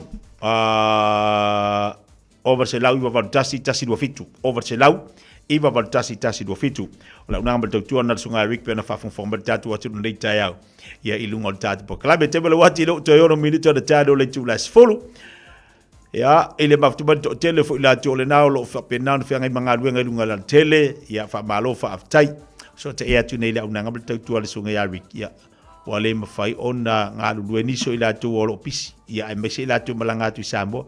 Wale ala uki akang ila ukama Rick. Wake ya Rick. Ea, seki mai kau. Ai mai la ukama Rick. Ko kele kanga ka womai. Ko kele tanga talu womai. Au le cashback la. Cashback la to te leila to la hanga ia tu ya Rick. Ia ono tu langa apa laila ta vale e mafai. I olo no winga. Ola mo le vano e mawe o le cashback. Au le tilo la tatu. Baba ai le cashback po le altili. Ia male tau tongtongi wa di fa pesi mere kongi e ko kongi. Yo. Kongi. E ko kongi. Kongi ka ko cashback. Ya le banga tu datu mo tatu le talo to 5 minuto talo le tulas fulu to e fasala wina o tatu. Tala mai i vai fanua.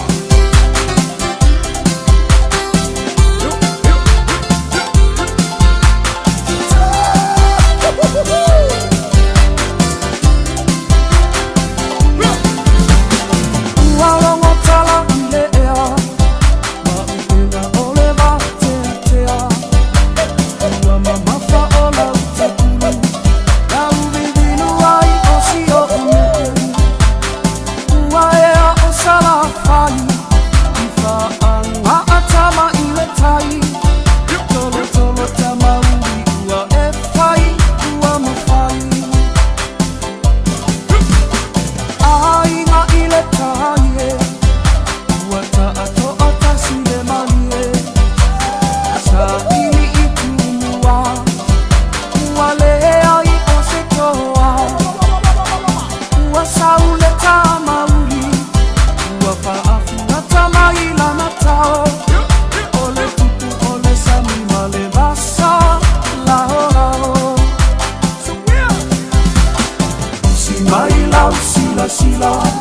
tala whahilo tapua ina O te whaatoia toia ina Ia o ngā ua matamata ita O mai pea o le whala Paula mai le mulila Se ila veta mauli le manino male a aha Se ila veta mauli le manino male a aha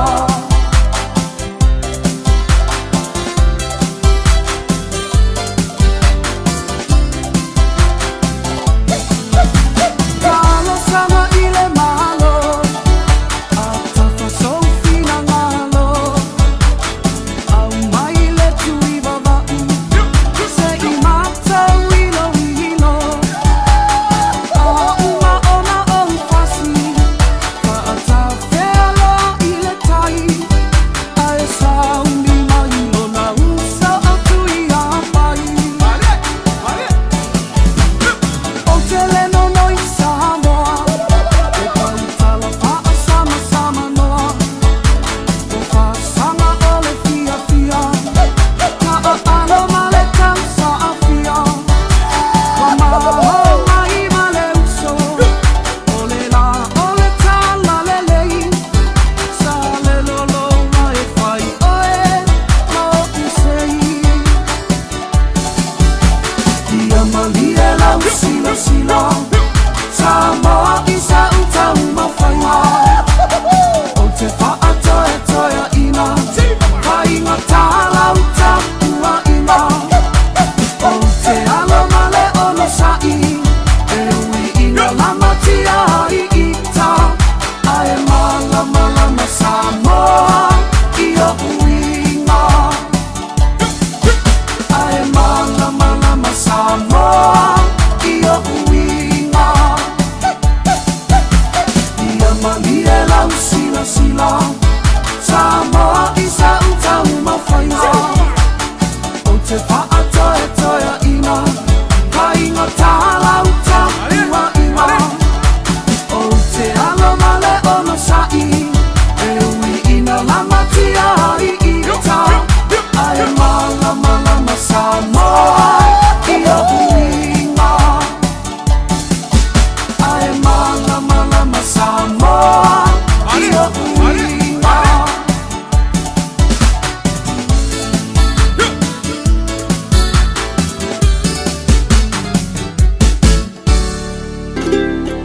Alofa Samoa wa ule nei o kasu tialu a wale suia le ngila wa ule kio a eva mai ina se fudu lima iva kolu a mo Radio Samoa bevela a E whaatalo whātu talafo wala Radio Samoa ile nei fo i tae au mā lole fo lau alo mai au talo les for radio. Tō mua atu i talo le nei fo i tae au. Wa whaatonuina tangata o loono nofo i se tasi o whale tele au kilani e le tatau na toe tautau ni tanga mea i whaapau longa o whale. O le imeli lewa mawe i lato o loono nofo i residue po o le whale tele o apartments i Mount Wellington ma o le nau ta inga lava i a whaatu maule mata ngō fie o le whale. Sa wai mal whaatonu ngai whaamamango ta ngā mea i tutono o whale po o le whaau ngā o masini whaamamango ta ngā mea ai le o balconies e le o tangata ue fia fia le whaatonunga. Mai le Renters United i tala le staff e tatau lava o na iai le aia tatau e whaamamango i ta ngā mea i whafu ma o le whaatonunga fo i a whaamamango i tutono o whale e lama ti ai le soifua malolo ino o tangata. Ai le isi fo i tu e tu sa matala mai le Kiwi property e iai lava fo i le pule whaitalia i pule ngō whale nei e whai ai lava la tautu la fono. Wa whaatalo sanga ina le tatau na whaau popo leo leo ngai taimi o tu uanga wa onga ma ua sauai le mai a whaaleanga ma ngā oi whale a onga i o tarai au kilani. O mea ai le tuck shop whaapea mea lofo le kerisimasi le ana o i oso whainga ngā oi le ana whaaleanga ina whale a onga wa onga e lua i o tara. I le whaai unga le vai aso tā luai ma ua sauai le mai a whaaleanga ina fo i o malaita alo mapaka i masina e le i mamau atu i o tara lava. Watutu whaatasi nei le community a o whaatalo sanga i nai fo i le ofiso leo leo i a whaau popo ana leo leonga. Tala mai le ofiso leo leo wa whaamaunia mai ai o leo lo whaasolo pea so eso e ngai le taimi nei i le ngā oi ina wa o ngai lua whaapele a o ngā amata i o tara. O se whaanoa noa ngā tele il matanga luenga wa o ngā whaaleanga ma ngā oi whale a onga. o le finagalo nisi o taitai, e moni e mo omia leo leo, e mo omia sikulati, e mo omia le malo, ai sili ai, e mo omia le tutu faatasi o le community. O lo faawa mai le tau nei ngā luenga lo ofisa o leo leo, e tau mawhai e tineia le mū lata i Burnham i Canterbury. O le mū le nei nā mata mai le awa uli ana nafi lata i le State Highway Tasi, lata i Selwyn River. Whaamauninga mai le sui o lo ofisa i le tau nei, o le ana iai pēr sui ana pōma o le tau nei lea e le ngata ua wha au pōpō atu iai. Isi tangata fōu le au whai ngā luenga, ai wha pēr masini te tele o le awha au ngā. E te ana le valu ana pō ua wha atu saina le mamau, ua tolu se fulu eka lea ua o atu iai le sosolo le afi. Wa ave aso malolo le sui ko mesina o leo leo, Javon Max Kimming, ai wha asolo so esu enga whaia wha asanga ia te ia. So esu enga neolo o ngafa ma le Independent Police Conduct Authority, wha apele ofisa o leo leo ma ele o tele se tala mai i le mafu anga wa so esu e ai. Reportia le Herald, o le ufaitau vai aso talu na malolo le sui ko mesina, ma o ia foi o se tasi wa lua se fulu fitu tausanga o ngalue. A o le mawhai o na whaelo whaalawa i tele mai i tua o no so esu enga o lo wha solo, reportia le staff ana polo o ta wai, e tali tonu o so esu enga e whetau wa ina ai se tamaitai. Ma tala whaai o tai au, wa iai le popolenga o whaia o ngai le toi tusi le curriculum o lo o iai nei. Ese fina ngalo whaia o nga whaatatau ni nei mata upu. Ma o le popolenga tele o lo iai o le umane, wa whete e na iai i mata upu e au thiai Shakespeare, o le malamalama anga i tū maanga Maori, whaapea ai, le whainga o lo e loa ai po o o se alii, po o se tamaita. Mata upo iai le Ingilisi, Saienisi, tala anga o New Zealand whaapea le vau tangata, ma o lātou whaasilumanga le e mafuli iai. Le tali tonunga o whaia o ngā e umane nei whete e nai, ma e le whaingo fie, o na o i lātou nei o lo o toea o a oina whanau.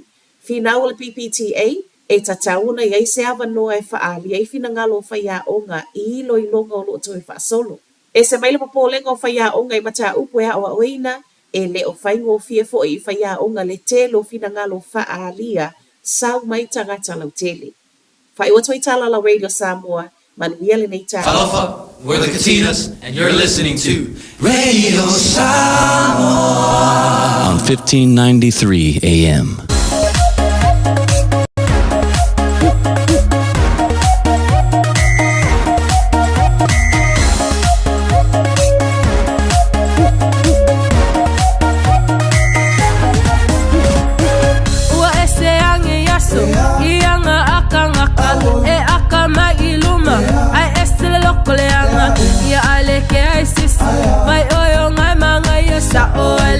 Ngai mangaya le mangaya uma o fokuanga uma makima inga sa sikoya inga ua feu kalinga ai afaya kupe aka veio ngole sifio le aka makua ile make sense a sole sunga lo wolanga ua le make sense ale ngei olanga kelele au fai ishumale au fai kakala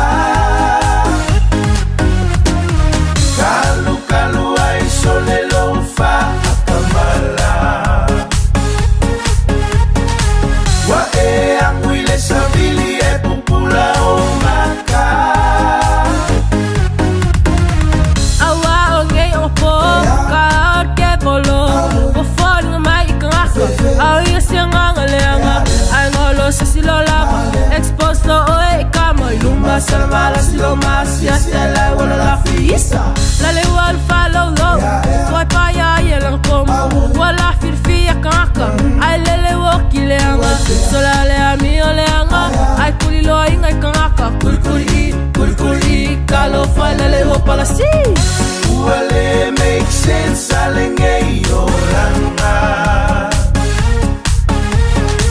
kelele au fai ishumale au fai kaka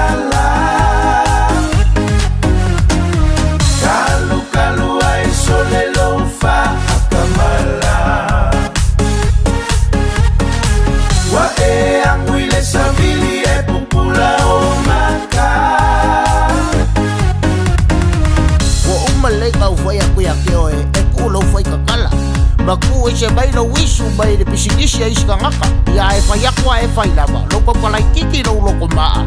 Ia, vai, o ke pōka o e ngalo no mga kua. Ia e koe ko kuri mai o makua. Ma awange i whakai ka i fua le skama i reo langa o le skama. Ia ka mawhai lava oe ia make sense lau o langa. Watch your makas, ma ia kukusa no whai kakala. Maro ka ele mama ia so upa. Ai so ia wapau lava anga ole o langa.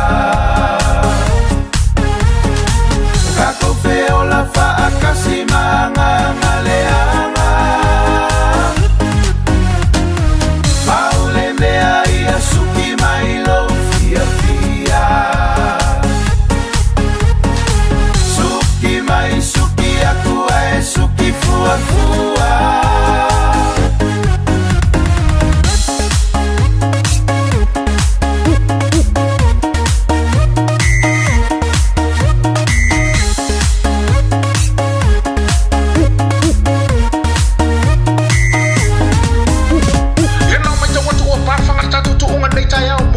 Sana ro fa foi man au fai tana para sa tu tula malua au loto le ma tula to o le ta ta sin tai to lua tula fa au tui pa tua o we ka fe e ser mata ina o tanto tu ma de tai au para sa tu tula mari ma au fa pa pa tula no o le au ma polo tu tula no fitu o le au ma kwa ile make sense ari kama ya ma tanto tula ma no le tai au Gafia bonga oi ai so ia wa paula ma ole Kako feo la fa akasi manga ngaleanga. Paule mea ia suki mai lo fia fia. Suki mai suki aku e suki fua fua. Ki famule mole lo kubaenga ila fea ila usuki Io e makwale make sense ale o langa le wei tatou he. Sai a frek mali tatou fa fie fie ngale le tai ao. Ino se bali bali tebele wati le o wei va minute te le tulas fulu. Toi fa sala wino tatou tale vai fanu pe na ia i le tau longo le tau tua. Male au nanga al fatu se va masmino. Tatou tala o to le va ia se me tupu tono au kilani ia po ni sila nei. Ia tatou tala ma ima o langa. Tali mal datu pakala mal datu fa marstino nei tai au o le mfano fa tasi mai le sunga fa fengainga ya au ono onisi tu tuangi ya ile nei tai au ai o le afal datu fa marstino fiana te mafuta mai ai o le datu fa marstino le alwatu datu fa marstino nei tai au tapena pena mai la ia u se vai ia malu solo afu malu fangu vai le la vatu mamola fa se silanga le motato nei tai au wala ta mai le aso fa manatu o le fano mai o le Mesia po fano mai o Yesu o le tatu ori ma le tatu fa aula le pepper Christmasi po e mai la sa vilo a oe malu ainga a oe usuina le pepper Christmasi ia o vatu mal toris fu se kone de omi la fa mai le vilo le tatu wa tawanga i le penga fa ilangi al radio.samo.co.nz amata nei loa ona amata nei loa lau tau mafainga e fa ngata le tatu tawanga le ilaso luas fu te sema o le a faia le se i le aso lava lea i le tula sifuru le taiao fai tau manino ia iainga i le upenga tawhailangi al radiosamoa.co.nz ia moni e tele Christmasi male tau sanfou mai le pulenga male au fingaluenga le Radio Samoa moni se famtalanga vala umali tatu telefoni lua tasi lima vitolu lua tasi lima iva tolu tawangana al tatu Radio Samoa tawulunga i tatu pokalame moni tau sanga ia le la mfai na tuina ia ante oe ia po e mai sau kauvanga sau pesi o ele kalme so ko vai po e mai se vilo a oe malu o io oe malu ainga ia sili atu la maltoris fu se konele umiol tatu pesi do manai fo nei fai donga tapele mo tanto to lunga il tatu savringa po kalme le samo mo le to sanga e ala tatu se emal tatu fa marstilo nei taiao o mai o toli nei taiao fa malo la velo sai malo foi le fa malosi i tuti mangalu nei va yaso e se ale le leo le li mo pele malosi ati tanto e fa wai a tatu tuti matatu ngaruenga me se a onga nei tomaiti to tele la tua le wo fe ngai ma a onga ia ma fa unga foi e me se tapenanga mo fa mo to sanga la tou o le whaftaia i le li whaftaia te utou mātua le sai ma la pale tu leina i whanau la onga o nei te lo nei le fatonu ina ile fa unga le tatu University Samoa to telefoia alu tam fana o tatu watu ila to bol me la to famlianga ia ila to ainga mala to fana o lai Samoa o lai ua whengai mawhaunga le so. Si taimin tatu tatu nole si tasu whaavlawe matu ia ana tūla i mai Samoa o te lole tae ona nafi. Lena mua si tasi o whale. Ai ole vaenga pito silo na whaanoa noai. Ole mai maua soifua si tasi o tamaititi. A lua whaita waso ona tatu wo ole kiwisi masi. Ta alo whae. Ia a o leo ua mai maua ile olo si neita maititi. Talu wairi whaata mala o tātou. Ta ua teri leo le toi whangwhangu mo tātou mātua aua nei tu ua na o whanau. Ai tau whai o uma o rua mātua se mea. Wale tala nā no whalonga atua se tasi o tu stala mi Samoa. Lea sa whonga ina le tūlanga pi ona iei le mūlea. Ia, ma le mea le nei. O le vala au watu i le matanga ruenga o le fisa fui mu Mosef Suoswani. Ai wha mai whaatali mai si tu atu o i, whaatali mai si tu o i o. O ka o kai. A o le vili atu. E mana o mia vavele Suoswani. A le kui o, kuangi o, pasiangi o. Ai le isi tali, talo fai. O vaenga umanana u whanongolongo ai o toina mai e whaavlavele Samoa. Pau le vaenga e whanono ai. Mai maua le ola nei tamaiti. Mātua, o le tu alala le pokalame leo whaita waso na tatu o le Christmasi. Aua nei tu ua na o whanau. Na o la tau e oi se mea, aua nei tu ua na o whanau e no nofo le whane. E wai le tala noa tatu ma me tupu. Nō nei vaenga dai e tu inatu nei tai au le maftu mali tatu watunu. Ia ai la fal tatu sumpa nei tai au, le la fal tatu sumpa. Ta pena mai la fa marstino nei tai au, ia la ka ko ka ngo ka ko sumpa nei tai au, ia il mafto mel tatu watunu. Ia ale la ka ngo e pole aku ka ko sumpa. Ia on sai mai la tatu. Le la ka ngo fa ka ko sumpa wal makua, maka uki ka ko sumpa le la fe. E sangi e sela mai. Sangi e sela mai. E ke sela mai loa ia. O ka ngo lola ia le ka Afrika ko sumpa pe vai ko nga ke sela. O sek ia la. Alu kako. Alu kako sumpa. Ia. E tato fai mali e fo ia tai au e. Au ke so nga bave. Ia, falolo le lu maulima. Ia, fa pea. Vai mo sainga e oe. Vai. Fa pea ko sa e mingoi fa pelima. O ila me o ngani ma ku sai e ke lo ale ngai oi. O wau lima. Tasi, lua, tolu, fa, lima, ono, fitu, walu, iwa, sfulu. Uula yolo moto ka minamila e kafa tasi, lua, tolu, fa, lima, tamilo tolu tasi, lua, tolu, fa, lima, alunga lalo tasi, lua, tolu, fa, lima, ya, Maria, ya. Fora fa pero lima tau tangolo lima vale, follow by tua, tasi, lua, tolu, fa, lima, fa fao, fa sao lima, tasi, lua, tolu, fa, lima, fa pena vale, follow tua, tasi, lua, tolu, fa, lima, fa fao, tasi, lua, tolu, fa, lima, ya. Tatu wo ita wau, falo tua tasi, lua, tolu, fa, lima, aluma tasi, lua, tolu, fa, lima, autafa. Tafa tatou, ale tafa manaya, luma tas, lua, tolu, fa, lima, lunga, tas, lua, tolu, fa, lima, autafa, bilibili tas, lua, tolu, fa, lima, bilibili luma tas, lua, tolu, fa, lima, tofalapoa tas, bilitua, lua, tolu, fa, lima, falapoa tele tas, lua, tolu, fa, lima, ya manaya.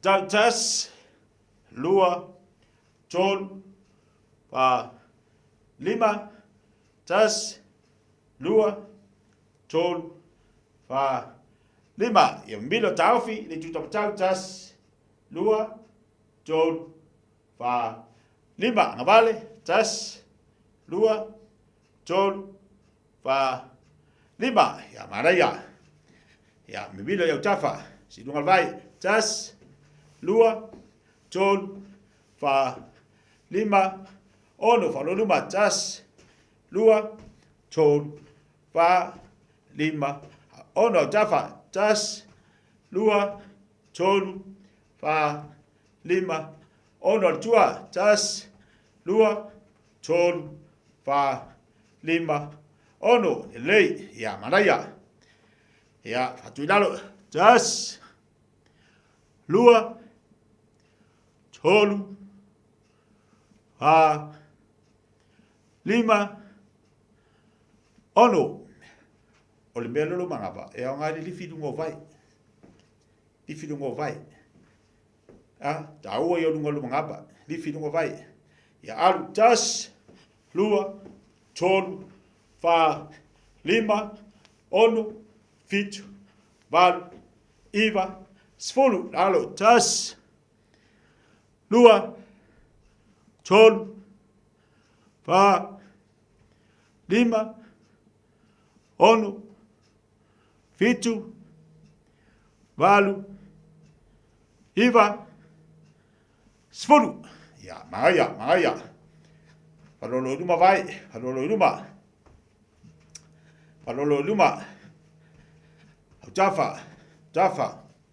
Jaffa luma sfolu so luma so matu ya kas lua tolu fa lima ono fitu valu iva sfolu lua tas lua tolu fa lima ono fitu valu iva sfolu Jaffa tas lua tolu fa lima ono fitu valu iva sfulu lalo tas lua tolu fa lima ono fitu valu iva sfulu hey maya maka fa bela inga fa bela sui tau luma sfulu tas lua tolu fa lima ono fitu valu iva sfulu lua tas lua tolu fa lima ono fitu valu iva sfulu Jaffa tas lua tolu fa lima ono fitu valu iva sfulu lalo tas lua tolu fa lima ono fitu valu iva sfulu heia ngaya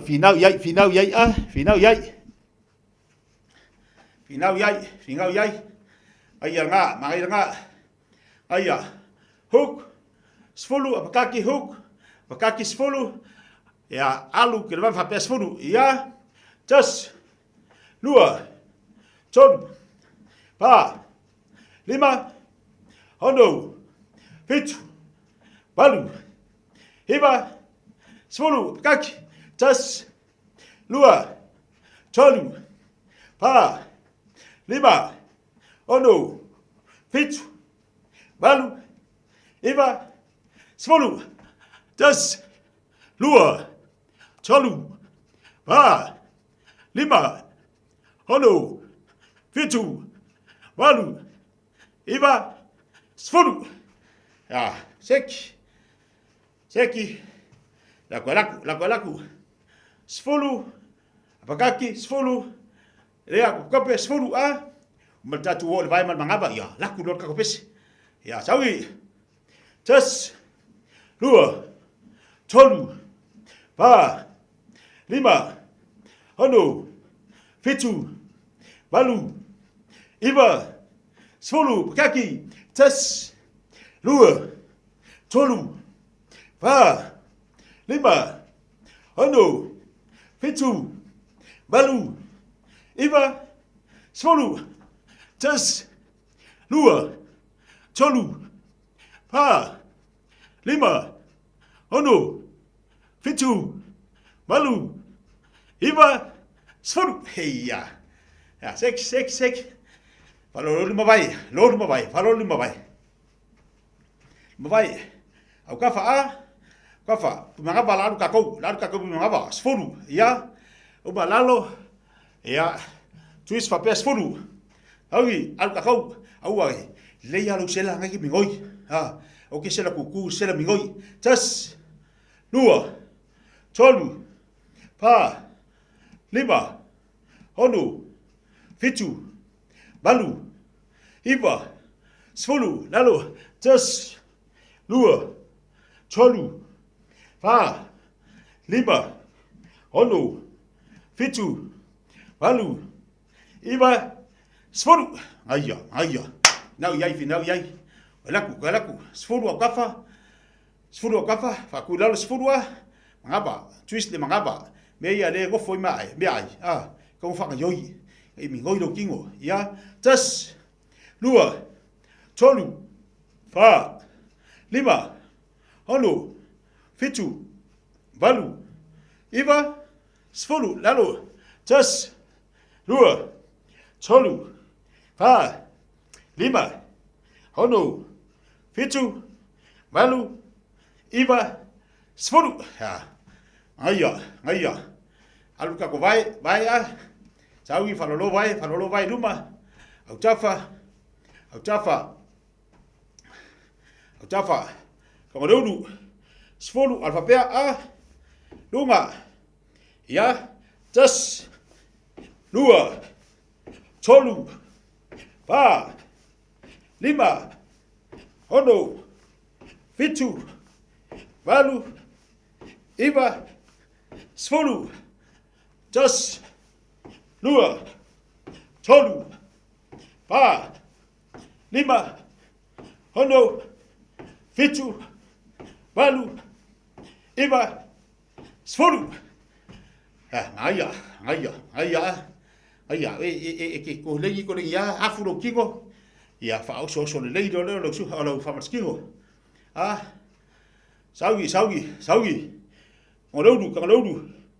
Pungo lalo, kulei ba dungan mangaba pingo me yo kau nga fa yoi tau ela kamanga ya sawi tas lua tolu fa lima hono fitu balu iba sfolu tas lua tolu fa lima hono fitu balu, hiba, sfolu, heia, ingin vai. Ya, ceki, mana vai tolu, laku kau pesi, pesi, minggu bika kau.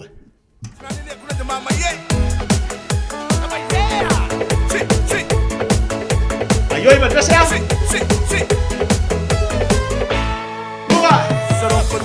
Aya. Ayoy. Samangay tarabat na pa, ngirani ka pa rin at mo ang ali.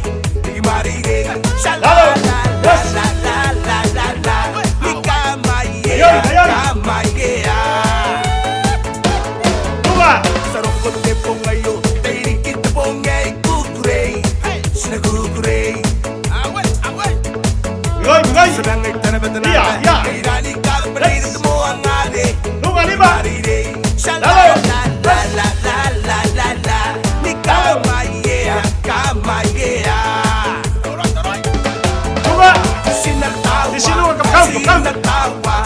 Sinatawa. Ayoy. Tawa. Kamali. Sinakona, sinaninsa, sinakona, Luwa. Tawa.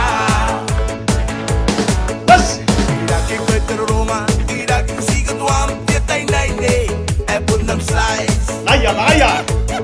Sino nga? Tidak kisah ni mani, tidak kisah tuam sound nei nei. Lana tenano, semani ngai sama ninga. Ni kama yeah. Lupa. Tidak kisah terunga, tidak kisah Kay mani. Punam size. Tidak kisah ni mani, tidak kisah tuam sound nei nei. Ayoy. Tenano, semani ngai sama ninga. Ni kama yeah.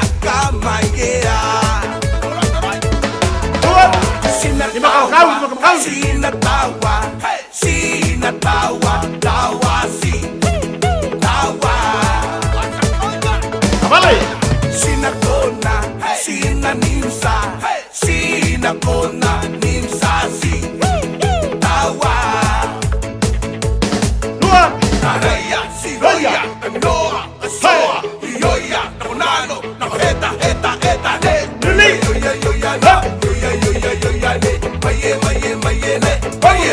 Maye, no. Sinatawa, Haya, ayoy.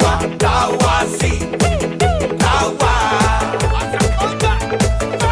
Sinakona, sinanimsa, sinakona, nimsa, si, tawa.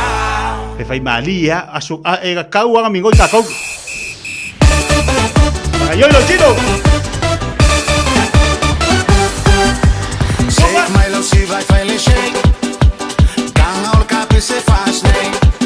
Eka dum yeah, eka dum yeah, eka alpha everywhere. Shake my love, she vai finally shake. Gang all copy se fast nee. Eka dum yeah, eka dum yeah, eka alpha everywhere. Dum yeah, eka dum yeah, eka alpha everywhere.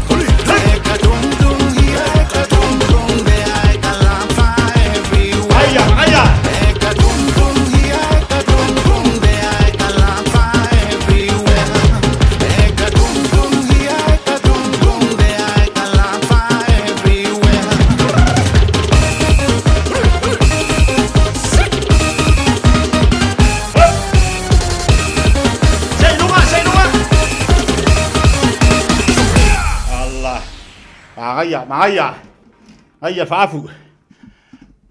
Ngaya. Foro Maria se la ia ke kama e. Foro Maria ai fa wo fa le fa foro banga ba.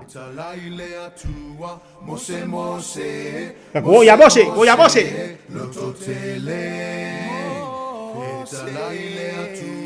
Nunga. Hello. Nunga. Hello. Babu. Nunga. Babu.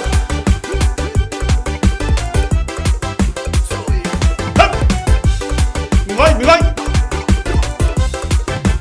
Yes. Ole fa alinga ile mose lunga. Nunga. La auta talana. Ole me o kwai ele ia fa. Nunga. La au ile afi wa sa. Ole fa alinga ile mose lunga. Hello. La auta talana. Ole me o kwai ele ia fa. Ayoi mai. La au ile afi wa sa.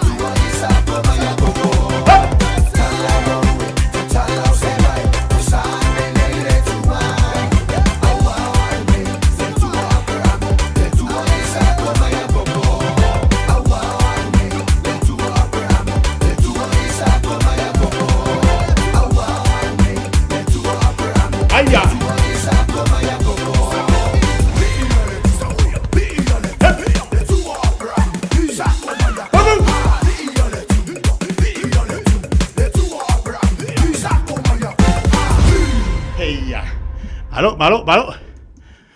Ya, sekia. Ayya. Gel.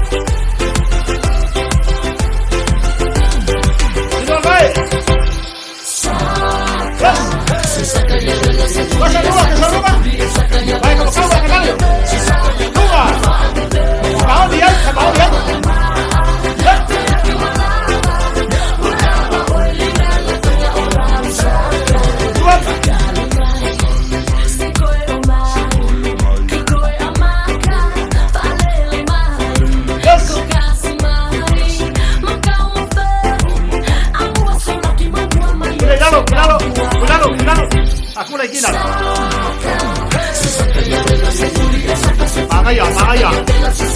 Ano sila yo vaya. Check. Agua por los seco malo loina. Salo. Sua. Sas. Sua. Bobu. Sua. Sas. Sua. Sua. Sua. Afi. Sua. Sas. Sua.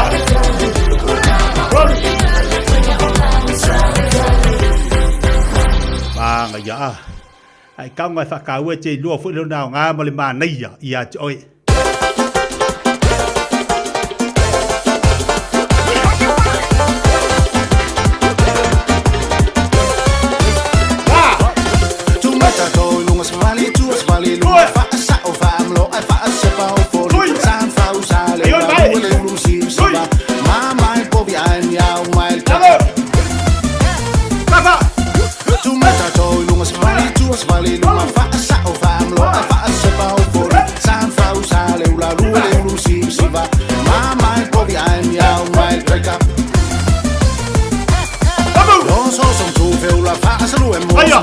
Sivar samo e fit fit je fat pisang mali e tau tuma sivam fai kupa so al me ai vai sme mawa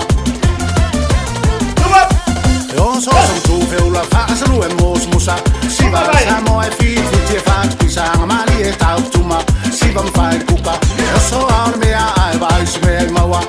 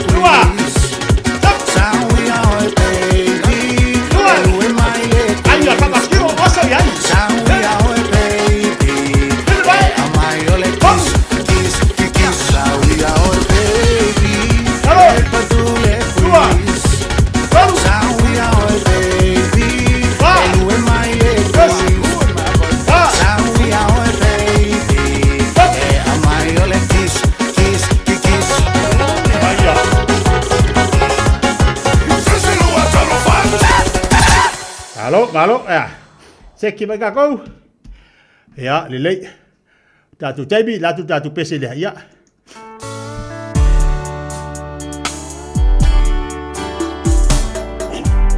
Seki ya papua. Ya, bibi tas. Vai ngocho le mai sama fusa. Lua, tolu lua tas. Lua, tolu lua tas. Ocho chocho. Tolu lua. Shalili sama yo. Abile papatas. Lua, tolu absisar sasi. Lua, tolu lua. Lua, tolu. Ole alof. Sasi. Lua. Apai. Lua, tolu. Das. Lene. Yola. Tolu. Lima tahu ya abale tas. Lua. Tolu. Abale tas.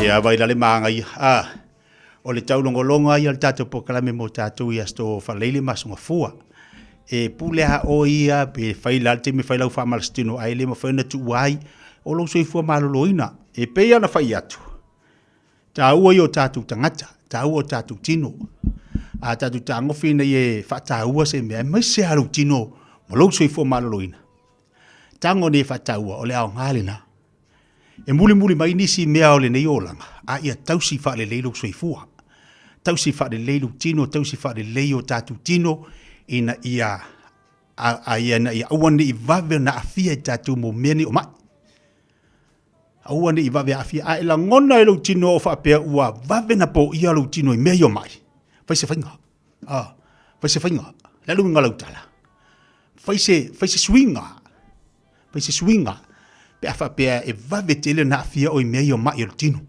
pai le se swinga me mo mua ti tilo yai ti tilo ya joy wa mai na e va ai lo la ile afa pe na ti fa ngoina ile tilo taimi ye ya fa ino lo tino ye ti mi ti mai tai ye ti mi me umana ya afia tangata ai o le taua fai se swinga uma tu nei tau sanga fai se swinga mo oi fai se swinga mo au ile ai ase sim fai ona suia ile fai na la tu tie sui lo tino pe le faia sau filfilinga te tau ma se fai unga te tau mo oi la vaia ma vai to telo ila tou ya mesi ani me o mai pe an tala no po klame o me o mai a lo sui fu ma lo ina na ia te oi e mo le tilang fa te tele lava tatu wat no na ta ma na tina tatu uma lava le na sumpa ma le tai lunga tatu fa malstino fa te tele lava a ngale nei tau tua ma le nei au nanga mo oi fa tai ma vi ia le ai afa pia ile au nga tau wana tau tu watu yo tafa malongo pe po kala me radio sa mo ya toi fa taua lo so ifu malo loina ma le la to eva va in langi le me tau le yaso ma le tele le tau pa isi savari le afiafi fu ale le au me ai oi ese tau te loe o la tala le wa fa ma ko ai si wa kale la var ngi me ko fa kinga ingolo ka kingo nga la te tala foi le o ata mea ai ata ti tango whakinga ingai ka ika. Aka alu fo iwa ilsu i o kere sui ngoro ka kingo whalongo kwa pe wa esia. Pe awa kare fia awa i haa. Ia whakoi fo. Ai a vema lu i mo tātou. Whamaris amu tātou. Whamalo si lesi. Ia ma lango lesi. Ai wawa ai atu wari sa wari whape. Oh ma ngai a ka hao. ai lo le vai ko sa vai mai mau fuā le kai mia aua sa mali mo lo sifo maloloina a le ia toe tango lango lisi uso le fa tai le o se balte balawati to se maltasi minuta tale o le tu la se fu maltasi tala tatu le na maltatu fili market ni tai au tolu fit tasini me tolu fit tasini me tolu awone ngalo tatu sumpo le fele aso tai au tatu fa imasani tale tu la fit la fia tai au mai tasina ba nga taua vai le tatu pokalami fa malstino tatu pokalami salasi ya fia songa fua ma fia so lulu patai au so tona o lu ina ya te oi to tele nei tamama nei tinama to tele tatu atu so mai o te fa tu ta wa na la yel tatu sum pore fela so ta le fitu ta ka ko kau yol malai ka ko va ipo ka ko embu yol malai ma nga yo fa marstino la e fa yele sunga ya steve sunga te il salasi ma na ye tele am tanga pokalame ya ma ila to o le ua anga ba il fa tino ino na ni fo pokalame o fa malastino Radio Samoa. Taslima iwatolu amo. Na pata inga no na lua mo mātua o pepe phone. I le taiminei o lo whaatupula ia i le talivivini i Aotearoa New Zealand. E silon pipisi mai mawhai o lamati ai pepe phone whaatu awhana nau mai. Ai mai se lama i le ono vai aso mua o le tu e ina ma le tina au la ititi tele mo le tui. O lea a whai o le tina po se tausitama caregiver o le whai o le tui pui o lau pepe mai le whooping cough i le taimi te tau o le awala sili le nae pui ai mai le pisia infection ma wha ititi ai a fianga o le wha mai. O tui e le se tutongi mai whaia pe a ono vai aso le matua o le pepe fau o na tue whaia le tolu masina ma le 5 masina. Ia wha afso o tai lau fo mai masani e wha mau pe poka aso mo tui pui. A whai o misia le tui mua lau pepe po o tui uma a wal popole ai tala noa i lau fo mai. Tātou pui a tātou oloa po taonga sile o na tāua. Tau tua nā le tui pui immunize. Tala noe lau fo mai whaatuatuaina i se taimi vave. Tala falava Samoa o foi nei o eni ma le tatou whale tā vale lau iloa o le Car for You. A whai lava ta sa ili sa tā vale, le aise lai sene pe maua le lai sene a o e whaingaluenga tū mau, ma le leilo suafa. Whaingo fia lava le Car for You na fisosoani mo oe, maua tatou cashback pe a mana mia le fisosoani. Talofa lava Samoa o afoile nei o lofa, awa nei ngalo le tatou Facebook page le Car for You, pe te su mai le matoto atu si tolu se lao Craysel Frontman Rewa, pe faso tai mai le matoto telefoni, over te lau rolo a fitu whaiva o na walu, pa fisili mo en po alofa. So fase fua. O le R-Dash Travel o le company numera tasi le taungo fio pasese mo fe malanga inga i Samoa whapea le malanga bai i Samoa i New Zealand ei. A whea de loa i le ofisa o le R-Dash Travel tasi valu lima Great South Road i Marurua. Pe vili mai i le telefoni tolu iwa lua o wha o o. Tolu iwa lua o wha o o mo le R-Dash Travel. O e fufu e pātau ese lo fale. E te manao sta ngate whaanongo ia oe. Tau tua mo oe. Ma malama i laungangana. Vala au mai loa le malu mawhatau Bob le malu. I le olua tolu ono o 5 lua iwa pitu. Olua tolu ono o 5 lua iwa pitu.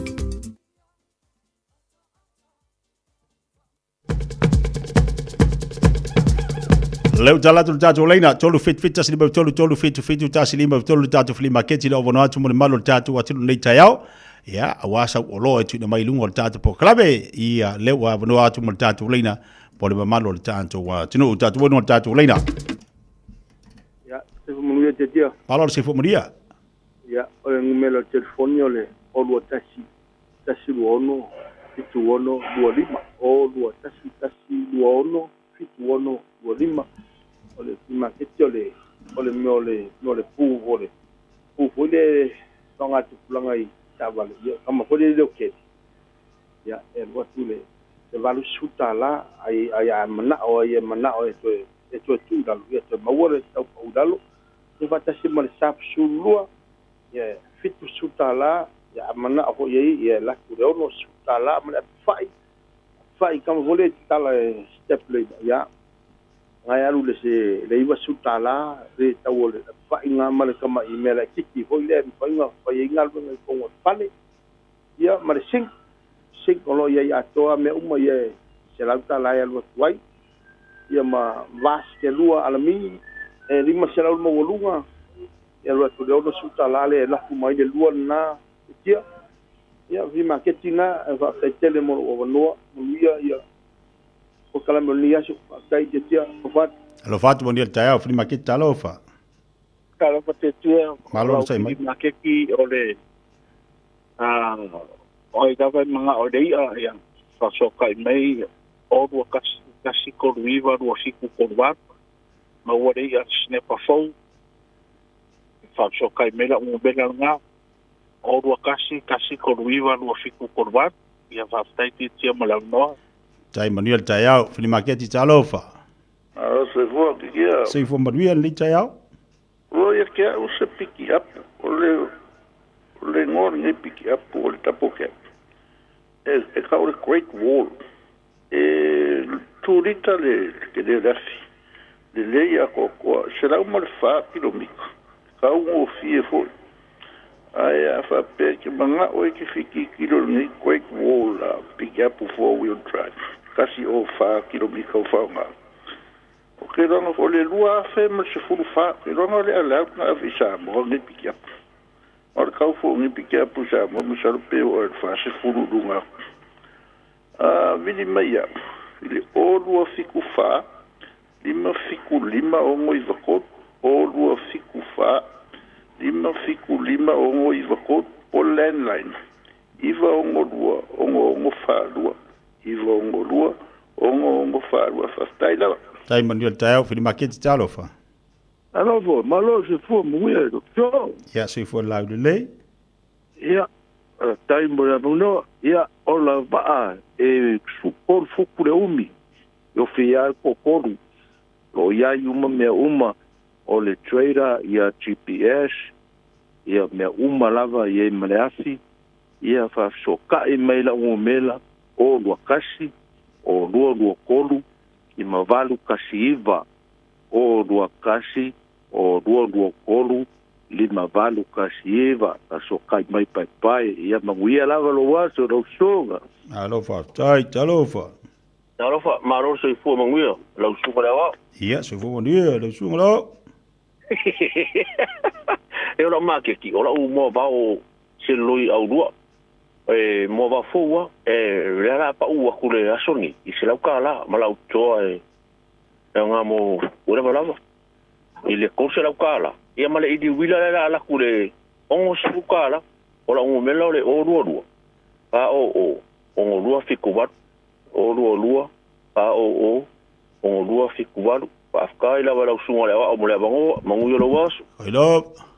Lei ole tatu free market tolu fit asili tolu fit asili tolu tatu telefoni a vano pel nei vai ngole tai au le maftuba le tatu wa tunu tolu minute talo le tula smartasi ai ole tala pel tatu leina mo tatu ya fa penal tu na mai o lo i lungo tatu po klami to tele liso ila tu o lo o fa penal maftuba ile nei fit tai au lungo tatu tua fa maluati a tu la tolo fe ngai fe malfatu ai ngatausi tonu ainga ia fa maluati ya tu ma lolo sai ma lo le tua a inga mai se ia nei matua talofa o lo le lava ko ala ka umele le ko ma lo na mi vange le ili le ke 0223235660 pele to sa tasi tasi telefonita malanga na te fa longo atu na i mari le lo la we fa tu fa la le tala 0223235660 si kamane ko mo ngei le ili o mi se ke lo okay ya fa fong be si tama le la mai la na lo ili ia le to va tu telefonisto ina le fa penana e vala mo ia fa te tama lo ma watu kai lava ia le to tele la to o lo pena fo na mafta mai o tal talista tu vala le nei tai au lunga tatu po klamel tatu fu di marketi o le vai nga ia le te to fiatal no tu wa yo mo ni o fa lavi ele tala no ina po fa lavi fa fo se pe ia ona yele tatu wa falele na fa ilo atu le na mu mai sa mo yo ele wala tala ter ki simasi ai esele fata wa o mea e tele i mafo fawina o mea e tele ngona e tele i mafo fawina tupu a ti wa sawa tupu tatu wadu ngona tatu leina talofa o se fua ia malo si fo monia Yo lo ka vale lo Toyota Highlander. Lua fe mo le wa. Lo kule. Valua fe. Vili mo ngume la o lo fiku ko fa, fiku o rima. Yang mo ya fui. Ya kalo kia pa te. Si fua talofa. Talofa? Ia, sa no mai. Ia, talofa lava o whaatau watu ia pulo lotu pe isi si mana mea pulo lotu so tai mai no mera from mole. O le olu atasi o ono valu 5 o fitu wha. Pulo lotu so tai ngalanu so tai mai no mera olu atasi o ono valu 5 o fitu wha. Whaftai lava malo o avanoa manuele aso. Mani fwata iau, fili maketi sa ulista tu leina talofa. Ia. Ora, lima kaki ya o pe lua aisha inga mga mila ya pakua na smash mo le opa. Ia, ola telefoni. Ora, telefoni na.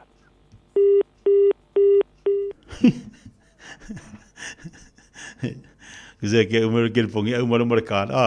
Lei tato no le tula sumar dasi o ila to le savala mo ilunga tato poklame mo tato free market nei tayau e mo le atu lang faftai ya to umala vale sa mo mea la tu wa vanoa ilunga tato poklame ia wa fu tato o lo tu na tu tele ni so la to o lo fia mo o loa ya wale atina ino ainga maliva i te mo tong tau so ifanga ya e o pole mo tato te lo fo ia o le te lo tato o lo ia mai o umana tilo ia tato wa inga mana ia tato tangata ia e talafia ngailona mai lunga o se o loa fu ile mfai ona suani ai mo lu ainga ia ai wani ia mai se o loa fu ile i se ase ka falonga ku e titiana i tangata vala mai o loa ia o atu va ai e le ia ai te loa le telo tatu le fu o ma vatu tu ala lo tatu watunu o loa e mafai ona vatu fa nga elisi ainga o le o loa e mafai ona vatu fa nga elisi ainga ai lo le o loa e avatu e tanga ofisina ainga su se la pisi aviesi tulul fa fonga le tunu ia tatu pokalame na mole nei va yaso o la mfai ona te modis fo ponga nei pokalame vers fo te lord tatu pokalame mule free market o le vers fo o le vai as fo ia ia tapena mai ini so tatu ulo mo vers fo te bele wati tatu no lava le tula se formaltasi hey hey oh when you shake up and bring you some more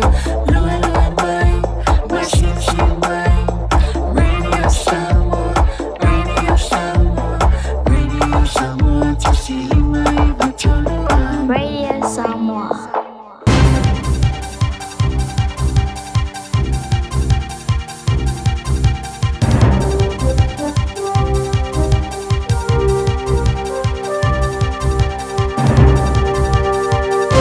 In this update, Christopher Luxon says he wants nothing to do with the Greens while he's Prime Minister. Luxon's confirmed a National Greens coalition wasn't off the cards when James Shaw was co-leader of the Green Party. But he says the party has changed significantly under new leadership. The PM says he had great respect for Shaw and his commitment to the environment and would have been prepared to work with him. I could see a National Greens sort of deal under that sort of environment working, but at the moment the Greens have moved into a much more socialist kind of position beyond the environment into a lot of social stuff. The government's promising an even simpler approach to how businesses calculate holiday pay and leave. Workplace Relations Minister Brooke Van Velden has announced officials are starting over again to overhaul the Holidays Act after consulting on a draft bill. She's told an Employers and Manufacturers Association event the current act takes one approach to leave for the entire system. I've asked officials for advice on how and whether other models may be best suited for complex work arrangements, such as extending the use of pay-as-you-go. Employees on pay-as-you-go receive 8% of their earnings instead of 4 weeks leave if they're on contracts of less than 12 months. The public sector won't follow many other workplaces in introducing mandatory across-the-board in-office workdays. Public Service Commissioner Sir Brian Roach has issued fresh advice confirming civil servants don't have the right to work from home without prior manager approval. He says rules could change, but they aren't yet mandating a proportion of compulsory in-office days. We don't need that at this point. All options still remain on the table. That's not a threat to anyone, but we will continue to monitor and we will modify it as required. A suggestion that ACC is at a crossroads. Minister Matt Ducey has announced a 6-month review of the scheme after it reported a $7.2 billion deficit and a drop in rehabilitation rates.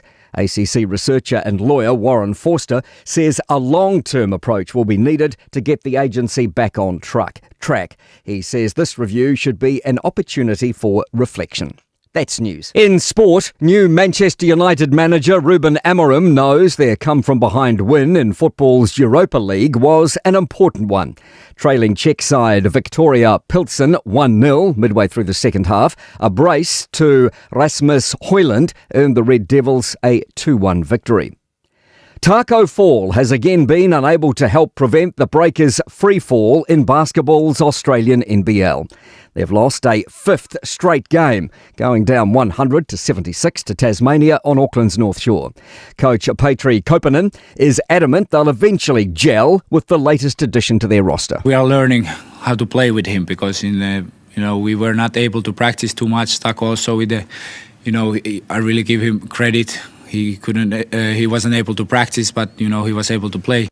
As a Papua New Guinea side gets set to enter the NRL in 2028, Warriors CEO Cameron George feels more groundwork is needed before a second team in New Zealand is announced. That's sport. I'm Malcolm Jordan.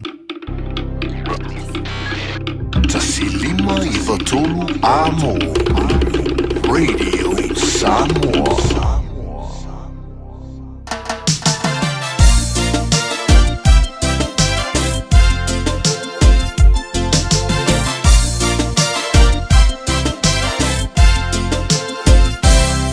Sala tata boya tu te musuma te puni mai no utu.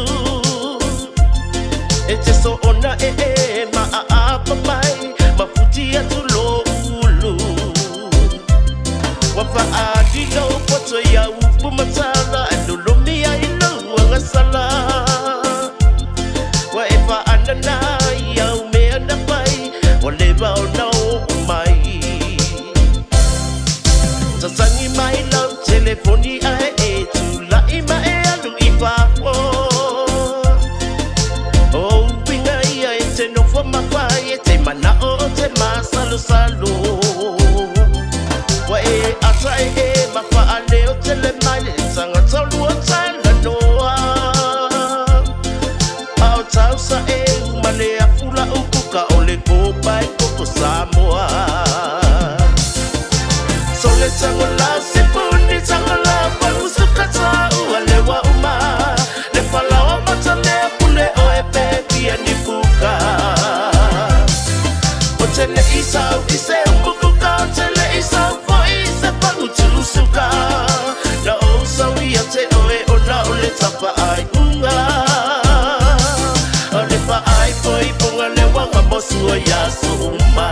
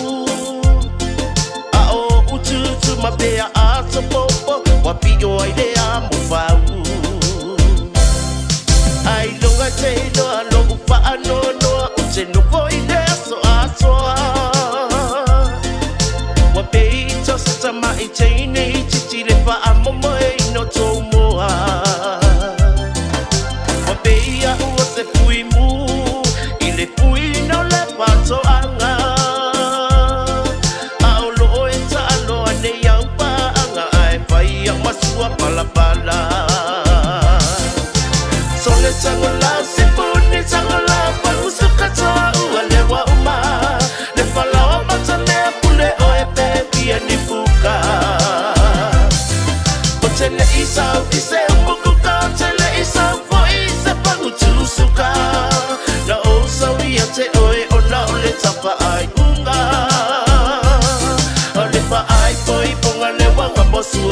suma.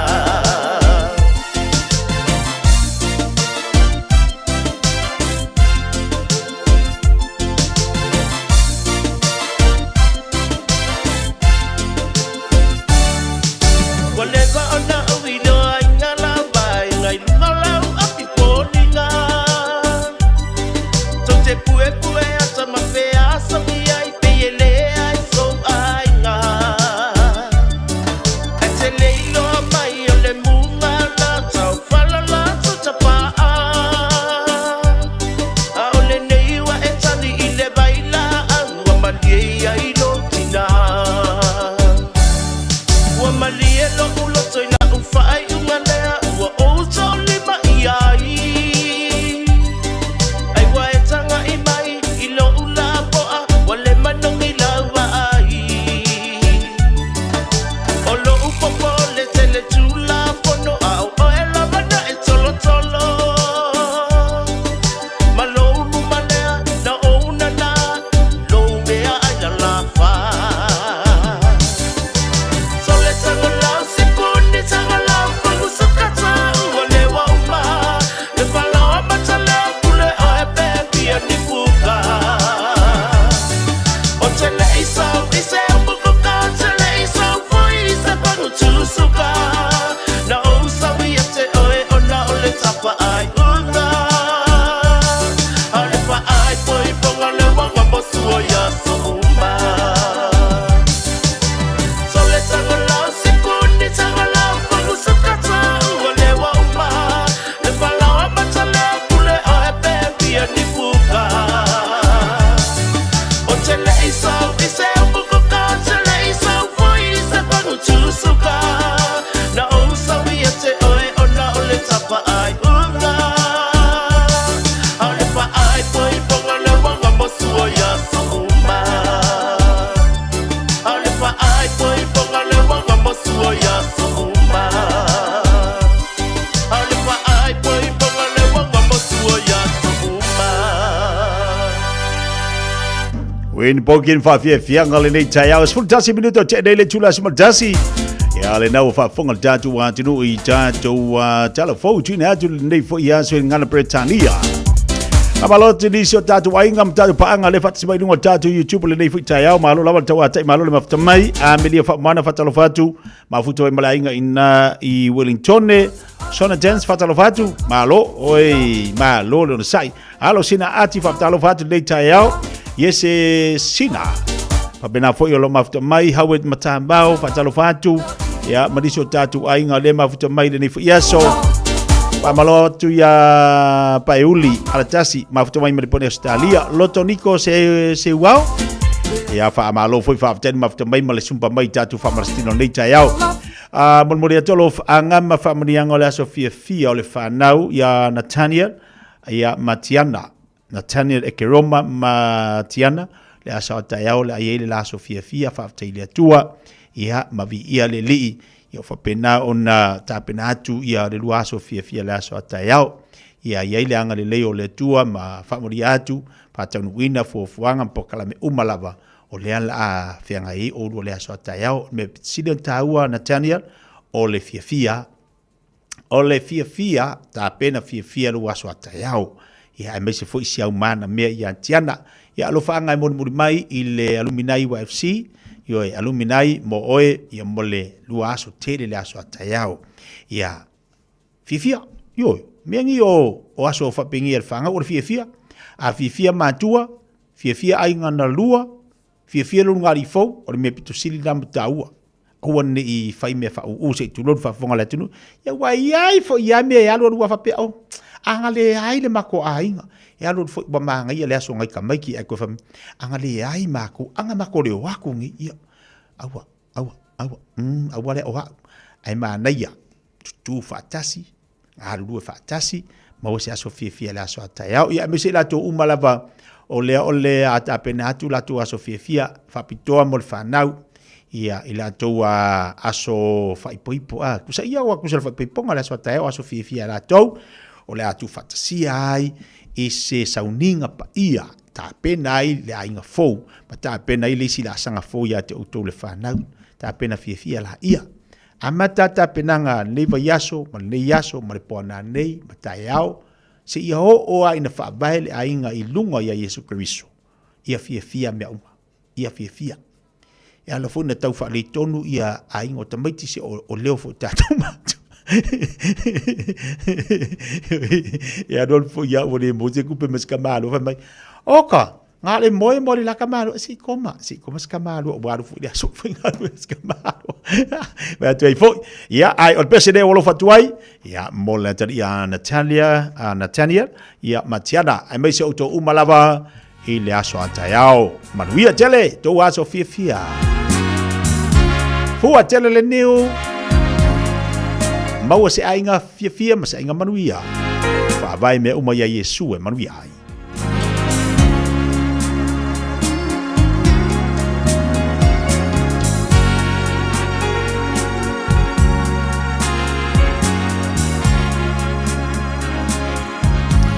Ia, alo whaanga fo I mai lau se ata au ke Roma malfatua te pora. Natalia, ai mai se na yo uso matua whaafine manuia, tu whaamanuia tu oile lua aso ata iau. Ai mai se lua inga malava, mai se so se vaenga ke lope.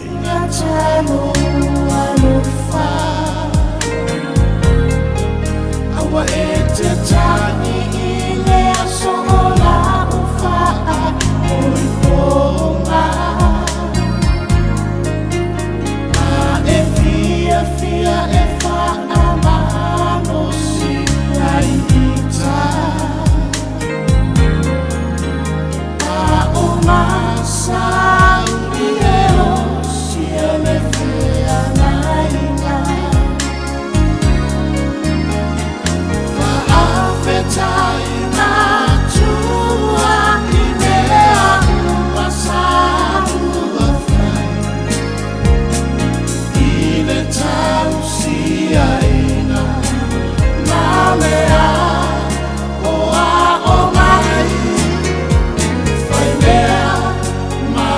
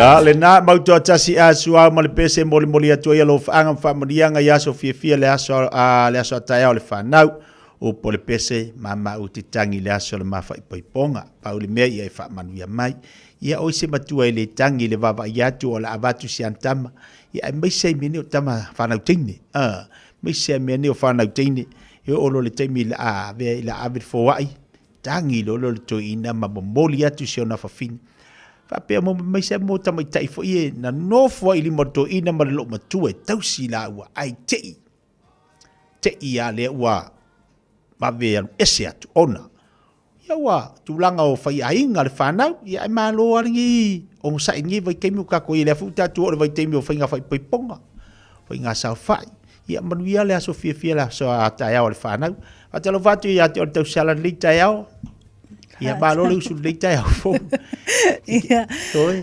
Langi mata fila fita lainga tete le nei tai a fo malo lava le soi fo mawa malo fo le uso ya te oi fata lo fatu le mamalu se tate watu no i o lo fa fonga mai i mama ua mai tapo kalami le nei as farele ua fa ui fo le nei vai asu ali titi. Te sau nei la ua fionga le tausala o lea e tal no atu le atu no i ia i whanau o le aso fia e ini so le whanau o lea le a tu fatasia le sauninga pa ia le aso atai au ia o le sauninga fo i leo le whaipiponga sa o le aso atai au le atangi e le sila o matua marisi toa ina o le afo i atu si an lata mateide i lima fo i o leo o le ala fatasia o malatua leo mori maua nei do matu o matu o le momole tamai tai ai no fonofo au tafarto ina malo matua o lana tu o lana savali o lana tautua wa la valina ke vai ai pe mori fe mo i maka o la po a vi le la pulanga e va vai atu le tautua le tamai tai ka ke kaule alu ke le mapu pa la vale fe pisia i mar ku kamange male tautua fai le mbawa io fato sina tu io foringa vai ele si ali e so o aula la o au kong wala la ai le ku se le fa pe vai o kupe ele vai le mo nga ruenga ai vai lana tau tua malana tau tala io sa le io wa pe na ta o le falling va ai wa o falling foi na wa fa pe ai sa o la lo kala o wa le ai mai fo reciprocate to le tene por ta mai tai fa longona ia winga fo ale tane por tama leo fai ia ono falling vai fa pe le tau singa e maturity o le tene ia longo winga fa pe o tu le fale a inga le tama ia fa pe ai le ai o la okay ia me tu sale le o falling vai la na o tau tua ia o le tau si le tamaita i matua ia fa pena foi le ali ale le fo ia tulanga ia o lena pele mai fo e matua tau si le ia ale wa matua o le teme fai le ainga ia o le mea na ia tutusa o mai fo ila sala e kangi le ki ngā mata mafu ile le mafana le maftanga ia maritala to ina seve lo wa fa fini le la fo yatu pele yo maloto ia tausi fa le lei ma fai le lei le du ainga alu suanga le batele a yeni me tupu tausi pea au le toi memoria tua ai tausi pea ma na ia la sit boni mau fa pena se matua alu ai fa peua ele mana oi tausi pea yo ele mana tausi pea a yeni fa le tonu o atu o ya ma ua so sani mai de du ainga a le kama foi la le seve ai ki fale kongu o ki Apollo ko memoria ala le meanga fo ia wa tele ana o Simon Maule ka telo nei vai tawa ia ono lava tulanga le tele o fa fita uli ia ile tulanga lava le o lava male limo le tane ile na fo ia va tulanga fa pe ia le ala fa ele le tala le tama ia posto ina fo fa pe wa alu tu puse fa le tonu ile lua va le alava awalava ni yo lima ai mo moli fale ya ku pe o moli ya ku ya o kiminge ya wa fa pena wa ele pero lo tala ye fo ia ni o fa iponga po fa singa o fa pena una o mol mawina la ye tu aina le fam talanga ye va tu tama ile te me fo ai ele le tamaita me nai le odum pesta ia wa o tato ofisa to odum pesta o le i fia ni lu ai nga se tu lot fa fonga le tunu ia le tinu va ai mo do tilo ia va ai le anga iluma ma le tulanga fi piona ia ese le manga ia ese le lu le lu kama le mo do kengi le io wa kwa fai mai ia se umanguma fai mai se umanguma fai mai se umanguma ai se mai amu ia le va ngale le lai fai poi po wala le ngale va ese o ka ko o le taimi lu ja vai ia se vai se umanguma amu ia ko du anga fio ama fio wala le nga wala nga sa ka wa fa pe kali va ko ya o due o ke lu va ia lu fio alu ba oi fole ko ska me ki ko nga penga luanga malo lava ia manga ia tata no foi ma tatu fa so ile yaso ia nga fo ile mo tatu afa penga ke 5 baba ile to tilo to e fai ile o filfilinga po ia nga pe de ai o ki fa kele afa pe e va ko se la kala ya so i va ya so ma pa pe por me ele se la kala de la u ia ia ia kingo fo mai ba fo pe mo mai e se la kala e muri mai io pa ko ai luar ka mo ir ke mi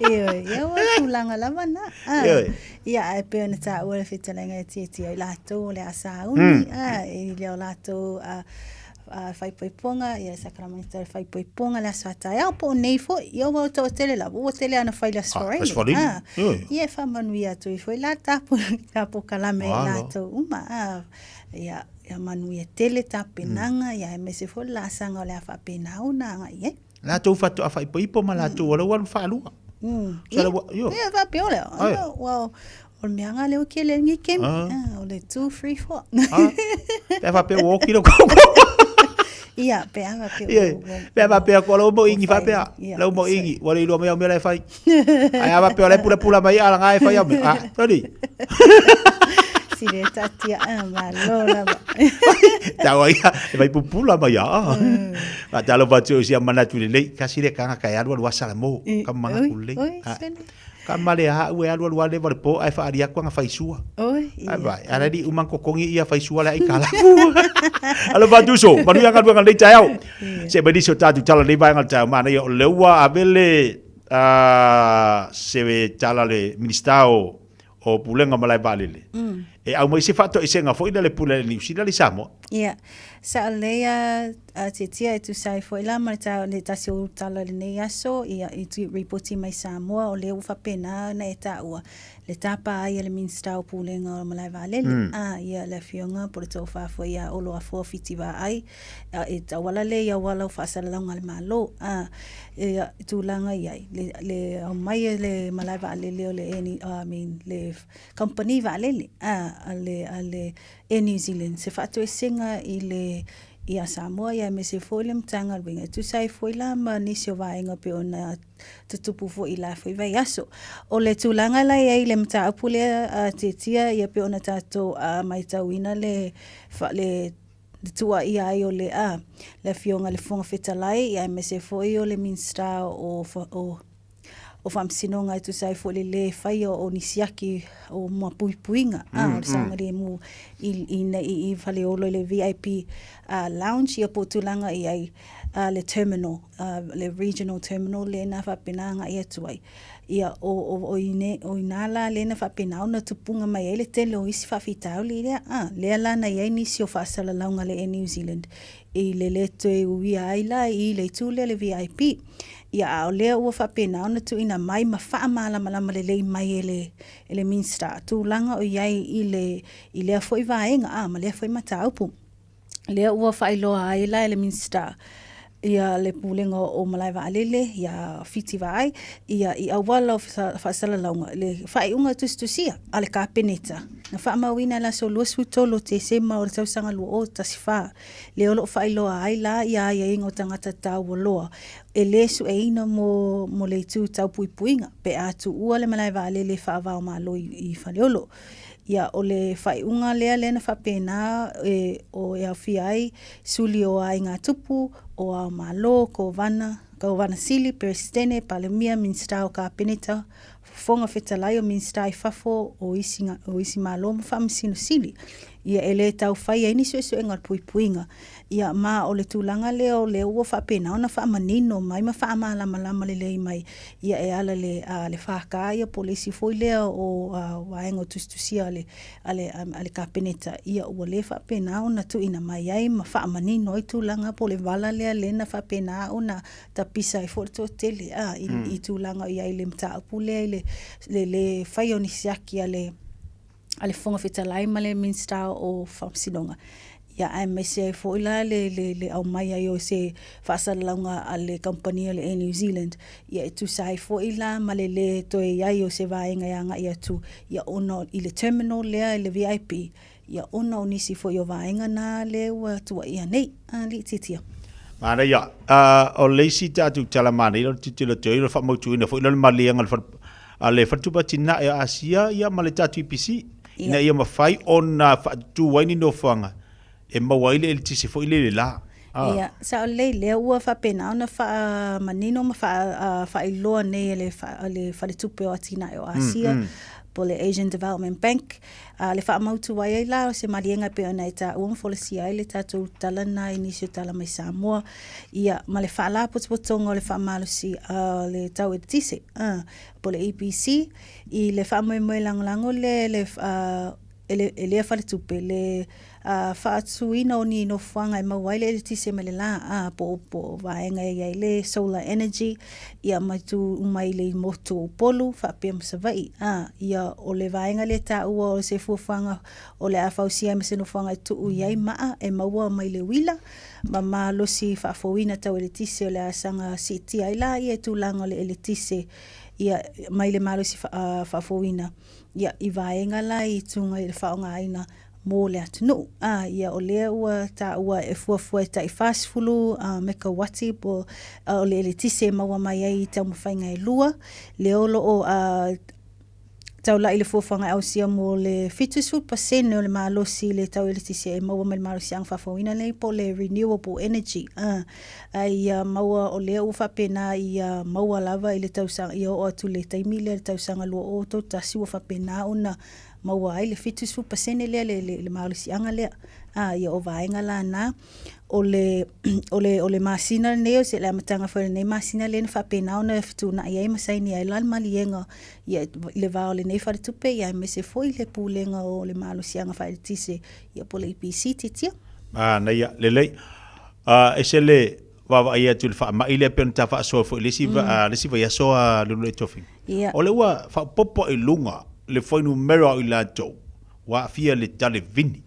Ia, sa o lei ia wale asalava se aso ma le ma le tu ina mai ni whaamaumaunga ia o le po ni updates fo i mai Samoa tu sai fo i mai le PCA o le nei whaamai o le tale vini ia po le whooping cough ia i tutono Samoa le o tele fo ina fia fo inisi o le o atu no e peilau ni usila ma se talia ia o le la e whaamauina le fa inga tosu fa i tūlanga o iai le teminei e tosu fa fulisi e fa na we la loi fo le tasiri tau sanga le matutua o le isi fa maumonga o fa i loa mai le soifua malolo ina e fast fulu ono tangata o msalomia wa afia ia unga o le fa amai a loo fa pena ona fa talia pea ia su enga po testings e tu sai ia mai la tau po le mea ua fa pena ona afia sa o le fa mai le po nisi fo ia nisi tu o le fulu pea o loo fa talia pea la le testing nei ai ua whamawina ua na o tangata i polu le o whamawina le maua le talevivini le 5% o tamaitai ai fast food 5% i o ali i o tulanga la i ai o lo o whamawina pea le tuina mai o whalawilo ia e mai se o le o whautuanga malapta inga a le matanga le bengo le soifua malolo ina le atunu ina ia tausisia pea tulanga i ai i le saunga le mu ina ia mawhai o na tu iti ti ai tangata i le fia mai le whama i le talevivini titia.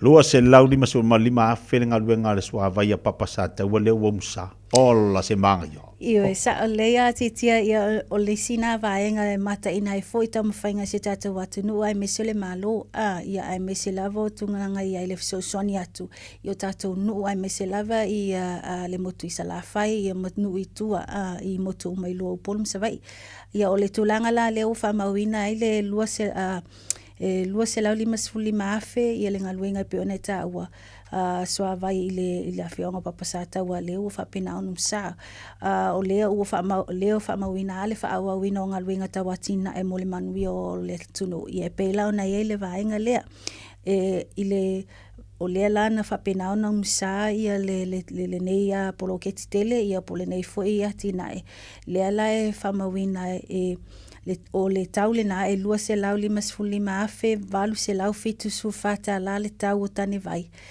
ia vai te le lua le mwhai ona te waile se fulu afe lita o le swa vai le titi ia lea le te le o tane vai nei leo le mwhai ona apu ma puti ai e tūlanga ia le swa vai ia walawa le whaangai no o nai tangata ia o le soifo malolo ina le leifo i o nai tangata i papasata watu saifo i malewa inga tele le atina e titia.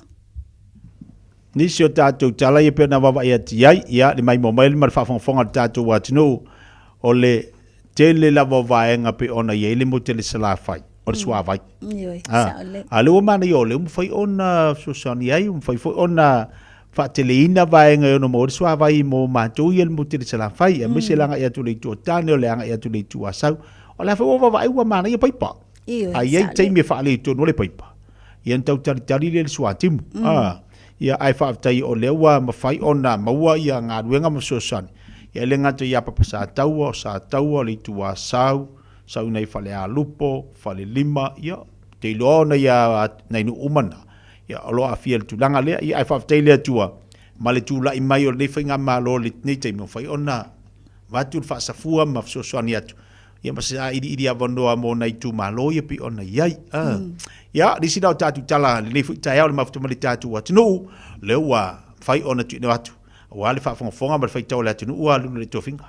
Ia, sa lea te tio tūlanga wapena, ia o e maua malava leo te lenga e pe ona tā ua e whitalenga e tia e tātou reporti nei.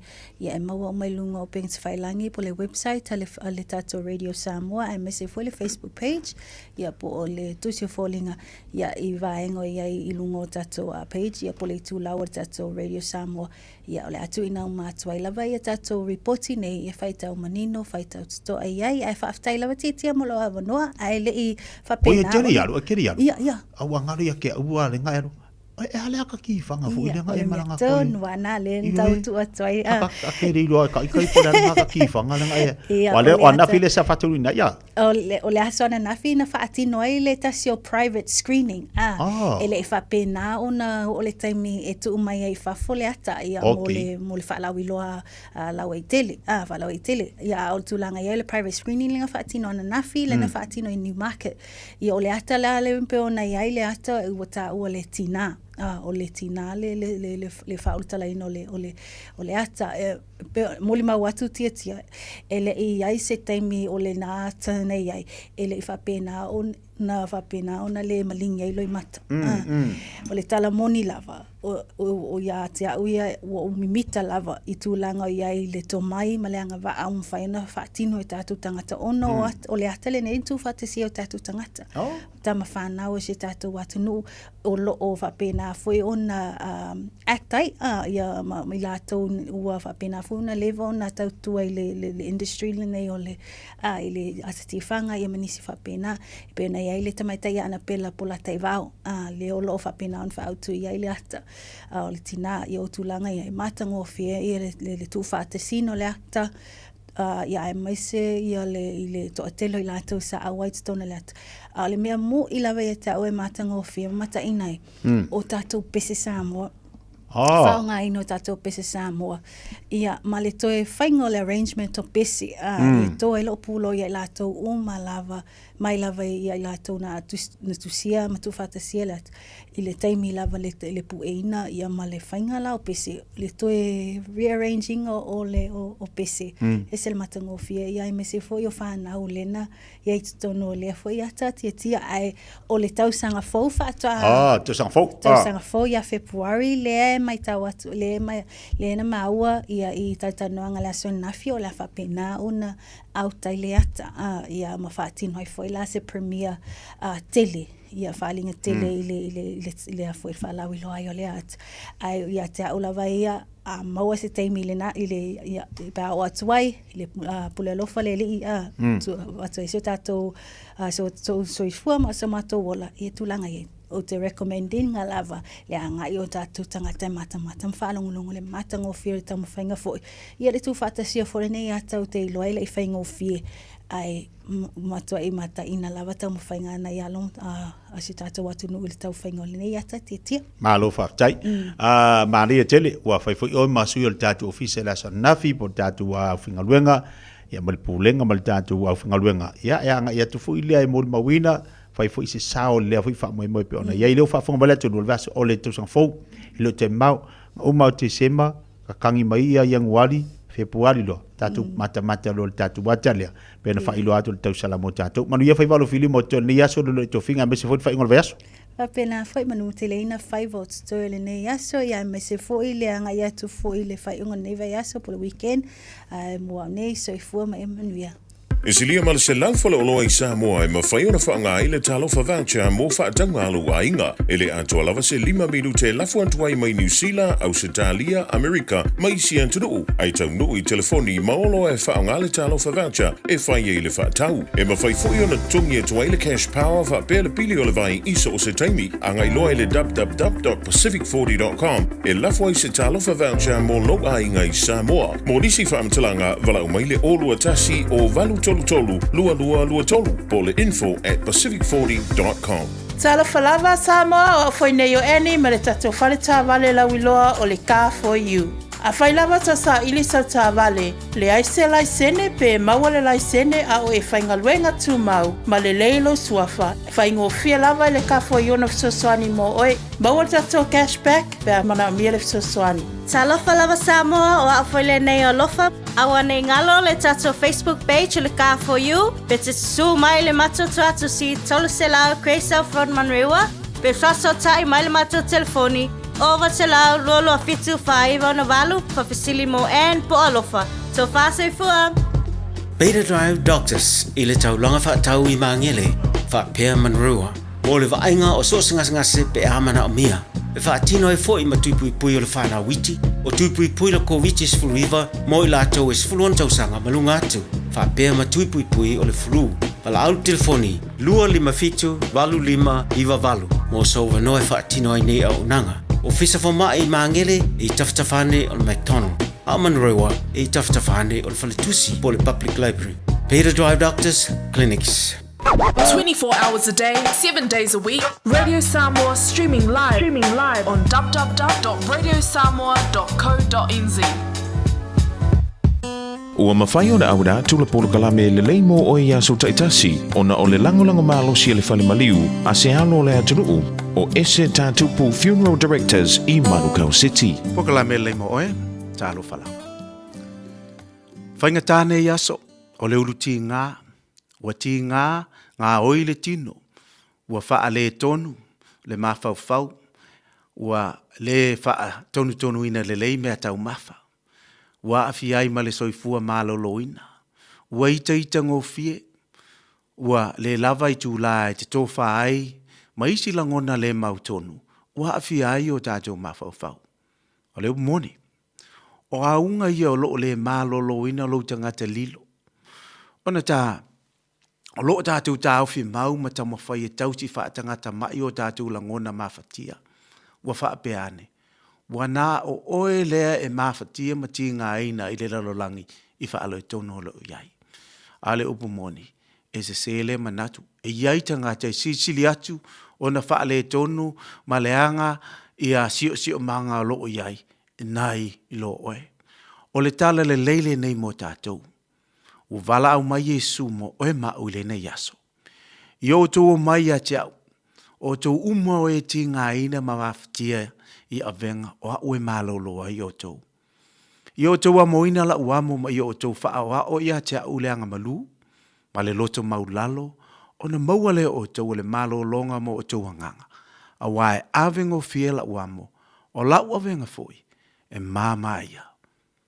Whaatanga Yesu e fesu ia I lua amo I lena yaso.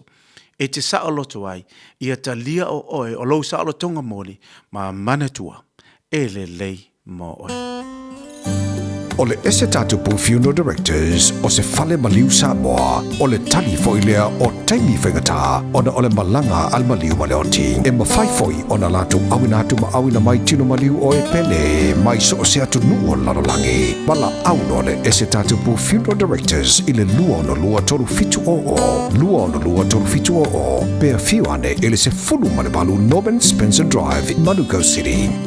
O e mo mia singa luenga le customer service, hospitality, po le avea fo I maleo leo. E te leo mautinoa, po o whee a matai. I le MSL training, mātou te whesoa soani atu. Mātou te mālama lama, o le amataina po le toi fo I atu I aonga. E mawhai ona whaafai ta. Ai olo o iai le mātou au so soani wha maoni. E taita ia, malangolango ina oe I lau malanga. O le MSL training, o se ainga. O se no fuanga I langolango ina oe, e whaamalo si au, ma whaamanatu atu lau sini whaatu. Asi I le msltraining.co.nz. Pevala au loa, le ovalu se lau, lua, fa, tolu walu. O lolu manai, e a mata atu, I inei.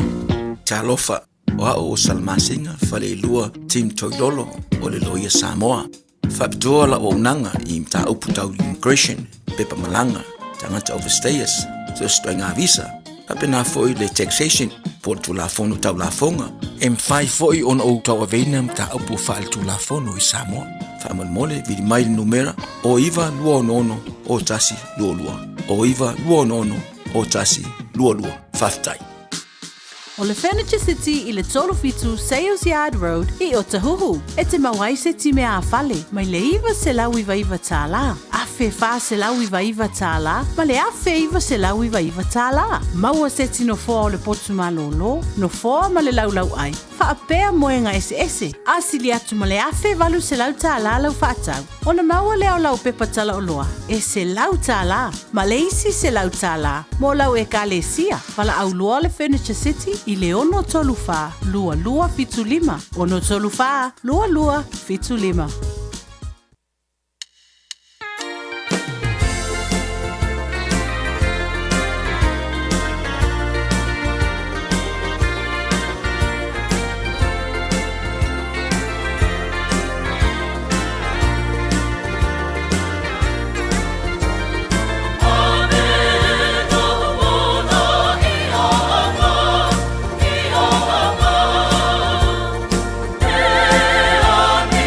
Yeah.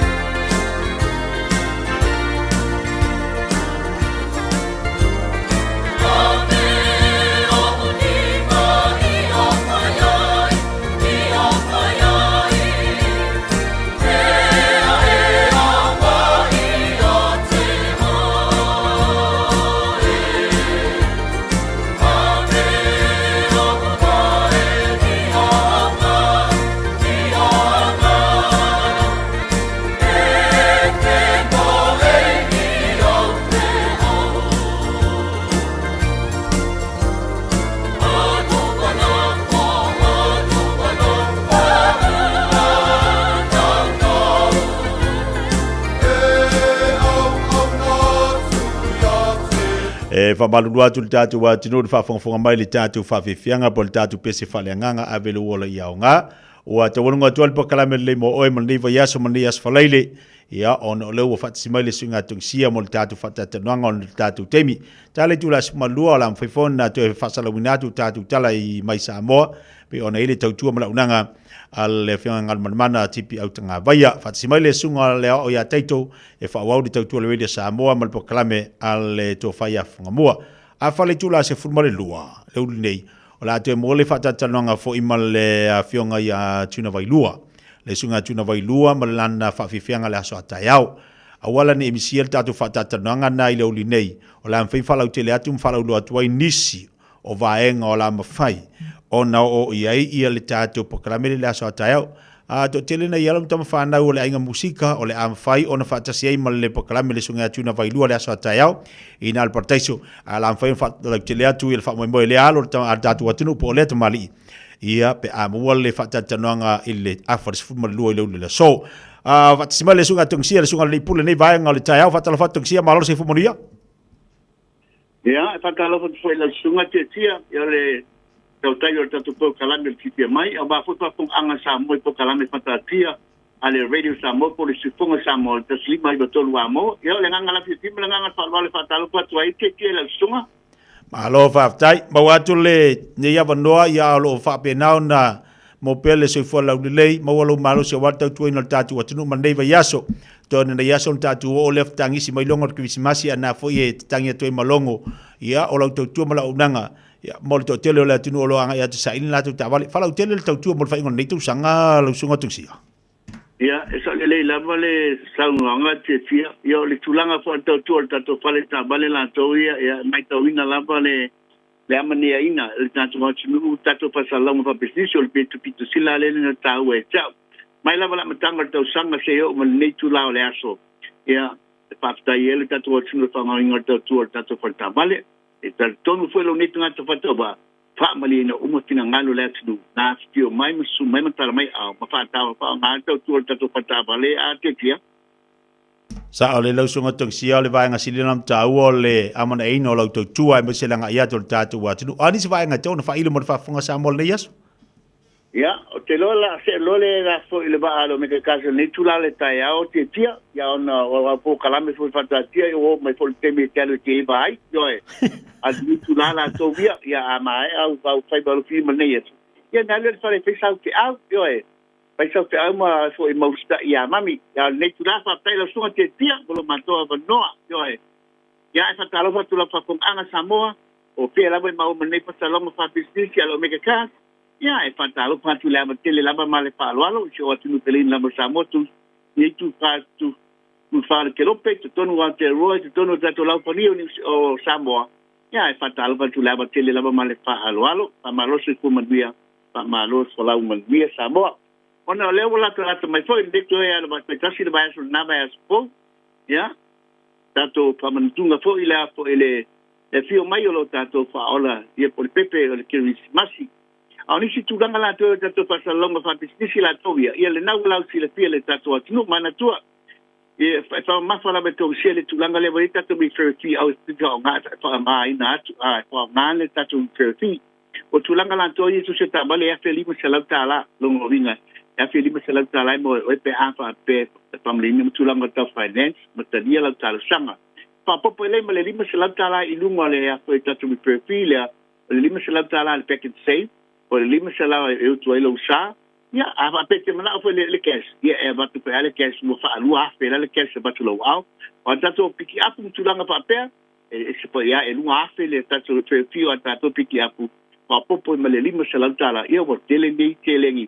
e fa nga in pe fa pe me le in the family ni ba tu langa to finance patalia me sala ba yeta la tala sanga lo no me ma to pe su me ma tala mai alfa mo le samo na pa tonga ni pa salong fa pisi aman dia family no matulanga ya woman we foi la ki no masilo to ainga yo ne situlanga mana tua au ni ngalo la to sanga ya matu vi samo le ai la se tu fa manga e ya le te metango to le tanga yo mole la fa so ya yo na ta pala e fa misi pe pal ta bare ya a ti le linga tinga ai masala ai oe ya mo ele checkpoint pa mo foi le tu langa pa pe o le tolu te sanga le matu te bai le tabale e free, tolu te sanga matu te bai le ritual, e tolu te sanga e free, matu te bai le stalei o le afo i le bond fitness. Ma le tolu te sanga o le service ina lau ta, maintain matu lau aseta, au tau tongtongi lau ta, bai Samoa, ia, la nasi meto e patali ai, isi tulanga, e whaasua matuatong sia, whamatala o matuatong sia, au di ili mental finance, ina e malama tulanga isi ese, io e, ta apa pete su mai mantala mai au, pa ngata tu ta tabale la toia, tele tabale faila pipilingo tato events, commercial events, family events, o dato piki apu mai on te ingo tato for rangers, ele yese tato to yora Hilux, o maso tato to yora Hilux, mantato wa for Holden, Colorado, Mitsubishi Triton, Nissan Navara, lo molto lo tato lo amale Mazda PT50, ia matato SUV la po o le Toyota Highlander, o le CX-9, o le Holland Trail Placer, o dato Ford Everest. Tau sanga la tabale ia, le o lunga tau sanga lunga afe, lunga se pulu ma le tolu, tau sanga tua e pau lava la tabale. Isi SUV la iti, ai pui cars, tabale e kise, su mai, tal mai au, paise tatala sambo, i le lua se lau Cavendish Drive, i mantau, lua se lau Cavendish Drive, i nei mantau, pe ba ame furta landline, o le oiva lua, fitu, lima balu tasidua oiva lua fitu lima balu tasidua te whanga tongsia ole olua tasi pa pitu ono lima pantasi olua tasi pa pitu ono lima pantasi mania fai balutin mania tia moso finangalo ya fatu fatu foi mo terminei Alo fa te toksia mo ta po kala me leita ya o manu telo fai valo filima lo fatu manu ya fo ne yaso lei olua tasi fa fitolo le fatasi olua tasi fa fitolo lima fatasi telefoni ya sunga ya tungsia pene fa funga ba yai pamalo tu le sia tanga ba yese para male tu tu nanga le island style papa kiu awone misia tatu fa inga na ilalo ole tatu fili maketi I papa toi le afia na nei papa kiu stay kal kamalo le makwa ma ngai aso sekia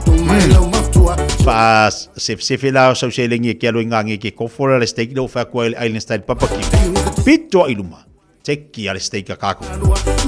Awari ngalo tatu supa le faile aso atai au tali tu lai fitu ile tatu no whanga masani ina il tatu whara ia o tara a I manukau. Umaloa ingula malau ti malau aloe. Maile ese le manga ia. Tofo, ale kofo. Ta ua ia mo oi malu sui fo malolo ina ti male aloe. Tu la ia male faipa. Oh, mau alo malosi a toa. Yao, ngā tene le vaina mo tātou. Awari ngalo le au nama tautua na le sunga ya tuna vailua. Le la faila na fafia ngai le aso atai au ina le partaiso fia te fia minute toi. Le la vakula fisili le mo e kasi le mingu ke la kala kona olaima. O le alingo le pese lea e fatino le fa ingoa le team al sunga ya tuna vailua. O le alingo le pese. E le pese tuna vailua na fa ingoa ilanga team. Leu talatu la ulaina tolu fit taslima tolu fit taslima tolu a sala maki bakuma orisi tikere kelu ya kayo bye dia tikele telu fu ala sa tayao ole tawo tatu tikele te baba ya tuai ya luse futala sa luse futala aya sa ola la mati na vatu lo tikele le sa kupe kongia va vela la vidi yo Ole alingo le pese a tuna vailua le faingoa ilanga team le pese la soa taiao. Le fa fifie la soa taiao. Telefoni na ovano atu tolu fitu tasilima tolu fitu tasilima iva tolu.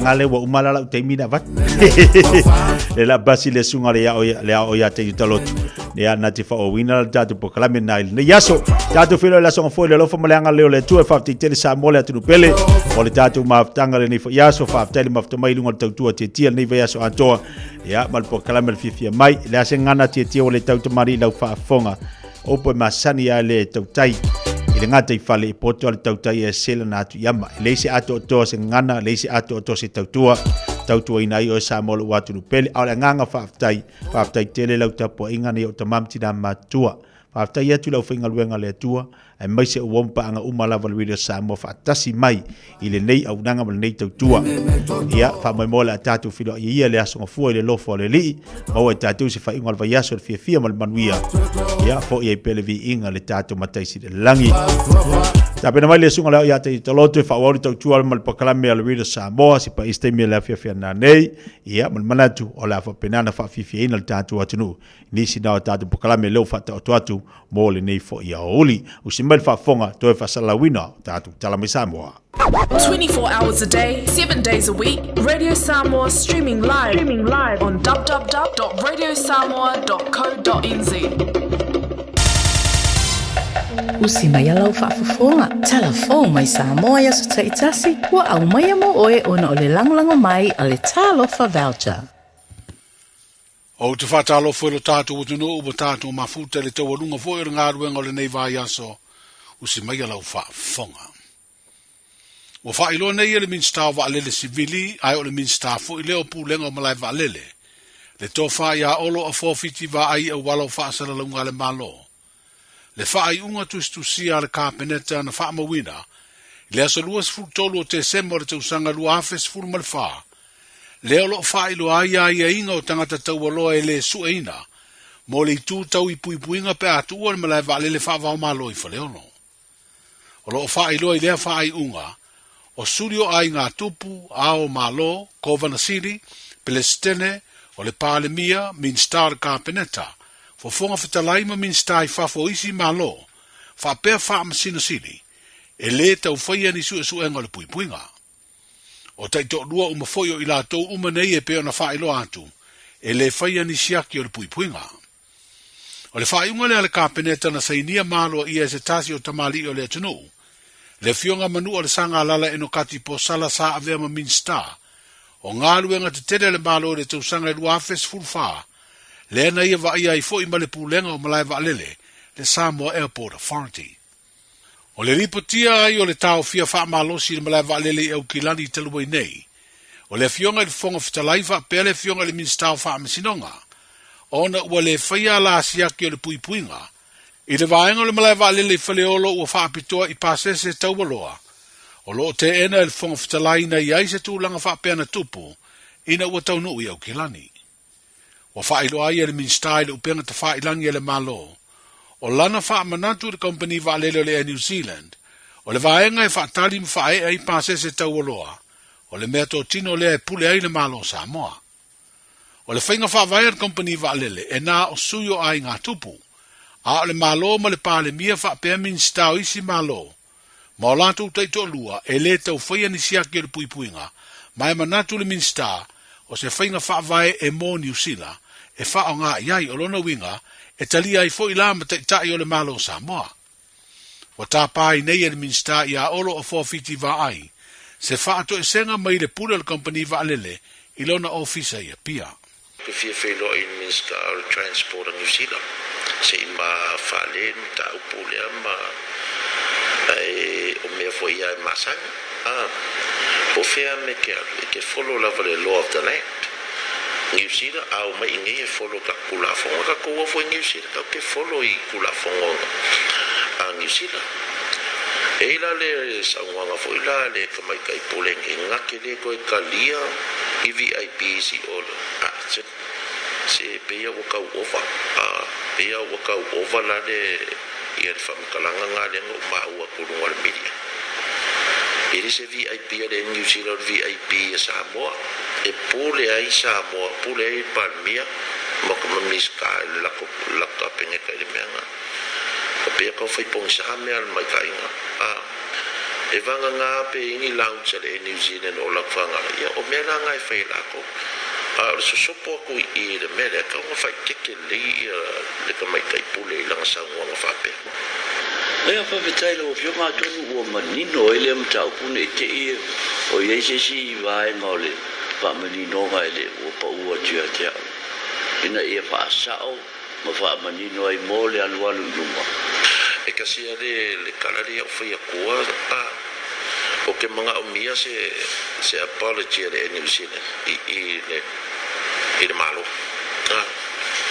upui fa pe o le la ko pule a ko le ke le kalia ni se mai ko ngol VIP sa mo ya mali mele nga fa i le fonga fukalai ale malo sa mo male a fo i male miska e fa ia si yo ngo ko inga ia ma me ia nga fa ale pe o fa ia pe screen pe le screening le follow ka ko pula fo ia male la ko fo i finga fa vai fo ele ni sila la ko ia se finangalo le minstao ngalu nga te tele mo pulenga malai valele le to faolo a fo fiti va ai i awala fe so te inga le upenga te whailangi alo tātou malo. Wa whailo na ia le whale tupe le atina o Asia, le wha mautu wai o se marienga ma le wha laptonga le malo si tau e le tise le EPC. I le wha moe lango e le whale tupe, le wha tutu ino ni no whanga e mawaile le tise mai de la, i motu o upolu masawai.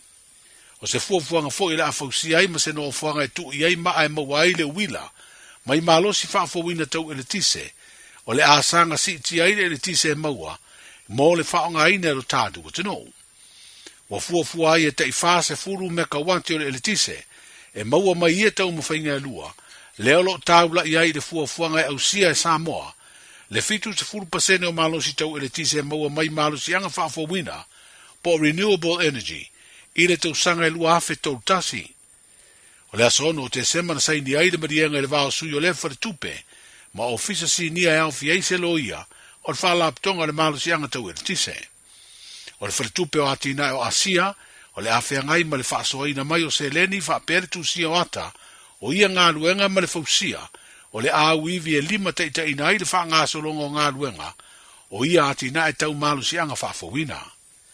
Mo le si rafia o le teiminei, o le ono sfuru iwa pasene o le tise lo ngau sia i Samoa, ma whaasoso atu i le tunu, o lo maua mai lea i suau u e whaatau mai whafo.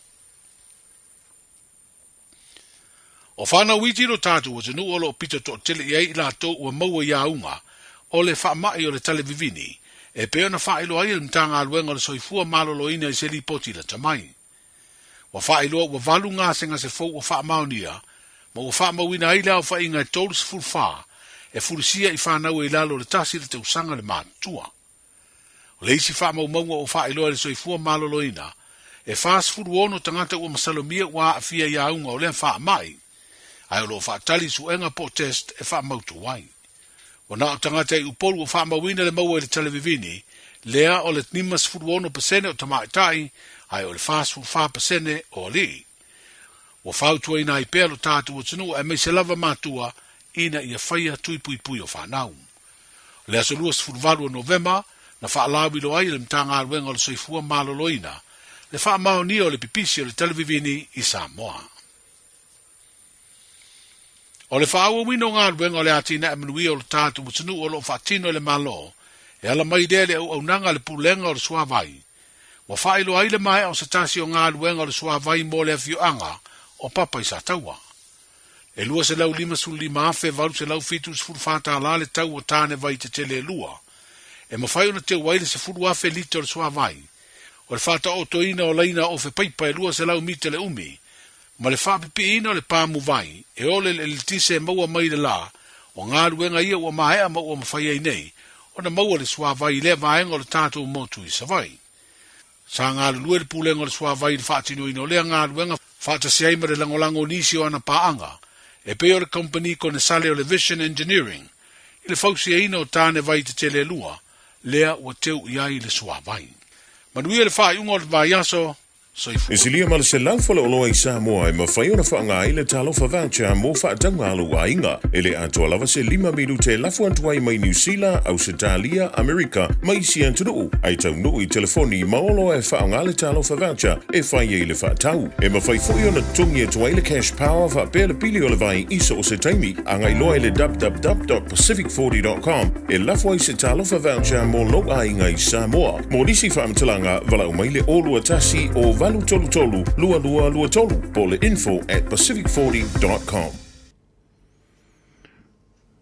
Tabi mai leo wa iwa, bra bilu te wa te ai le tu la so lua tau tua pa wa radio Samoa so lima I ba tolu a mo fa pokona maro le tonu te wina to tātou tala I mai Samoa tau tua tanga vai tipi au tanga vai spa ponga po I pe atane tu lai fitu I le fiafi ai ta tonu o mrian maro tātou tonu so vai ngam tana tau wa au por kalame pana solo